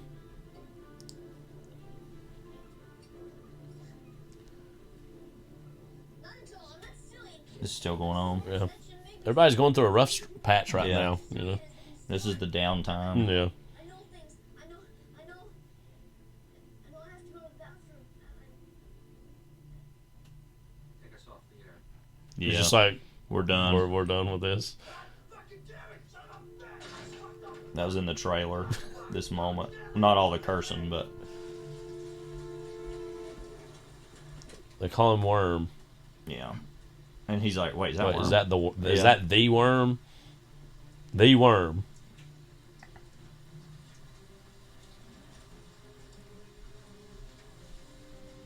Do they call him that though? Do they call him the Worm? Yeah. Do they call him Worm?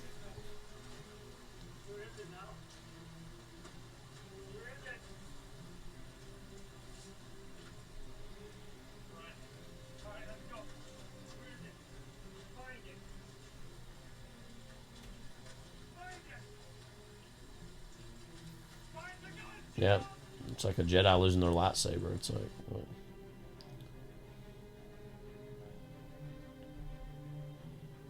It's like, should I do this cocaine? That's her moral choice she's at. Yeah.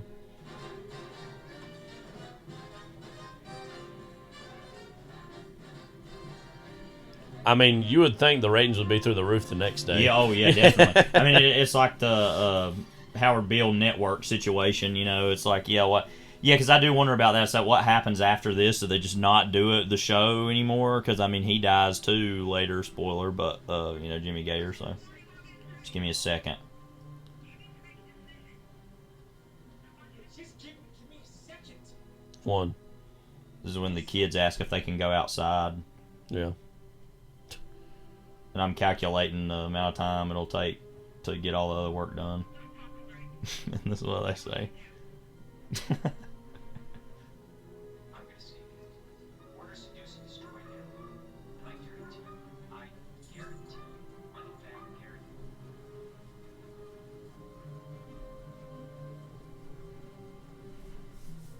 A to Z Pharmacy.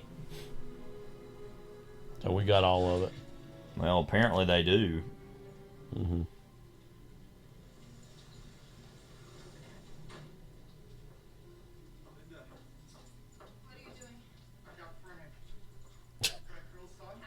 Oh, his face. Oh no, Yeah. that's great. Yeah.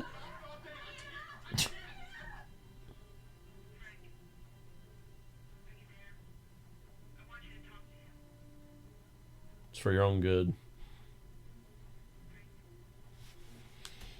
Frank.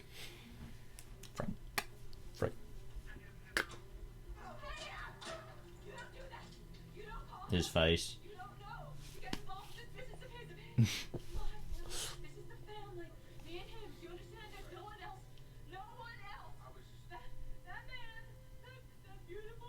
Beautiful man. Sucked too many cocks. I sucked other men's cocks.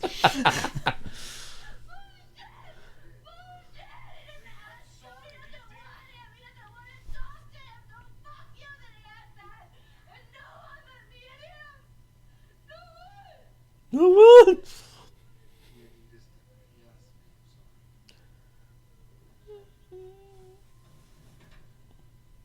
Meanwhile, he's literally lost his mind. He's lost in the sauce. He's done. Yeah. Get him out of here. Go to. Oh, they're having to run go to to the go card. after him. Like, yeah, go to effing card. Our card.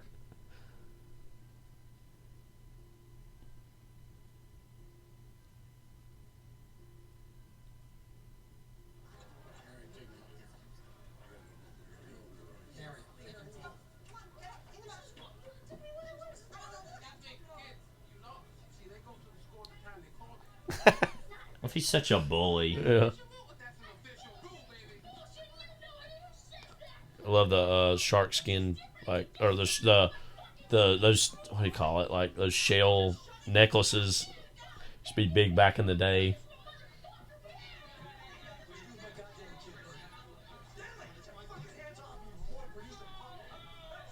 You boy producer punk. I don't even know what that means. This is me when I'm having to make a seating chart. I have to do that actually this weekend. I just remembered. Oh gosh.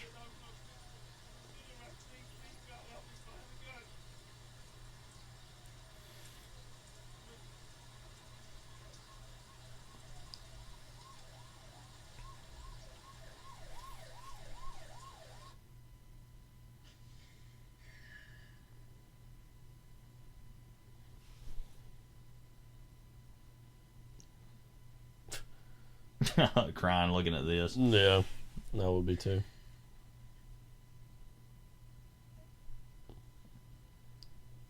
A big like old the Partridge NBC production. Peacock. Yeah.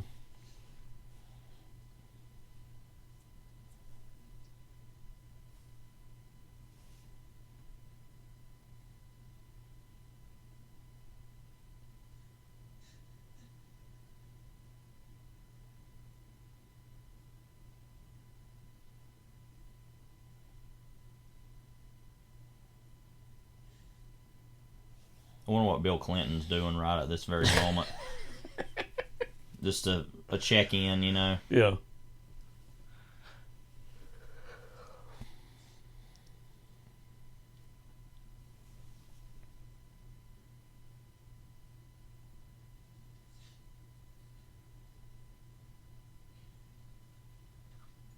I wonder if him and Hillary saw this in the White House. Oh. Double feature of this in American Beauty. Yeah.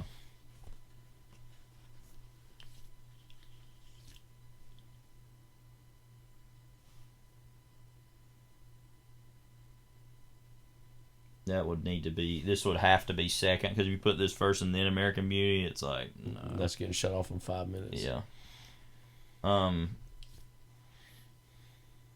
That's like what Tarantino said about Dirty Harry. If you put it up next to any movie of the time, it'll blow it right off the effing screen. Boom. Literally something that was written. Like written down, man. not said out loud, but Yeah, written down. right. Yeah. Plus, as much as I love Dirty Harry, there's other movies in '71 that are way better than that. And that just says something for how great 1971 was as a movie year. So.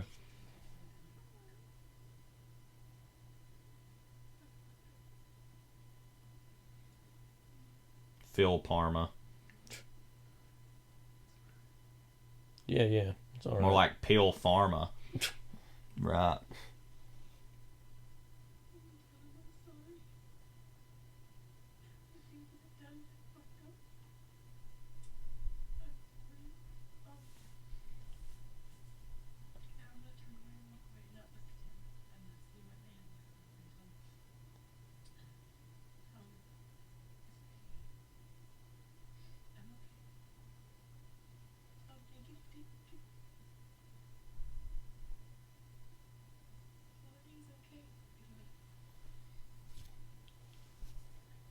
Kind of darkly funny how when she walks away, he's standing there just like, I don't know what to do now. Like, wait, what? Like, yeah, like I don't know. This is at third block point here. How funny would it be if, like, you know, because later on the guy's supposed to come to relieve him. Yeah. That he leaves and that guy takes over and he's in the middle of this Yeah, situation and he's like, too. wait, what's going on? And then, like, Tom Cruise comes by and he's like, wait, who are you? Like, this is where the facade starts to crack. That was a long lunch. Yeah.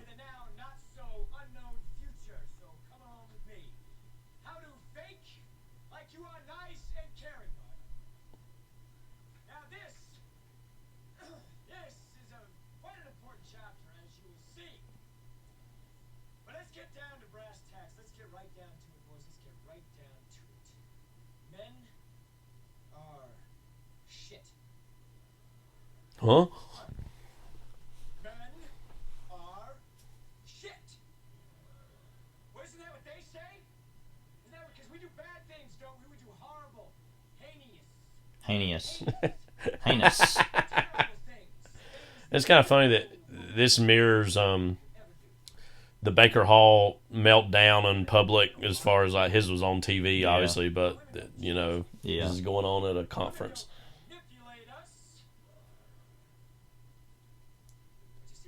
It's Chopin Diddy coded though.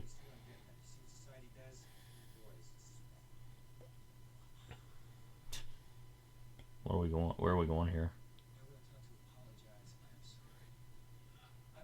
Give it up.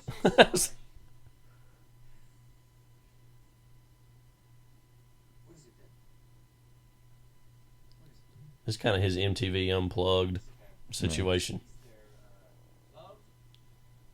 Yeah, Mommy wouldn't let me play soccer, and Daddy he hit me. So that's who I am. That's what I do when I do. Bullshit.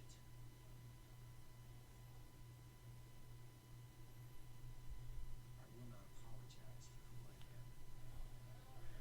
am. I will not. Yeah, why start now? Yeah.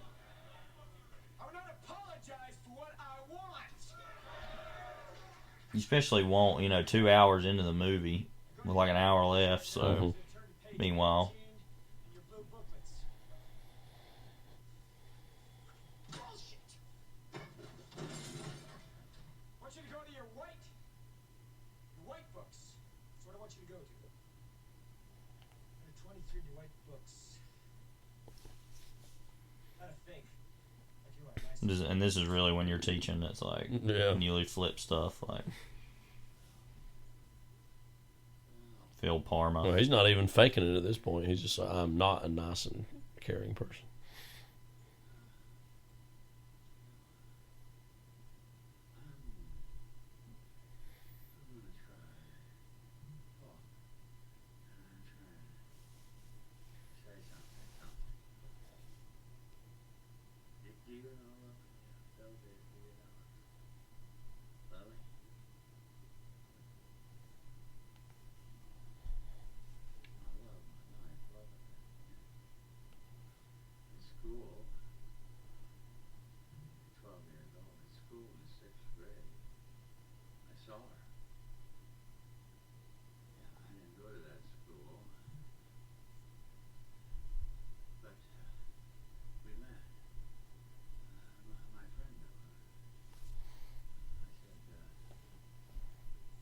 That girl, how's that Lily?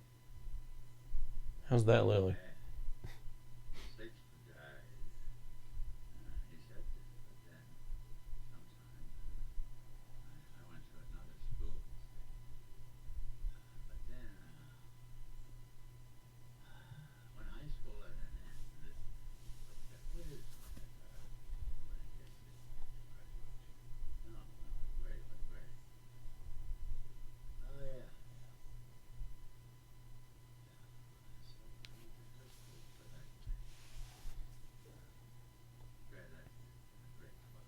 I'm jumping around here grade wise. Yeah. First we were 6th grade, now we're like seniors.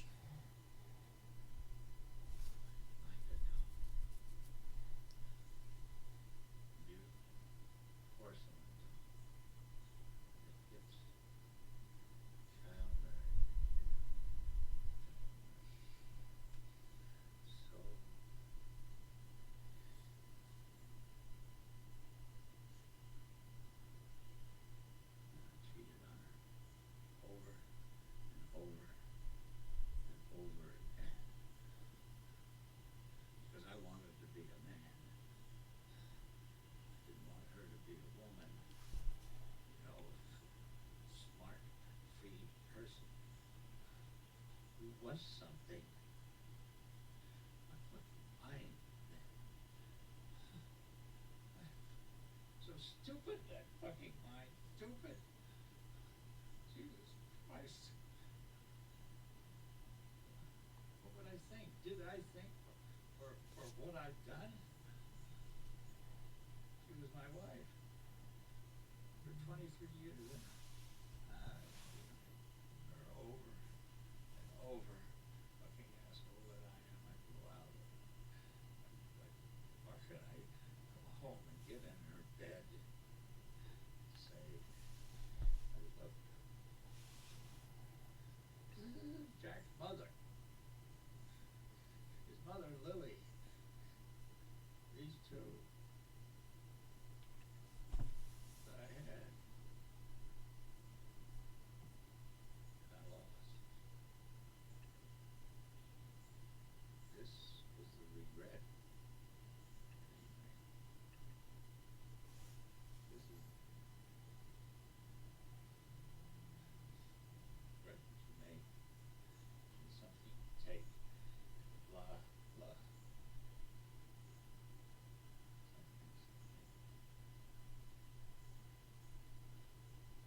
Give me a cigarette.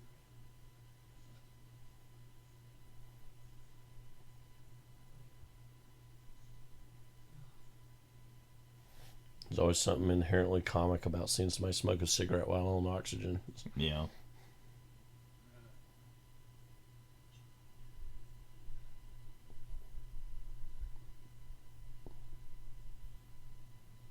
Nothing else they said blah blah blah like the serve and protect. No, Yeah. blah blah blah.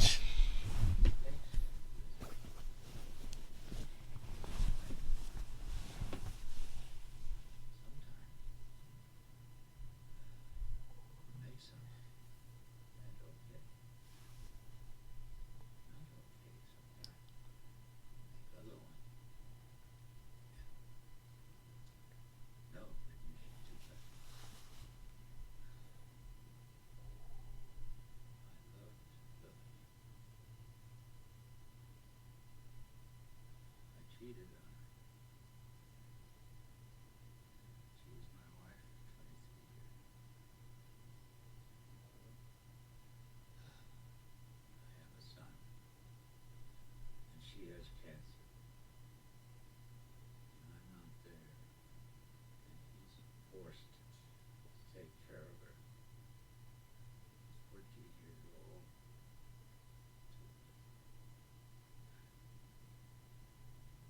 Take care of his mother. Watch her die on him. I'm a little kid. And I'm not there. And she does that.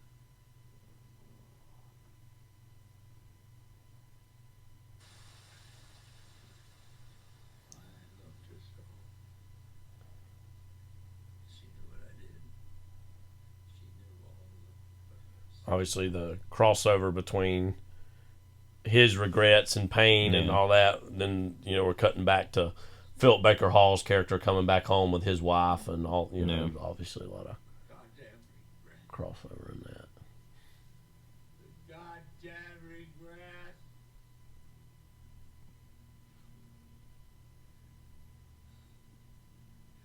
I'll die.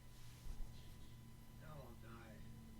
And I'll tell you what, the biggest regret of my life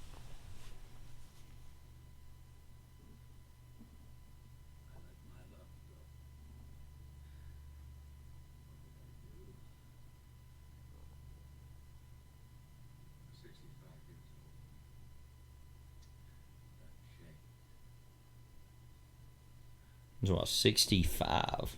Yeah, you'd think he'd be older. How old was he actually?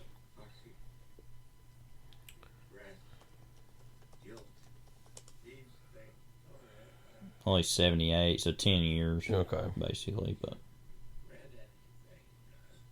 Don't do that. No. You regret what you fucking want.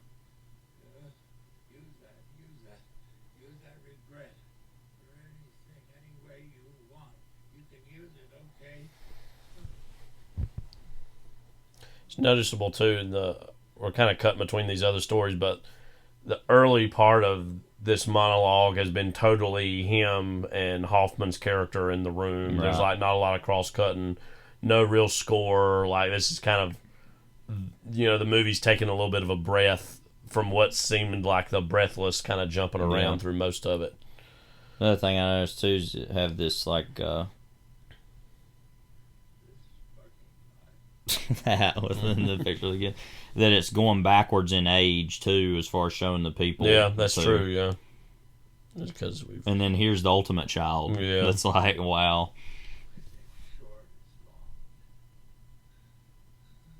Got some Cocoa Pebbles though. God damn it.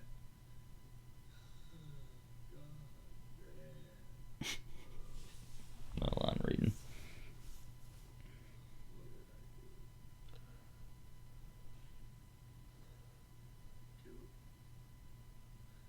What did I do? What did I do? And it's obviously a suicide attempt by Julianne Moore here, ODing these pills.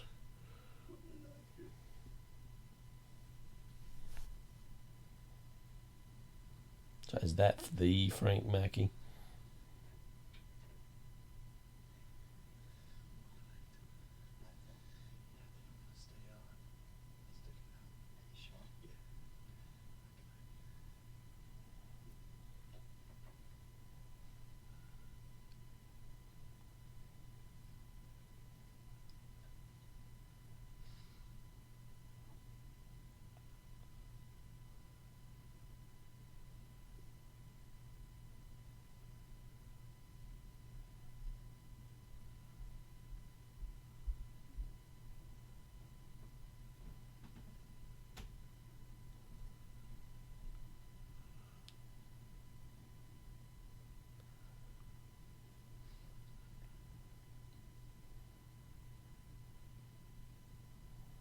What's interesting too is we're about to set up for the big musical number of the movie that it's kind of all the characters obviously in a state of crisis, totally separated from one another, and the thing that obviously brings them together in their isolation is their isolation through that song bridging that gap between the characters.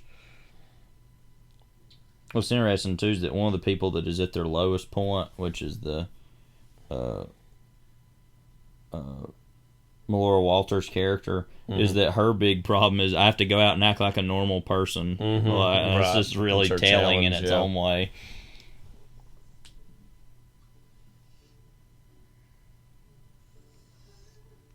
I remember you said when you watched this in college, well, you talk about that a little bit, about this, watching this in college and how people reacted to this, I guess.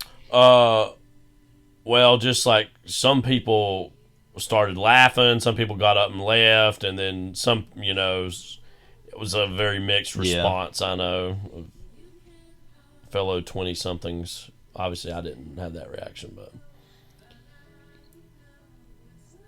I didn't know this until I was reading the Adam Naiman essay that this song was actually written for Jerry Maguire, the movie, and Wise Up, and wasn't used for it. And then she had it kind of in her back pocket as this song she had created, and it turned out to be in another Tom Cruise movie. But I don't know where it would have been placed exactly in that. But it actually sounds like it could easily be for that movie, though. Yeah.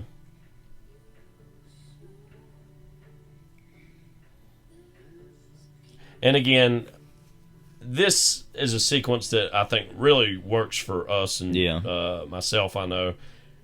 I could see this being a bridge too far for some people, thinking okay, what are we doing? This is getting a little ridiculous, but I think the big swing of it all and just the openness and the earnesty and the sincerity is what like this whole movie is. Yeah. So it's like with the frogs too. It's like you either go with it or you don't. You know.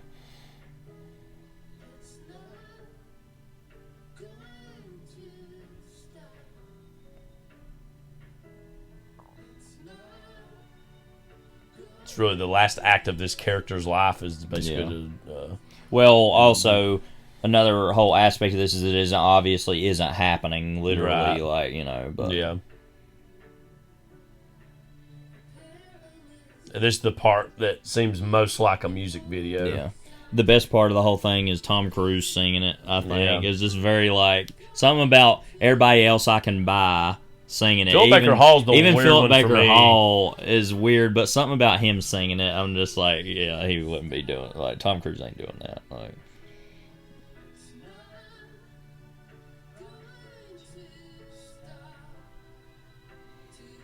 especially because he gets the...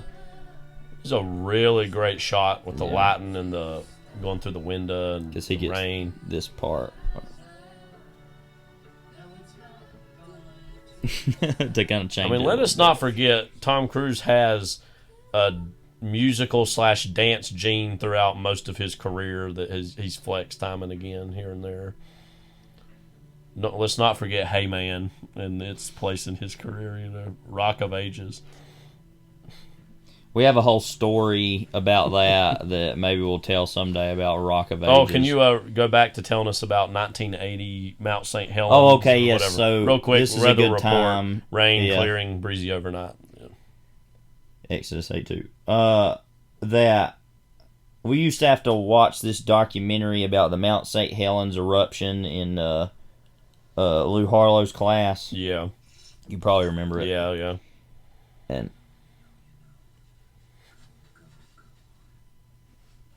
And any other doors going open? In that there was a guy that did some. Basically, it's a way to, like, you know, question the authenticity of radiocarbon dating due to the fact that lava flows had caused things to be dated older than they were or whatever. Yeah. After that, blah blah blah, you know, whatever.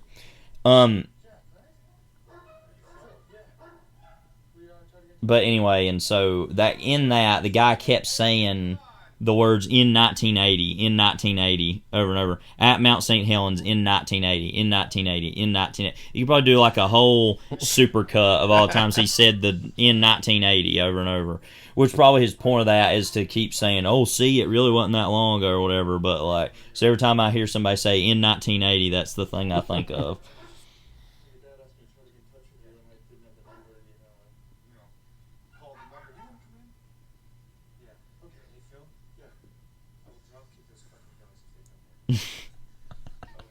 He will drop kick them. I love he will literally get horizontal and kick them.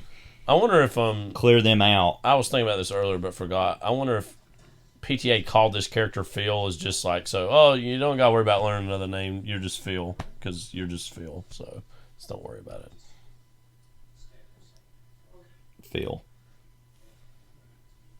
Get your Phil. I love he's almost like, I want to stand here a second, and then he stood there with him almost, and then here in a little bit when he finally goes, okay, it's almost like he was thinking, all right, I'm getting awkward standing here with you. I guess I'm going to go see my dying father now because this is so awkward. Like, you know, like implying I want to be left alone. Yeah. You know, right. So intolerable. Well, I wouldn't want to stand next to him either if it was just in this situation. I mean, like. Mm-hmm. They call him Worm. That'd be a good tagline for the movie. Do they call him Worm? Yeah. That would confuse everybody, yeah.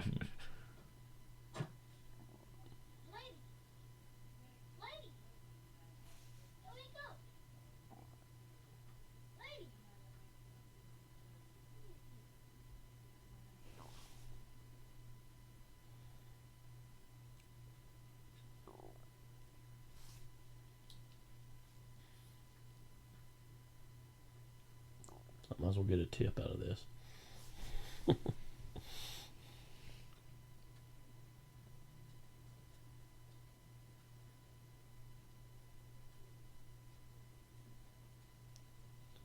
Every time I watch this scene, I always think that she's gonna wake up or something and go, "Oh," and it's like it doesn't happen, obviously. But meanwhile, that'll help. It's kind of got everybody where they're at in this movie, smoking.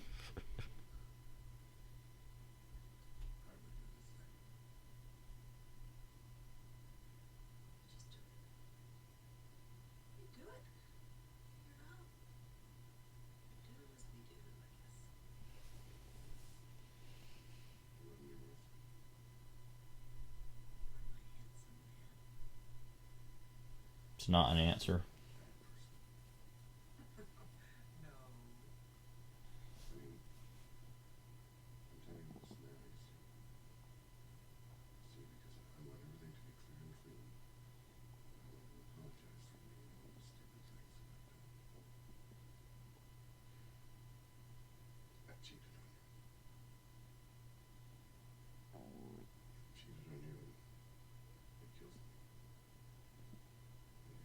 And weirdly, this is like its own like metaphorical way of Earl being able to tell his dead wife about that, but him actually doing it. Like that's true. It's like that was painful enough.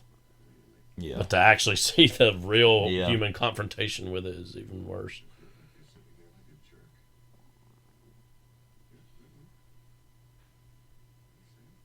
You understand?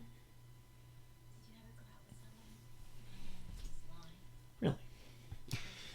This is figment of your imagination kind of deal. Beetlejuice does Magnolia. Like, he just kind of pops in and out of the movie. Can you imagine that if, like, this movie were everything else and then Beetlejuice just showed up when he wanted and, like, position things in certain ways to go this way or that? Yeah. Like...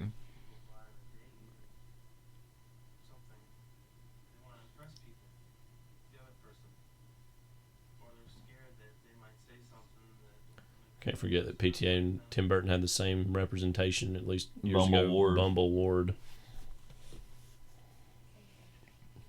Let's do some research on old Bumble Ward here.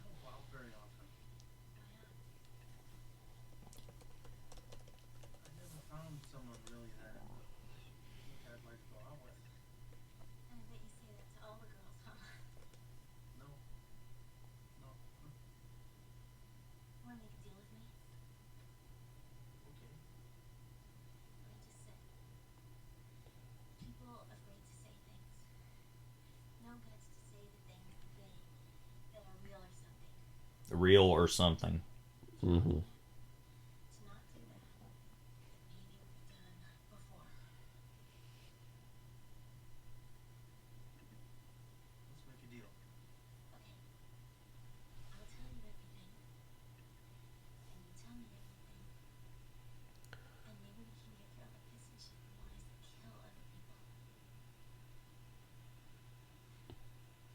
I wonder what restaurant they're at, by the way. I was just thinking that, like, where are they? Yeah.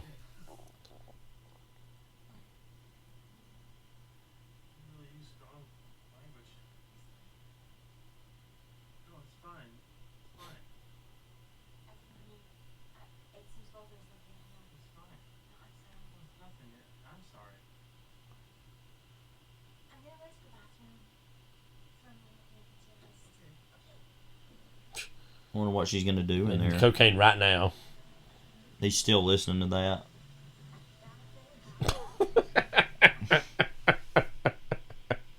You tell PTA thinks that's so funny. Like, listen to the same song. Don't you think this is so weird, by the way? Like, the place where they have the money at is in such a weird area. Yeah. It's like, I don't know.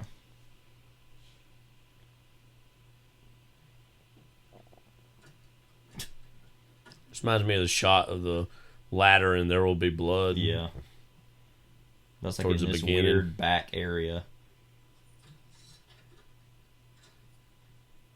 That's how I feel when I'm walking around the locker room at school because I've got keys for that now. Yeah. Since I'm a soccer Ooh, coach. big fancy high roller.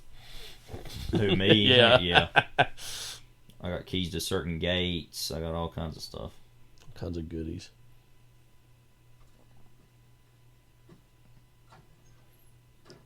Solomon & Solomon Electronic. That little bag.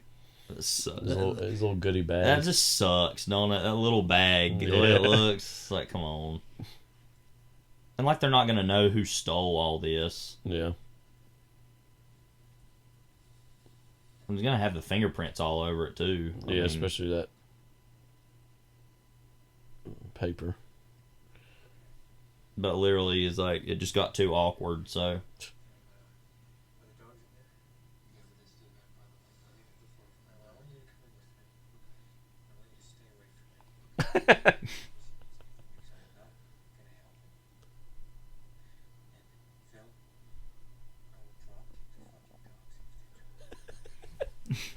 I love he's saying, literally, I will go horizontal to kick the dogs. Yeah. It's like, what? Imagine him You're gonna have to get a ground, on the ground, like...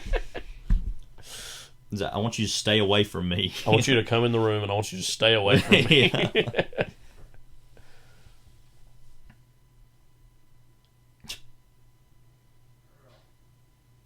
Oh, Earl. Goodbye, Earl. Earl.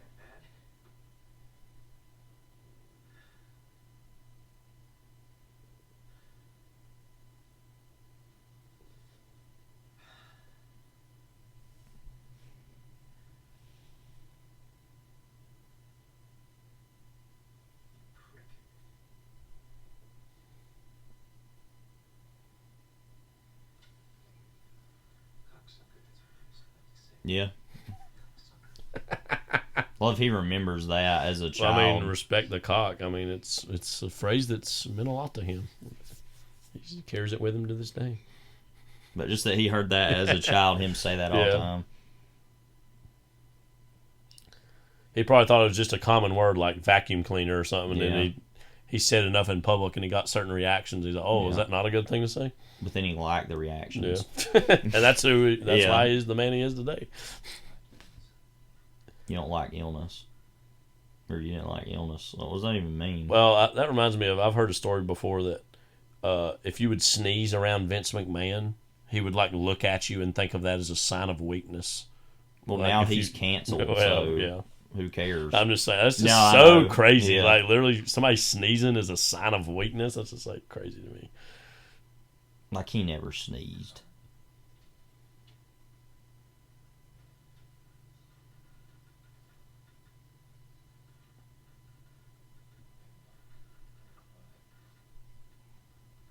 Too late.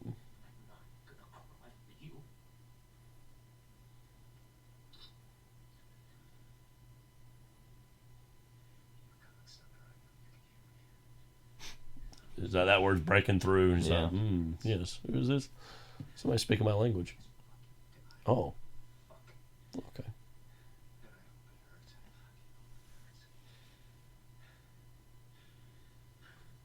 Meanwhile, he was there. He was just standing there. Yeah, that's what I'm saying. Is like, yeah. It's funny the way the pace of this movie's where it's like, oh well, whatever. Like,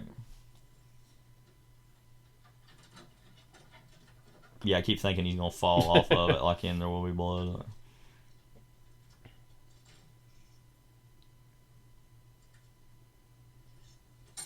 And that's really dumb because then they definitely know who it is. Yeah. Not that it mattered anyway. Like, what is his plan? Yeah. What is he thinking he's gonna? How is he thinking he's gonna get away with this? And then the music. He is thinking.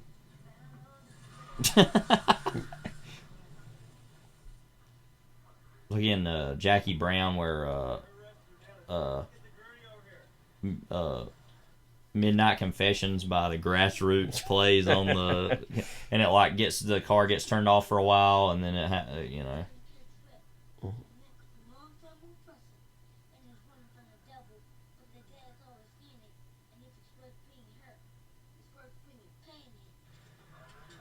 Anyway. I sucked other men's cocks. I sucked other men's cocks.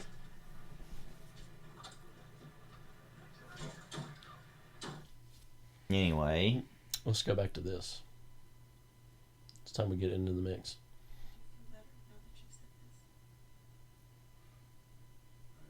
No, I don't know.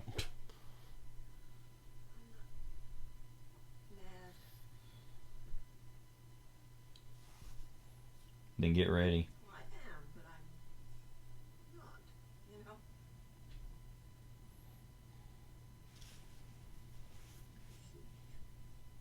I'm not through asking my questions.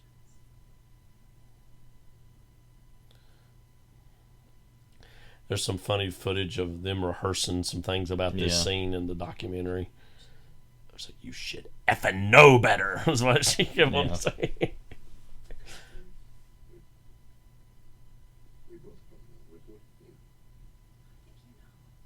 No, I think you know.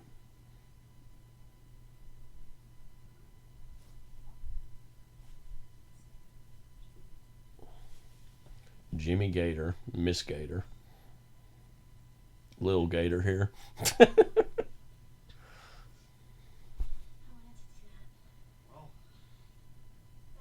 She must be trying out for Santa Claus. Got that big red nose, or Rudolph. Yeah.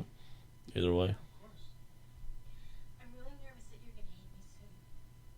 You're gonna find. You ever think about that bowl full of jelly and be like, yeah, whoa. You have so much, so many good things, and you seem so together.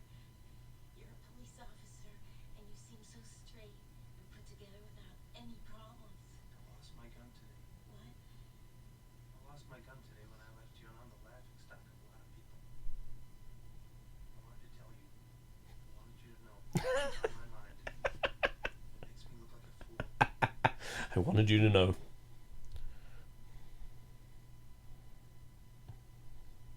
And you asked that we should say things, that we should say what things. So I fell down a rainy hill from a serial killer that may or may not be in the background of this movie. Like, I'm scared that once you find that out, you might not like me.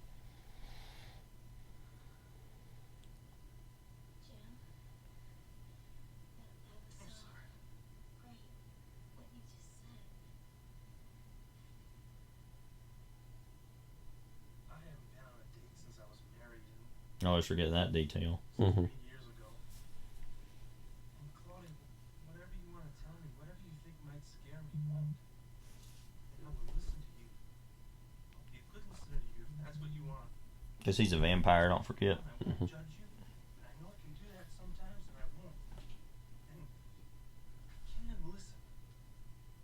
And you shouldn't be scared of scaring me off, or whatever you think that I think, and on and on. You should just say it, whatever it is, and I'll listen to you. You don't know how fucking stupid I am. It's okay. You don't know how crazy I am. It's okay. I've got troubles, okay? I'll take everything at face Iron. value. I'll be a good listener to you. My studies didn't like fuck. Whatever it is, just say it. You know, I've got troubles. Mm-hmm. Ireland said that. Yes, I do.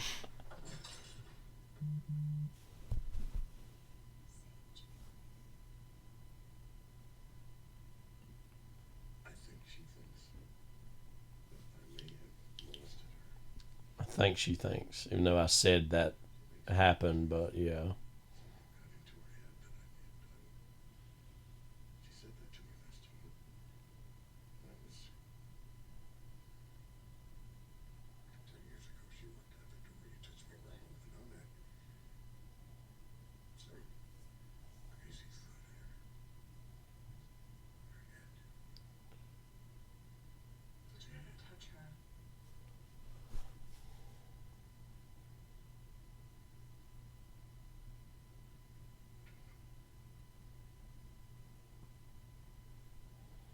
I don't know. Yeah.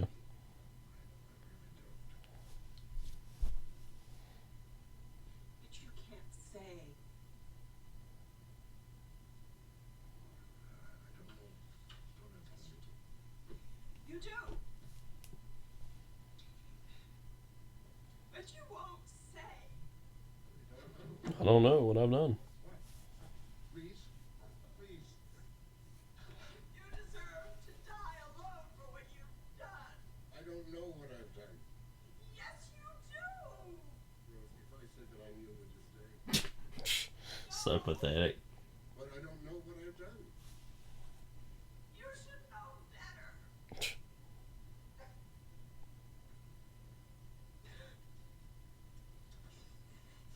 Now that I've met you, would you object to never seeing me again? What? Just say no. I won't say no. Just say no. Wait, Claudia. Claudia. What is it? What is it? Please. Please.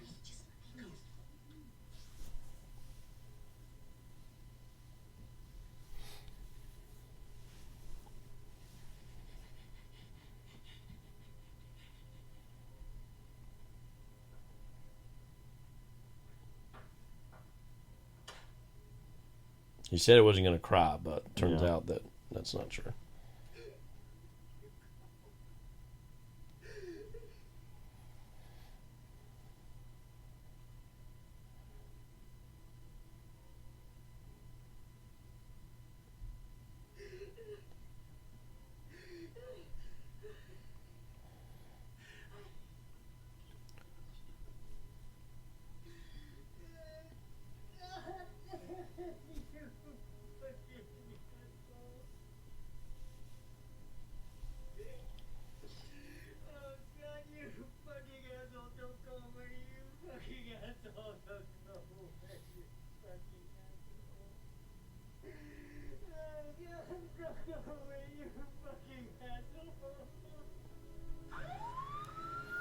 So that's his enduring memory of him, is those that title.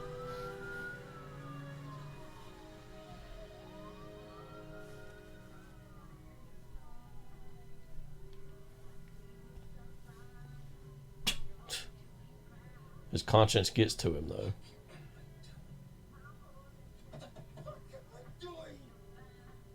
He could have asked that like a few years ago. 30 years ago. Yeah. This always looked like a shot out of not Blue Velvet, Mulholland Drive to me. Yeah.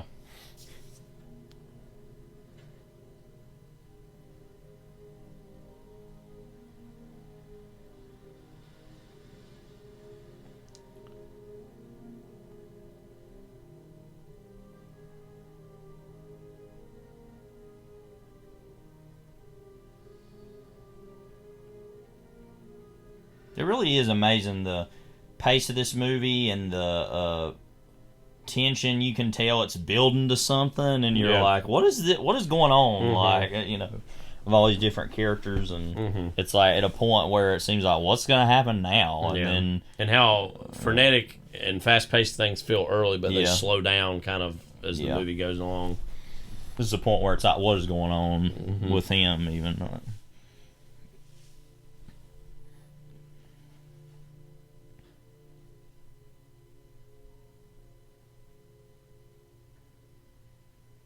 Jimmy Gator. Jimison Gator. It's a good shot to have the picture of her as a little girl there. Why does he keep a gun in the daggum kitchen? You never know what the recipe's going to call for. Yeah, I guess.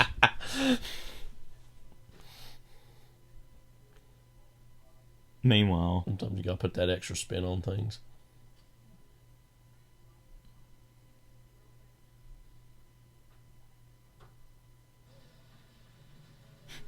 Here we are again. Good Lord. Obviously, part of the... I feel like this story has the biggest level of the coincidences of the prologue of the movie. Yeah. Where it's like... that later on, like when he falls and busts his teeth, that he actually does now need oral surgery, right. And that, his own conscience is, in the short term, brings about his downfall as far as not being able to get away with what he was doing. But in the end, it seems as though he's changed man. Everything must go.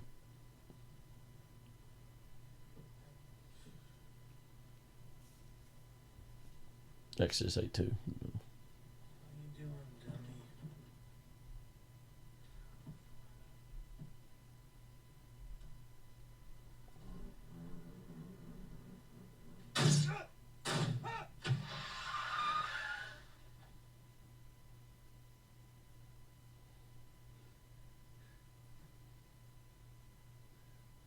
That would be pretty shocking. Yeah.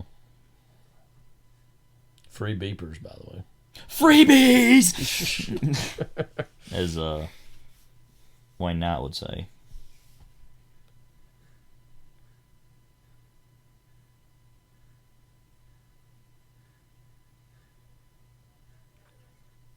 And of course, this is something that a lot of people kind of have trouble believing. This actually is a phenomenon that has occurred, but it's not common, obviously.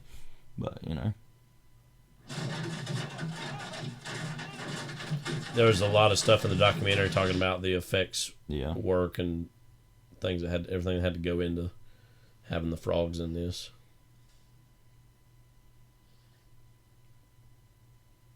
I just think this moment's funny when she looks back again here. Like the desperation.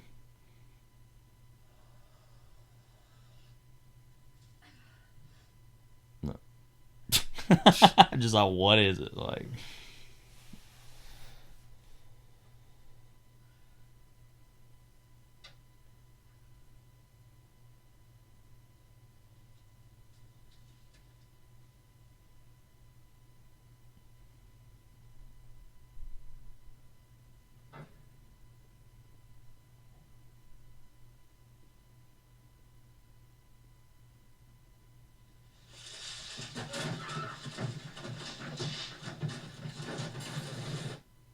You got a lot of books there.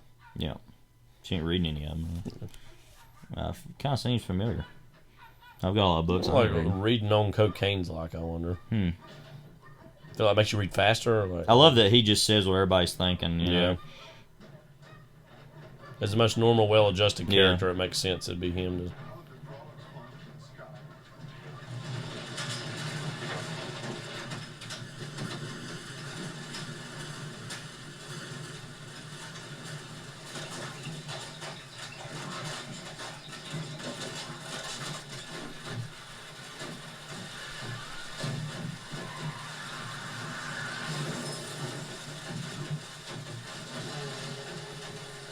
It's certainly always been a memorable setup to me. I've always really liked just how weird that looked. Yeah.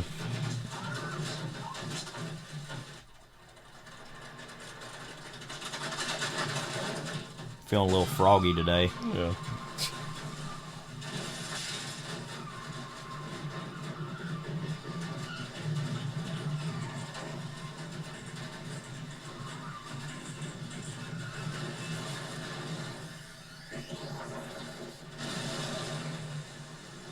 I find that moment was in the trailer because you could tell they're like, we got to get every moment of action that we can. Yeah. Like, now this is something else right here.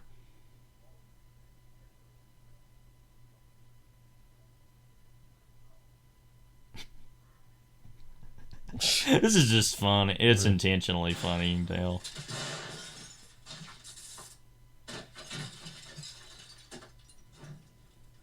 And this even implies that then he dies from a fire, even, like... Yeah. Instead of that, obviously. It's really the last we see of him, I think. Yeah, because he's never back in the movie. Yeah.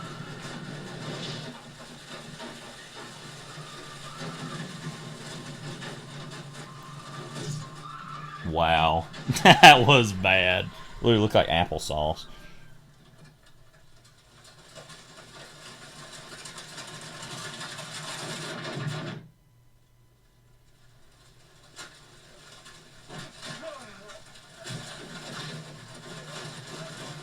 God, that would hurt.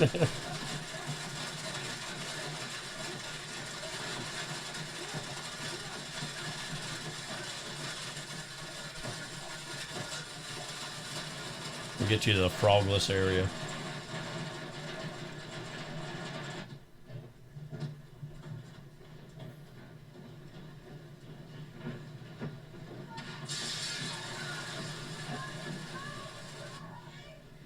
Yeah, she calls her mom, so I'm thinking that is indeed her mother.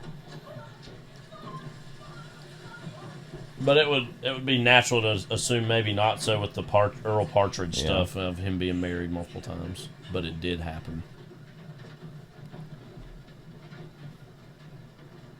Again, as we were saying, Stanley's the only character that's like totally at bliss during this moment. You know, it is interesting that We don't get Tom Cruise's character's really reactions to this at all. That he's, Yeah. I guess, still obviously consumed with his father's death, but in state. As far as the major characters go, he's not really has any reaction. Well, he's kind of like, huh? But then there's a moment he dies, though. Right. So.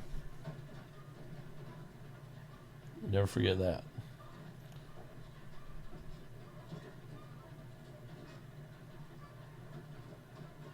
It's like, I was like, he's looking like, what are you gonna say? He doesn't say anything. So.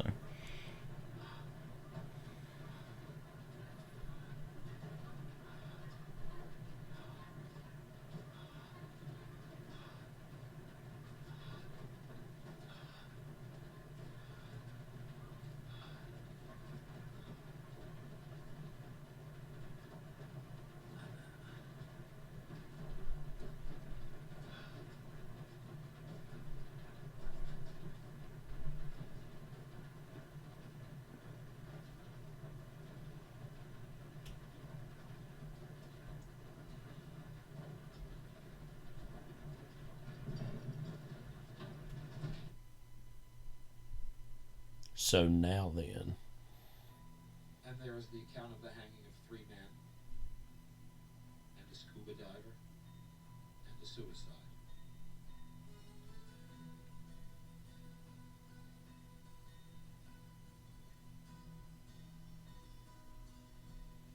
There are stories of coincidence and chance, and intersections and strange things told. It's so deeply, darkly comic of them taking the dog out too. Yeah. After And we generally say, well, if that was in a movie, I wouldn't believe it. Someone so-and-so met someone else's so-and-so, and so on. And a lot of so-and-so and blah, blah, blah strange things happen in all the this time. movie. And so it goes, and so it goes, and the book says... The book, this book. We may be through with This the book past, they keep talking about. but the past ain't through. Because I know that ain't in the Bible. So.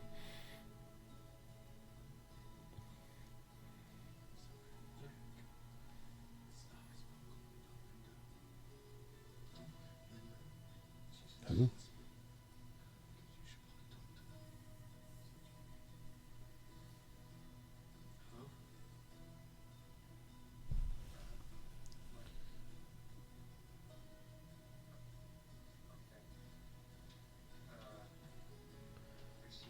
It would obviously be such a hard job as far as you'd be with people during their lowest, weakest moments, and then they pass away, and you'd have to just move on from that. Yeah.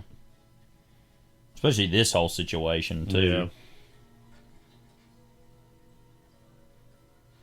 But that hospital was flooded, I bet. Just with all kinds of crap going on.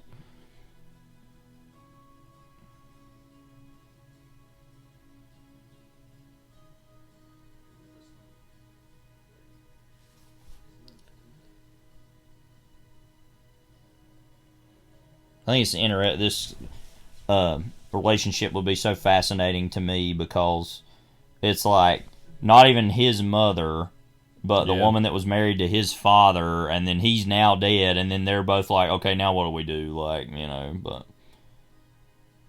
well, he's walking up, looks like he's gonna kill him or something. Like, a random detail I always like about this is the workout equipment in the corner here.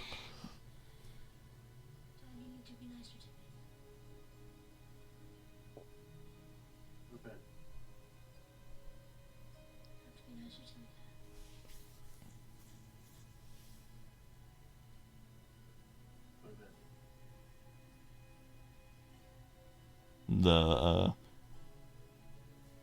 Jim 1000 something, Jim something 1000, 1000.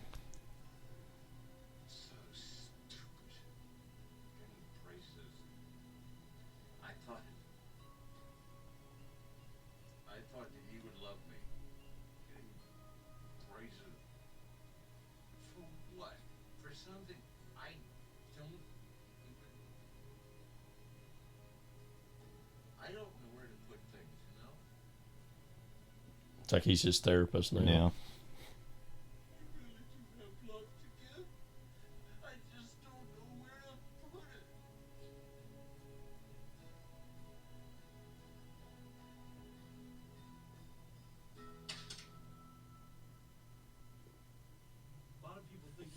So would the kid get taken with it too? I love this look of him behind him as yeah, and he's he's putting talking to him like, "You're gonna do it. Do it. Put it in." He's talking to him all the time. Yeah. No two ways about it. And what most people don't see, just how hard it is to do the right thing. People think if I make a judgment call that that's a judgment on them, but that is not what I do. And that's not what should be done. I have to take everything and play as it lays.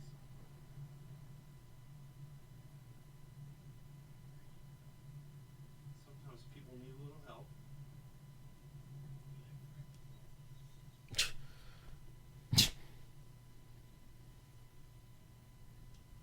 Sometimes people need to be forgiven. Help me. Let's look at your car and move. That was his car, right? Yeah. Yeah. Macy's. Sometimes people need to go to jail. That is a very tricky thing on my part. Making that call. I love when he's driving away here, how it's like tough to drive. You know? Obviously. The law is the law. And heck if I'm going to break it. I really do appreciate about this movie that it doesn't feel the need to like go, oh, how it's affecting the like have a bunch of news stuff. It's just like, nope, it's just these people are still here, like, you know.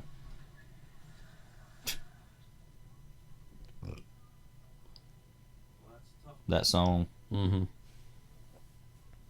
I like to think he has like a burnt CD that's literally like 9 tracks of that.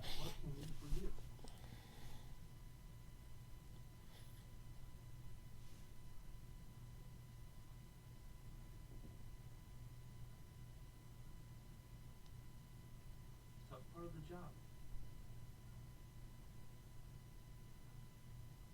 Tough part of walking down the street.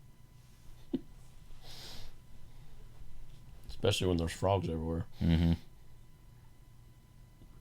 Frog guts.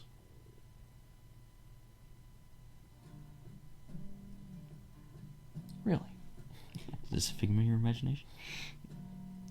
No, it was interesting seeing in the documentary, shooting this. And it was funny. It was like in the middle of the shooting schedule was this final scene. And you can kind of very faintly hear that John C. Reilly's giving a monologue, but I think that it's interesting the decision not to have that be what ends the movie, that the movie's ultimately ending on Melora Walters' face and also like the Amy Mann song. Which to me, because what he's saying isn't really important anyway, so like, y'all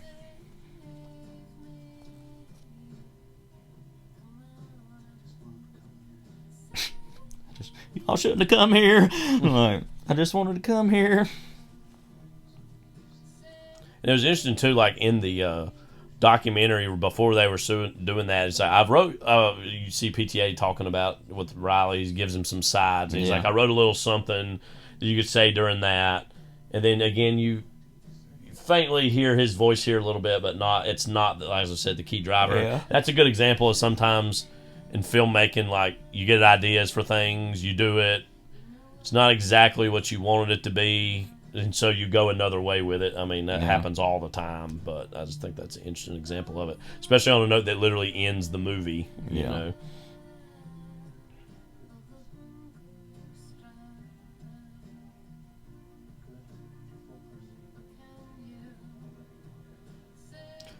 Because you can't hear it, but you wouldn't even hear it as well if we're seeing the subtitles as we're watching it, so that would be even more distinctive.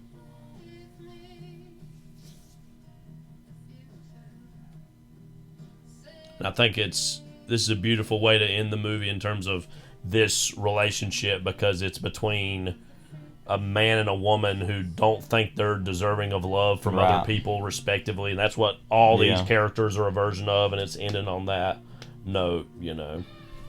And that all it took to solve all the problems was for somebody to do that for somebody else. Because I mean, the whole point of the "Save Me" song is that's what it's why it's being used. Movies are good. Don't you agree? Yes, especially this movie. Yeah. Peter Pan. Peanut butter. Oh, Phil could get some of that. Yeah. Phil Parma. Mark Bridges, production designer. Of course, he won the jet ski a few years ago. Yeah. Shortest Oscar speech in Phantom Thread when it won.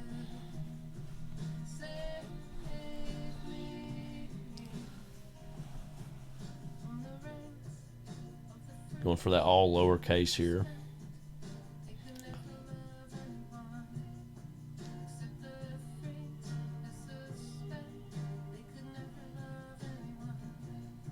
Kulu Kundis. That's an interesting name. There's our boy, Jeremy Blackman. Tom Cruise. Any new thoughts on Magnolia as we wrap it up? No, I mean, I've seen it so many times. I'll go ahead and pause it here on April Grace's Guinevere. That was the interviewer. Yeah. April Grace, that's quite a name. Yeah, it's a great movie. And you know, something we didn't really say this. We're thinking about the arc of his career. Like, this was arguably the last movie he did that was... Inherent Vice is kind of another category, but like kind of an ensemble-y kind of movie, because I think early on with Boogie Nights and this, he was kind of... A lot of people saw him as like the Gen X version of Robert Altman in terms of these real, these ensemble movies that in some ways he's paying homage to from the 70s. Really, ever since then, for the most part, he's done these pretty intense character pieces and character studies. Again, Inherent Vice is a little different because that is kind of... I mean, clearly there's a main character there, but there's all these wacky characters at the sides. Licorice Pizza is also a little bit of a bigger cast, but on the whole, ever since then, his movies have felt like they've gotten a little smaller than this in terms of the cast. I mean, because I was going to say those movies are all very much... about a couple people, and there are other characters in the movie, but it's like they kind of serve the main characters, you know, rather than a big group. Because they said, Punch Drunk Love didn't really do that either. So, yeah. I think, again, as this movie approaches 25th anniversary, I think, you know, it got a little bit of a mixed, mostly positive response when it came out. But I felt like this movie has more and more of a cult fandom and a cult audience around it. And obviously PTA certainly does himself as a filmmaker. But, you know, I think if nothing else, there's not a whole lot of people that would rank this as his absolute best movie. But I think it's definitely one that has grown on people who maybe were naturally, I think, a little confounded by it in certain respects since. And again, as two younger men who saw it years later or after when it came out, it definitely has had an impact on us. And I think it's still, to me, as great as it's ever been. So that's going to do it for this episode of Overlapping Dialogue, episode 99. But wait, Levi, there's more. You know the number after 99, don't you? The number that the 100 with that the bottles of beer on the wall always leaves out. 100 episodes, Levi, coming up. And for this next one, we'll mark it down. We'll write it up. Well, we've had 99 episodes, but this next one ain't one of them because it's 100, as we know. Yeah, mark it down. We'll write it up. Jeff Probst, what have we got next time? Stay tuned for scenes from our next episode. Let me tell you about this guy I know, Jack. Mean kid, bad seed, hurt people. I like him already. Yeah, you know, the problem was he got sloppy, you know, crazy. He started to lose it. He had a head full of bad wiring, I guess. Couldn't keep it straight up here. He was the kind of guy who couldn't hear the train till it was 2 feet from him. You know what happened to this guy, Jack? Well, made mistakes. And then he had us. Right now! Now you want to get nuts! Come on! Let's get nuts. Tell me something, my friend. You ever dance with the devil in the pale moonlight? What? I always ask that of all my prey. I just like the sound of it.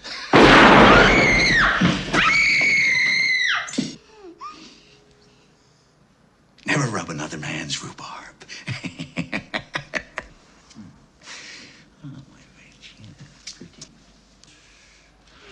Why is it every time we get company, somebody always gets in the way? I'll need a moment alone, boys. I'm only laughing on the outside. My smile is just skin deep. If you could see inside, I'm really crying. You might join me for a weep.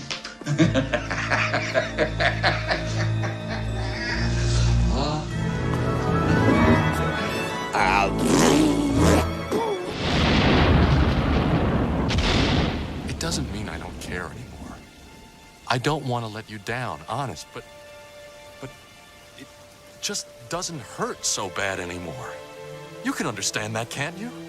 Look, I can give money to the city. They can hire more cops. Let someone else take the risk. But it's different now.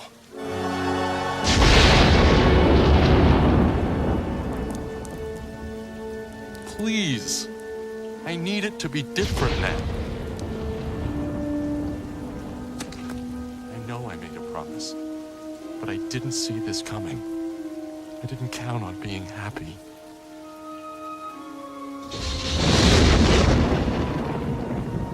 Please, tell me that it's okay.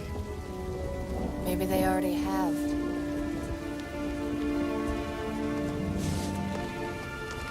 Maybe they sent me.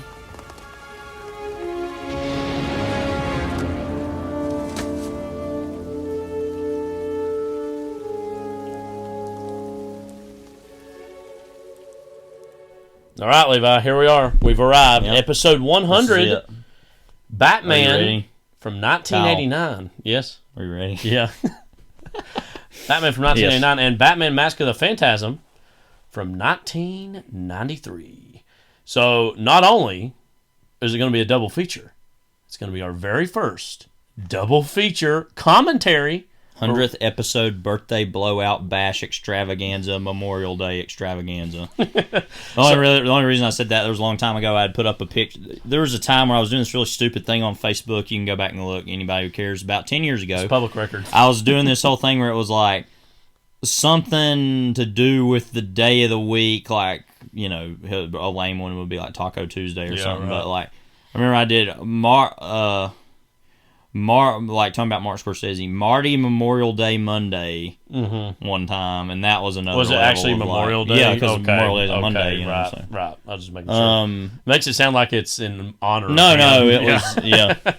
So we're going to be doing both of these movies, double feature commentary as we hit the triple digits. And we've said this about a lot of movies here and there. I mean, these are both movies that since the very beginning of this podcast, we've been like, we know we're going to do Batman 89, especially, like, when's it going to be?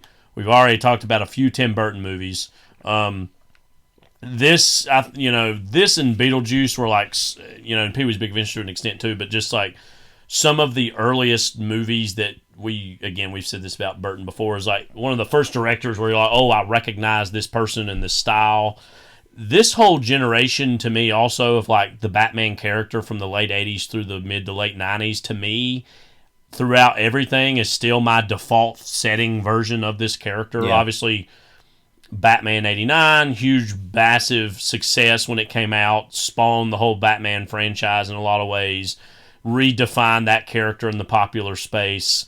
And as it had already been happening in comic books, that was taken to the And then Batman Mask of the Phantasm was, of course, a spin-off of the animated series, which is also like a legacy that came about out of the Batman and Batman Returns success. So, like, again, I know, speaking for myself, I'm sure this is true of Levi, like, both of these movies and this era of Batman is like my default setting era of what this character is. And there's been great stuff before and since. But we can probably talk a little bit about the new Batman show then. Right, when right. We, because we have only a few episodes left on that when you right on Amazon. Yeah, the Cape Crusader is what we're talking about. But. When literally, like, Levi, if you could talk us through, like, what our thoughts were, like, going into making this our 100th episode, like, what comes to mind? Because we wanted to put a lot of thought into what was going to be the 100th episode, something that was obviously very special to us. You know, because one of them has a 200th anniversary festival in it. Hot dogs, balloons, the whole schmear. We are going to celebrate that anyway. Proudly and publicly. Mm-hmm. We may be celebrating it in bankruptcy court, as we know, once we're really going after Phoenix in the on the Todd Haynes story. Yeah. But like, what do these movies mean to you in a fundamental way? Would it be corny to say everything? I mean, just... okay. So to speak a little bit about Batman first, the '89. Yeah. There are those pieces of art that clearly define the way that you look at not only art but the world in its own way. Now, if I were to say that I look through the world through the lens of Batman '89, I'd be a psychopath. Yeah. But I don't mean it that way exactly. But I think what I mean is the with that movie, well, first of all, I'll explain that in a second. I should say I knew what the Batman symbol meant before I could read. Mm-hmm. I actually do remember the sensation of looking at the side of the Batman VHS and thinking, I don't know what this says. Mm-hmm. Literally, I can't read it. But I can actually you knew that symbol. Remember what that felt like as a feeling, which I don't think is very common for most people to remember a time they couldn't read. Right. And that was one that I literally had no clue what that actually meant. But the symbol, I knew what it meant. And so that is its own way. This movie has been a part of literally my education of life in its own way, has been born out of this movie in its own way. Mm-hmm. I felt my first favorite movie ever was Jaws, and that's a movie that it still kind of comes back to in a lot of ways that I would maybe even still prefer over this movie slightly. However, and Beetlejuice would be another.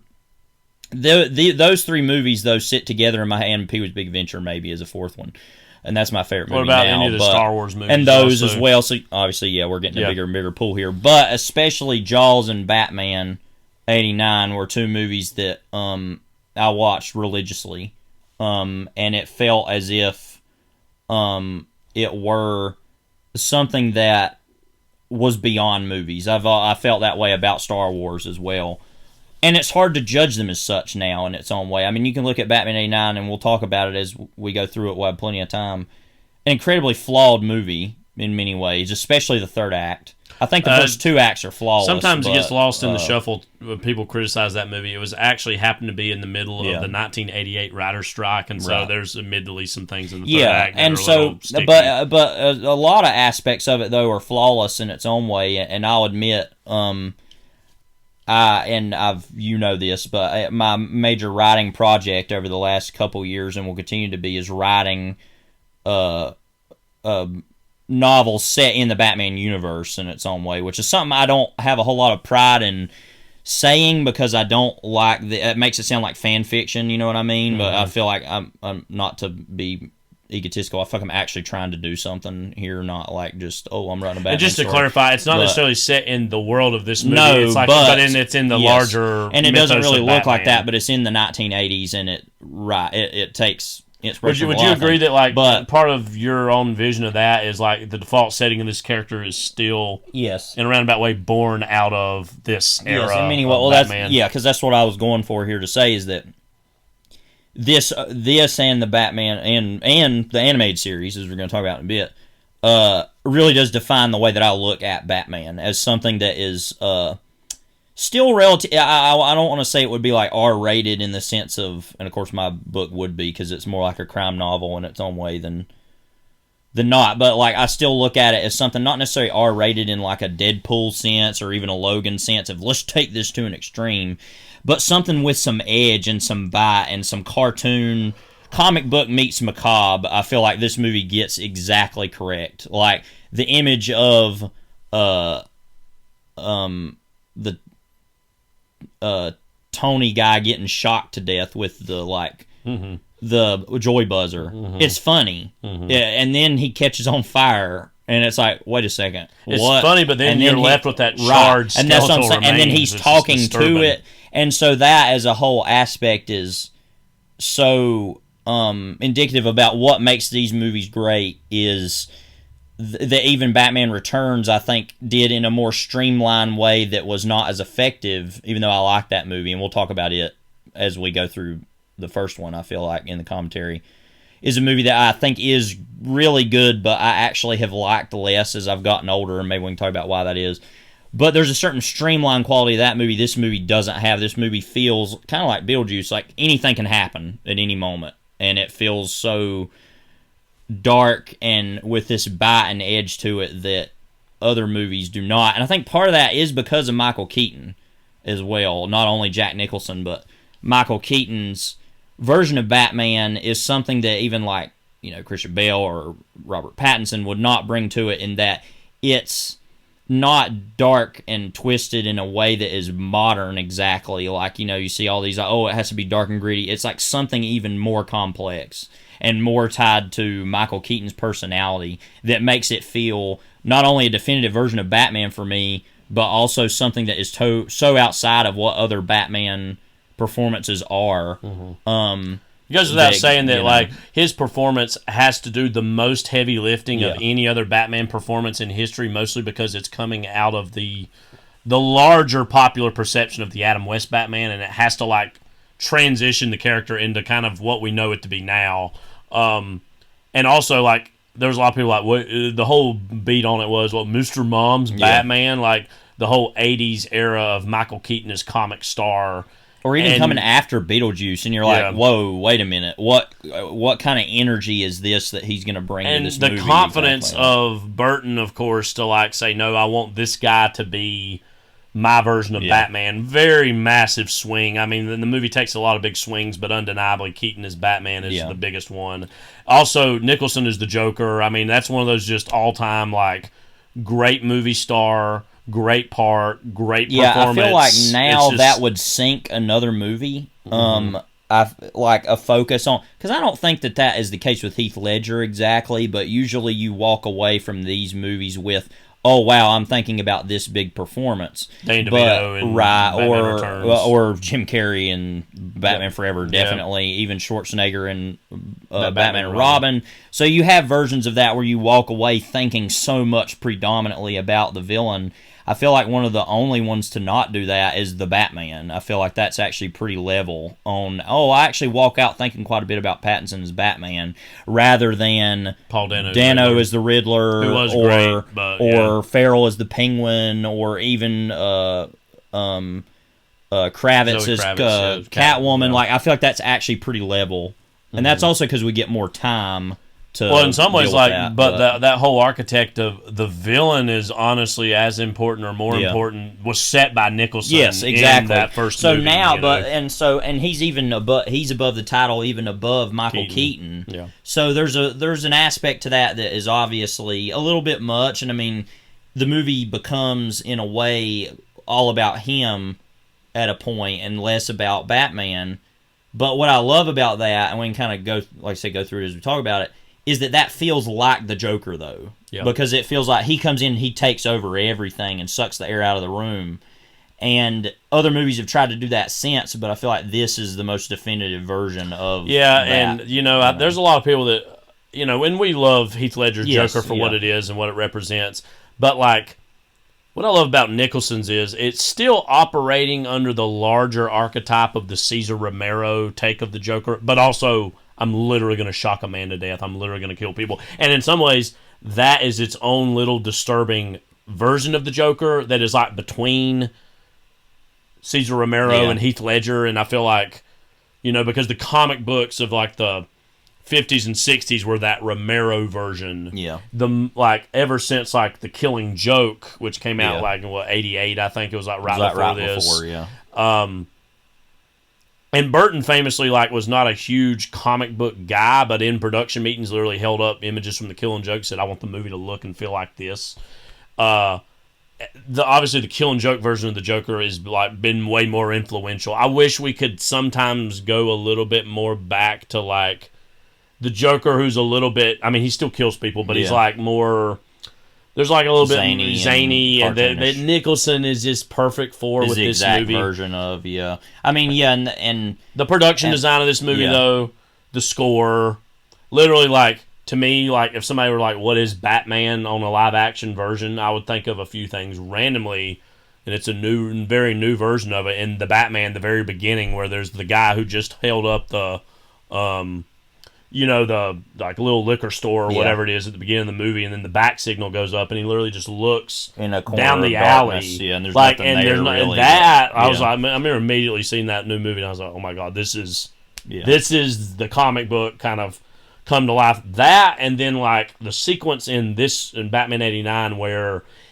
he's taking Vicky Vale to the Batcave, and like all that Danny Elfman score, and just like the way it all looks, and just like that that just operatic, like, Batman. And that's what this movie gets right, is the operatic gothic Batman on screen, which is like, weirdly now we're so caught up in the realistic version of Batman that we kind of neglect going back to that, Yeah, because I think that section, shame, and we'll talk a lot about it when we watch it, but the section of her going to the museum through to where she is taken back home and he takes the camera is probably the best that Batman has ever been, I think, on screen ever, because of the tension that's set up with the Joker being there, and there's this hanging over the scene is, when's Batman going to show up? When's Batman going to show up?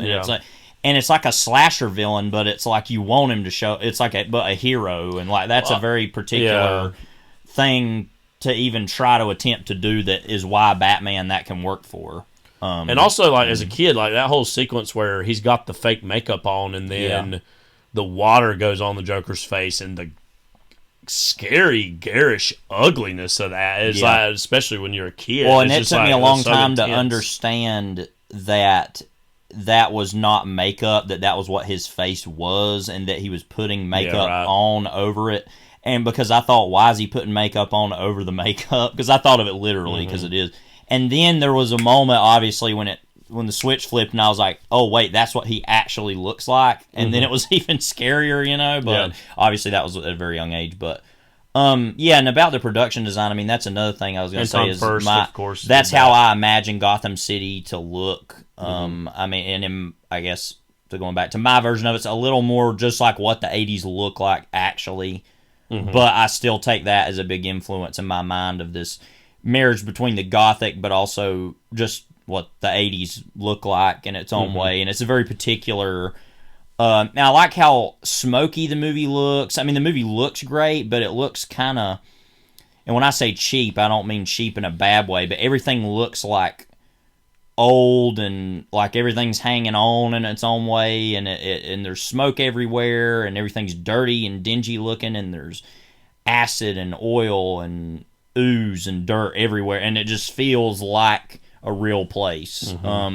Very industrial.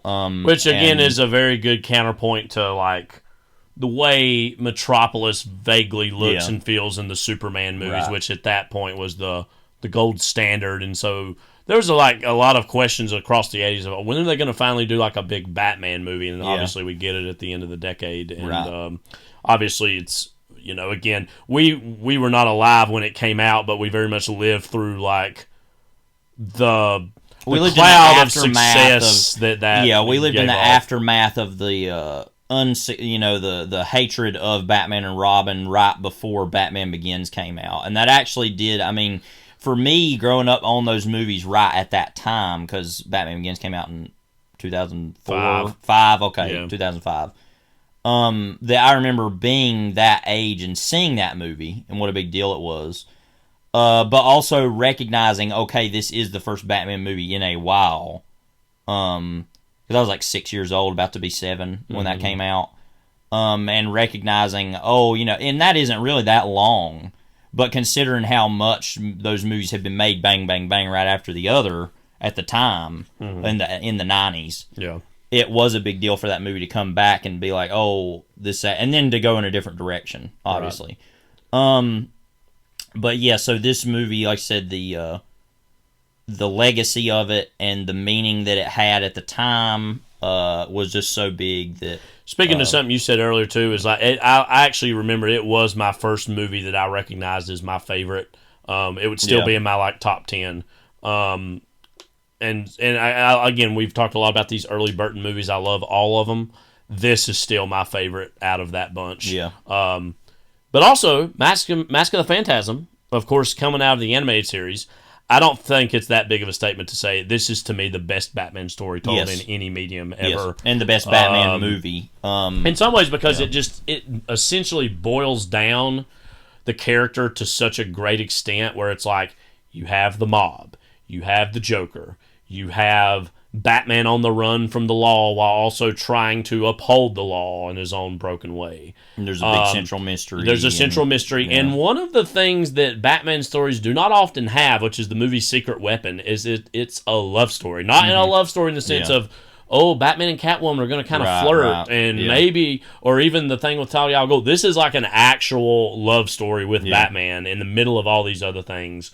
Of course, we both think the animated series is in some ways the pinnacle, best representation version of this character in terms of it took like kind of sort of the broad mission statement of the Burton movies, but went even more specific with it, and it allowed it to be, obviously, as an animated series to do even more things. And it was literally a cartoon, literally comic book, but as children's entertainment, the most, mature version, and very, like we were just saying recently, we were talking about with your fiance about the X-Men animated series, the Spider-Man animated series, just the speed at which that was told is insane. Yeah, it was big when those Saturday morning cartoons were specifically adapting comic books. But the Batman is slow, and it's like noir, and it's like mystery. It's still something that appeals to kids, but it's like it's. I remember as a kid watching X-Men, watching Spider-Man, and also the Superman show, which came after Batman. And they're all good, especially the Superman shows, closer to this. But Batman, the Batman show was always even as a kid, I was like, this is something different about this. And it introduced me broadly to what film noir was before I even knew and understood what film noir was. And also, which the movie did in its own way too, of Batman. It's true. But, and that also introduced me to German expressionism before I knew what that was. Gangster cinema too. But with and also just reinvented all these different characters and kind of created the definitive Two-Face, the definitive Mr. Freeze. It took a lot of characters that were maybe sometimes a pretty definitive Joker, tossed over, which is and of course Mark Hamill voices the Joker in this. That's what I was going to say. Is this movie has everything, and then it's the Joker is a little surprise. It's oh, by the way, that feels like this. It's I think cynical you could say, oh well, it's throwing in that character because of how iconic it is, and it's not Jack Nicholson, but it's it's off the cusp of and the coasting off of that. But I think it fits in fairly. Well, no, but then it actually has a plot point conventionally and in the story. Actually has a plot convention that is important. So. Yeah, but randomly another big first, because these movies have a lot of first for us cinematically. I actually think I've been thinking a lot about this. I think Batman Mask of the Phantasm was the first movie that I actually cried watching, because even as a child, I recognized the tragedy of the very end of that movie in terms of Batman losing this love of his life, and also that it not only is a love story, it's because we get, most origin stories of Batman are it's his parents being killed, which is effectively done as a flashback in Batman 89 to the point where you're we don't really need to see any versions of this anymore, even though that's been done to death. And not even his training, it's him right before he's really about to become Batman in the flashback sequences. And there's the what if of, well, what if I actually was with her instead? And then her absence and her leaving him is the final push for him to becoming Batman. So it adds very effortlessly this mythos into Batman's own legacy that to me is definitive in terms of that character. Yeah, that can then be tied back to what the modern plot and the mystery of who the Phantasm is with that. Yeah, I mean, all very genius. Also, it should be said, very funny. movie. Yeah. Not only when the Joker's in it, but also just the mob itself in the movie is played as this joke that I think is really funny. Yeah. And it would probably for other people be like, this is a little bit too goofy. Like, just that, like, Chucky Saw as a whole character, he's only in the first scene, but it's just, other than the flashbacks, is so funny the way he reacts to everything. And so that's in its own way, I think, a good approximation of the show. Maybe not as good, because I think, some of the stuff with Arnold Stromwell in the animated series is like genuinely great. Rupert Thorne is always seen as this somewhere in between kind of figure where he's kind of funny but also kind of menacing. And then this, though, I do like, is like very much just like, oh, this is all ridiculous and kind of funny and whatever. And I think, too, like, again, as fans of the Batman character before, during this time, after this particular era is just, in our mind, a golden era where it's like, quote-unquote dark and gritty, but is not to the point of trying to be realistic. And I think that's like, we really like the Nolan movies a lot, but like sometimes those are, it takes some of the noirish gothic mystery out of the character to an extent. And again, I really love Nolan in general and a lot of his other stuff, and I like his versions of Batman, and that's the thing, too, is Batman is such a broad spectrum of storytelling that you can do ultimately a lot of stuff with it. This, though, this whole little moment and era is our own love of Batman is so heavily based out just of this. Just as one example, before we wrap it up here, is that in The Dark Knight, you have the whole sequence where he has all the money stacked up and he burns the Chinese guy alive, and it's like, oh, this is his lair or whatever, and it's like, yeah, okay, whatever. But if you think back to like Nicholson's lair in Batman, it always feels like you're always looking around every corner like, what's going to be over there, what's going to be there's literally photographs cut up on the floor, like there's, or even, he hits a TV with a boxing glove. And then the next scene, he shoots it with like a double-barrel shotgun sawed-off something. And it's like, every 2 seconds, it's like some random insane thing happens that you're not expecting. And it's like, and it's menacing, but it's also just very goofy and ridiculous. And like I said, it's a particular tone that visual can't be, too, and visual language that can't be replicated, really. And so that's just something we're going to be more into than just the always burning money because he doesn't care, he's a terrorist, blah blah blah, which is fine for its own version. I'm not saying for the that, time and place that was coming out of. Yes, and I appreciate that in its own way. It's just lacks a certain dynamism that frankly is understandable that they're not attempting because they can't do it anyway. So because they can't reach it. So and it makes sense too that like for the Nolan era, it was like, that was a version done. Let's do something else. Right. And I feel like we need to even more swiftly though turn the page. The Batman in of itself is, I think, a turning of the page. But in that movie does a lot of great stuff. I sometimes wish though we could get more back to something more in line with this era. But nonetheless, this era exists, and we're going to dive right into it. Yeah. So why we kind of were just saying this, but why do you think that once again, why do we pick this, I guess? Well, just again, I think it's something that is incredibly special to us, and we've hinted around and said some things about this franchise and the influence of it. I mean, when we talked about Dick Tracy, we were talking about that in the afterburn of this and what it was attempting to do. But I guess just, it's something that's deeply meaningful to us, and also we wanted to do something where we would kind of combine the formats of this show and what it's been over these now 100 episodes. And we'll get to be able to laugh at the hang around, don't go away at the end of Batman Mask of the Phantasm commentary. Oh my gosh. Because we're not even going to say, but there's the song at the end, and we can talk all about. We didn't even talk about the fact of all the Prince music and. Well, I was getting ready to say too, like one whole thing about Batman '89 is some people would cynically say that movie was more of a marketing exercise than it was a film.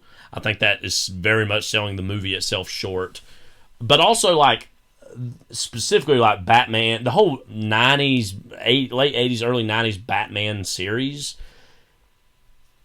was in some ways like the last gasp of a very active movie culture where movies really could be fun and they just really took over the culture. And again, some could say cynically the merchandising of it, and you know, you got Prince videos and you got all the collector cups and all this stuff. But like, to me, that actually weirdly like is the height of a certain era of movie culture that is no longer around. But it was not that long ago. Right. But these movies represent, you know. Now we're getting like the Luke Combs song being in Twisters, which is like, okay, yeah, whatever, but like, and it's you know, not Bat Dance for me, though, like know? The Prince music in Batman works because, first of all, it's not like super in it a lot, and it's used usually in the context of the Joker. Yeah. And then the Bat Dance music video is one of the most inexplicable cultural creations. Yeah, of the because last so many decades. and we could talk about that too. That Tim Burton has such a genius of actually being able to use the music he was forced to use in the movies due to the Warner Brothers Records label saying you have to have Twisted Sister in Pee-wee's Big Adventure. You need there was a little bit less of that. I feel like that was more of an inspired choice to use Harry Belafonte in Beetlejuice, but that still kind of reeks of like, okay, you've got to do this in some way. And then this is the ultimate version of you need to have Prince music in a Batman movie.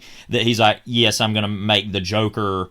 That'll be the Joker's thing to use, like, and I think as I was saying, like Danny Elfman's music in this is just character defining level work, and that goes a long way into why this. And again, he's done a lot of great film scores, especially the stuff with Burton. We didn't really mention the scores in Beetlejuice, but that, you know, I like that. I thought it was actually pretty good. Yeah, but like, I mean, he also created the Spider-Man theme years later, and in effect because of how iconic the Batman theme was, and you know, and so again, when I just think of Batman '89, I just can't help but have the warmest feelings in my heart of just, that movie. It's just literally like, and I mean this again in the best way, it's literally like a comfort blanket of a movie. And so is also Mask of the Phantasm and what that represents. It's really a comfort to see the Joker shock someone. Yes. I feel like crazy. I'm cinematically back home. So yeah. It's going to be a blowout, I can tell you. It's a 100th episode. I don't want to say too much now, but there's going to be a major announcement at the end of that episode about what our next phase of podcasting is going to be. It's that we're getting together all of our... we've got the people in the boiler room. We're getting together everything on going after Joaquin Phoenix. So get ready for that. We're going to be talking more about what we're going to do. Yeah, but it's going to be, again, a pretty major announcement of kind of a new project we're going to be involved with. So obviously... stick around for that. This is Kyle. This is Levi. Take care. God bless. First, is Angela really Guess married? who's here? It's the hubby that wouldn't die. They're kidding. Well, I don't see all that stuff prior to Angela. I don't hear it all. Prior to Angela, it's the hubby that wouldn't die. Where the fuck does Angela come in? I haven't heard Angela. I heard a bunch of hubbub. Let's hear it a second. Play back. Okay. See what Play me too. Playing Ernie too. See how close I am from. Because I quit. Let me see what. Tonight's all new. First, is Angela really Guess married? who's here? It's the hubby that wouldn't die. Swear, Nancy. I just been never says Angela. She says, guess who's here? So I gotta hear that. Guess who's here? Let me just see how quick I can do it. I'm ready. Okay? Yeah. Moving as we speak. I didn't hear weirdness in that thing either. I heard the girl's name. 3, 2, 1. Tonight's all new. First, Angela's... Guess who's here? Okay. It's going to be so fast. It's going to be a Looney Tune.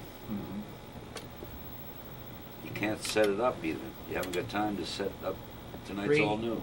2, 1. Tonight's all new. First, is Angela really married? Guess who's here? It's the hubby that wouldn't die. Who's the boss, then? Swear, Nancy. I just been partnered with Margaret Farquhar. The Wonder Years. Then, take this job. Girls, you'll never believe what he wanted me to do. Who the fuck wrote this?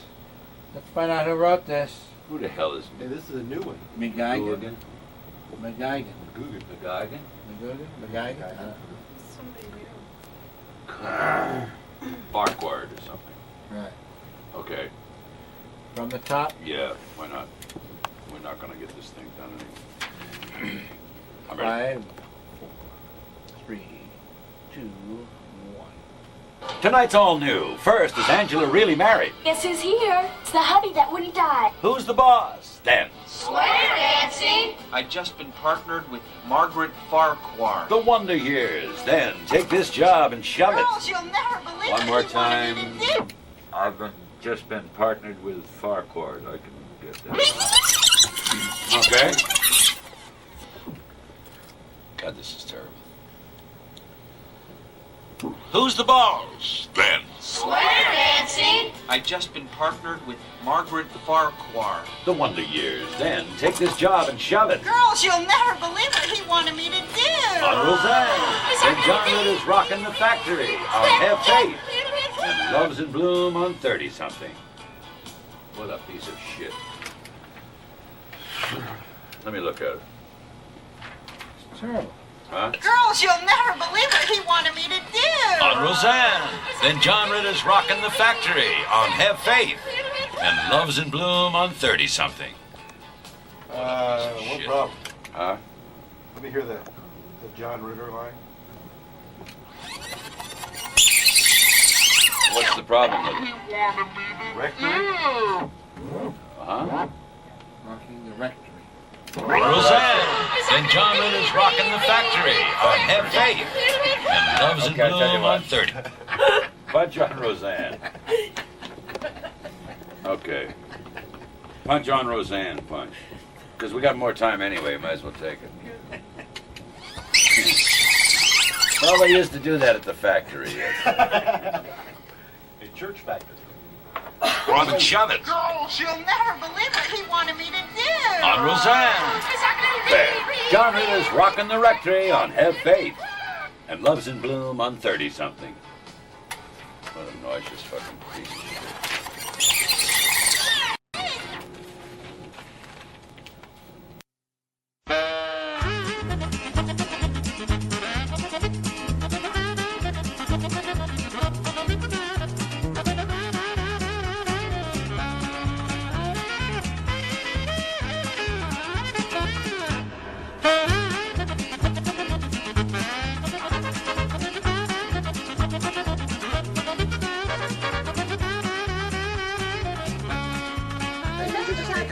Thank you very much.